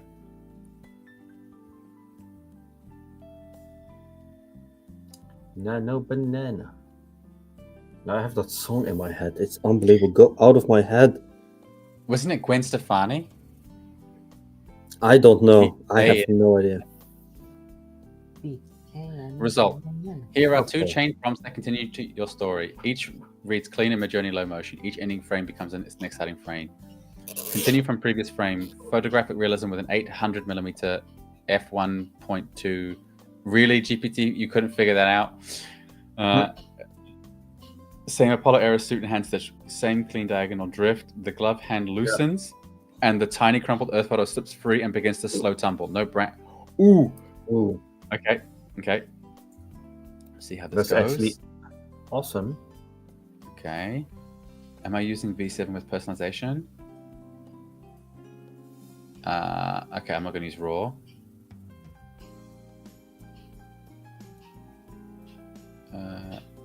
Oh, that I should have checked that before. Only create 1 video because that uses less hours. Quiet hour. Awesome. Quiet awe, like you're Oh, when you're in awe of something. that's hilarious. Okay. That is when you're non-native. Hour. Away. Away. I am away. Okay, the next one. Continue from scene 2. Photographic realism with the same optical field. The drifting photo moves ahead into the dust and gathers a skin of frost. The astronaut keeps a diagonal glide and relaxes the hand open. The ice boulder drifts out to the frame. The rings now read a soft S curve that leads across the image and adds depth. The violet storm braids into the layered veils. Subtle parallax increases the sense of scale. This is really, technical. Background stays near black with the same 3 red shifted pin pricks, ready infrared speckle. Gold light from left with a faint ring shine rim on the right. Okay, interesting. The visor reflection keeps the amber satin present, yet now slightly dimmer through dust. Okay, I'm actually curious how he's going to do this one. The hairline crack holds steady.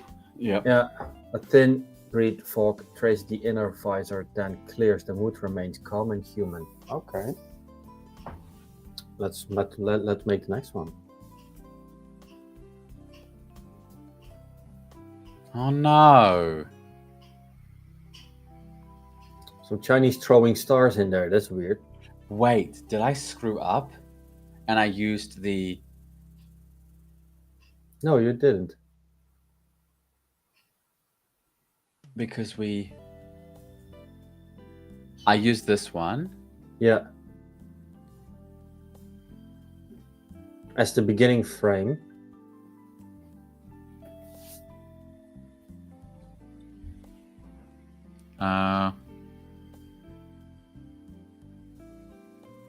Oh no.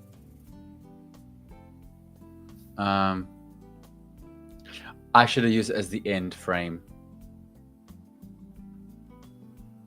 This one should have been the end frame. Okay, let's make it end frame then. Starting frame. No. Use start frame. Yep. How the animation ends. And now I'm gonna have to rerun this. That was the second one, yeah? This one? Yeah. Use the text. Please add a starting frame when you set an ending frame.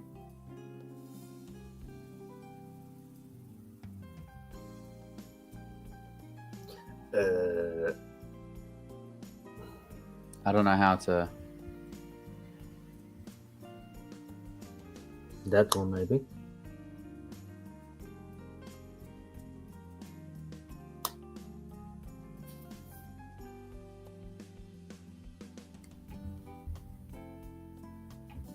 Let's see what it is going to do. That will be interesting. So you already input the prompt? Yep, I used the text already. So it took continued from the previous frame. Photographic realism with an 800 blah, blah, blah, blah.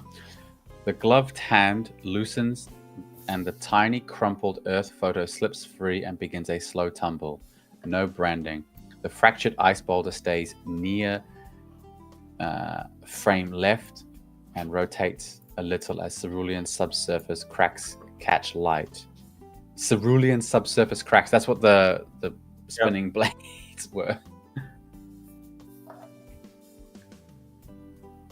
Okay, you see something generating on the right. Oh, those are those pictures.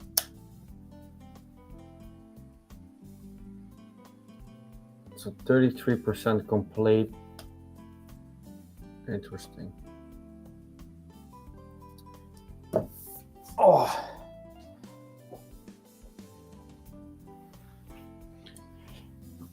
I'm curious what it's gonna poop out just there. So I think I got stuck. I'm not sure.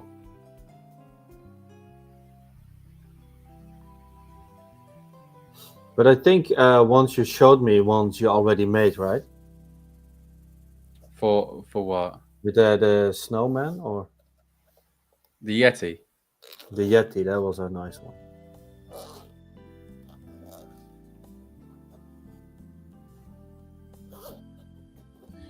Yeah.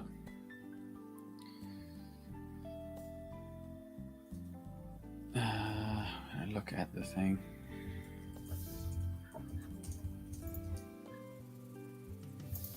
Okay, so I don't... Okay, if it's... 76%, so almost there. Yeah, and I think what we can do is that after that generated image or video, I think it's time to slowly wrap up because that means we have been here for 5 hours. Mm-hmm. And I don't know about you, but I think it lost. I'm getting hungry. I am hungry too. Actually, it's cool that it floats there.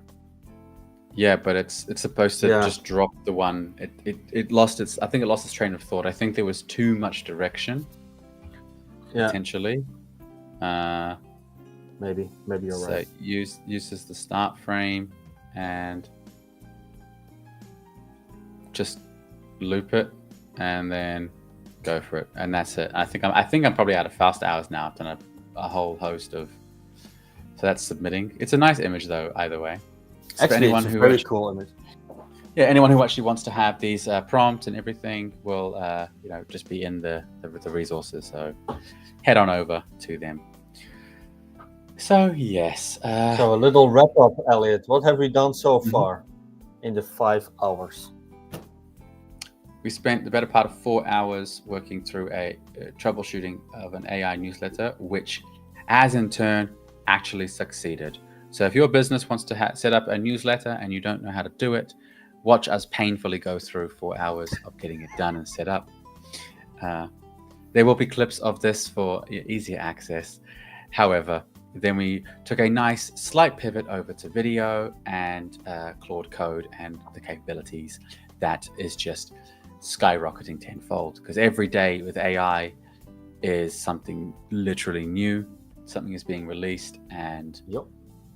it is such a wonderful and scary time, because in the back end there is a lot of situations where I look at what my agents are already doing now and And what's able to do in the Yeah. future or anything. Yeah. Yeah. And I think you missed one thing, Elliot. You showed us the Claude Code and then the tool Omnara. And we told that we are gonna go into that as well in one of our live sessions. Yes, actually, we what would like is to it? go live. I don't want Yeah. to say we're going to go deep dive into Omnara, but we No, are going to. Oh, Oh my gosh. So, guys, we're ending on a wonderful high here. We're quite literally, it went nuts. it literally went Which- nuts. Which way But do I not go? too bad. I don't know. Okay. Anyway, So- before I get space sick. Yeah, jeez. So, thank you everybody for joining. If you joined live, thank you to anybody who will watch this in the future. If you want to reach out to me or Michael, find us on social media. The links will be in the description below. Have a fantastic weekend as of recording this.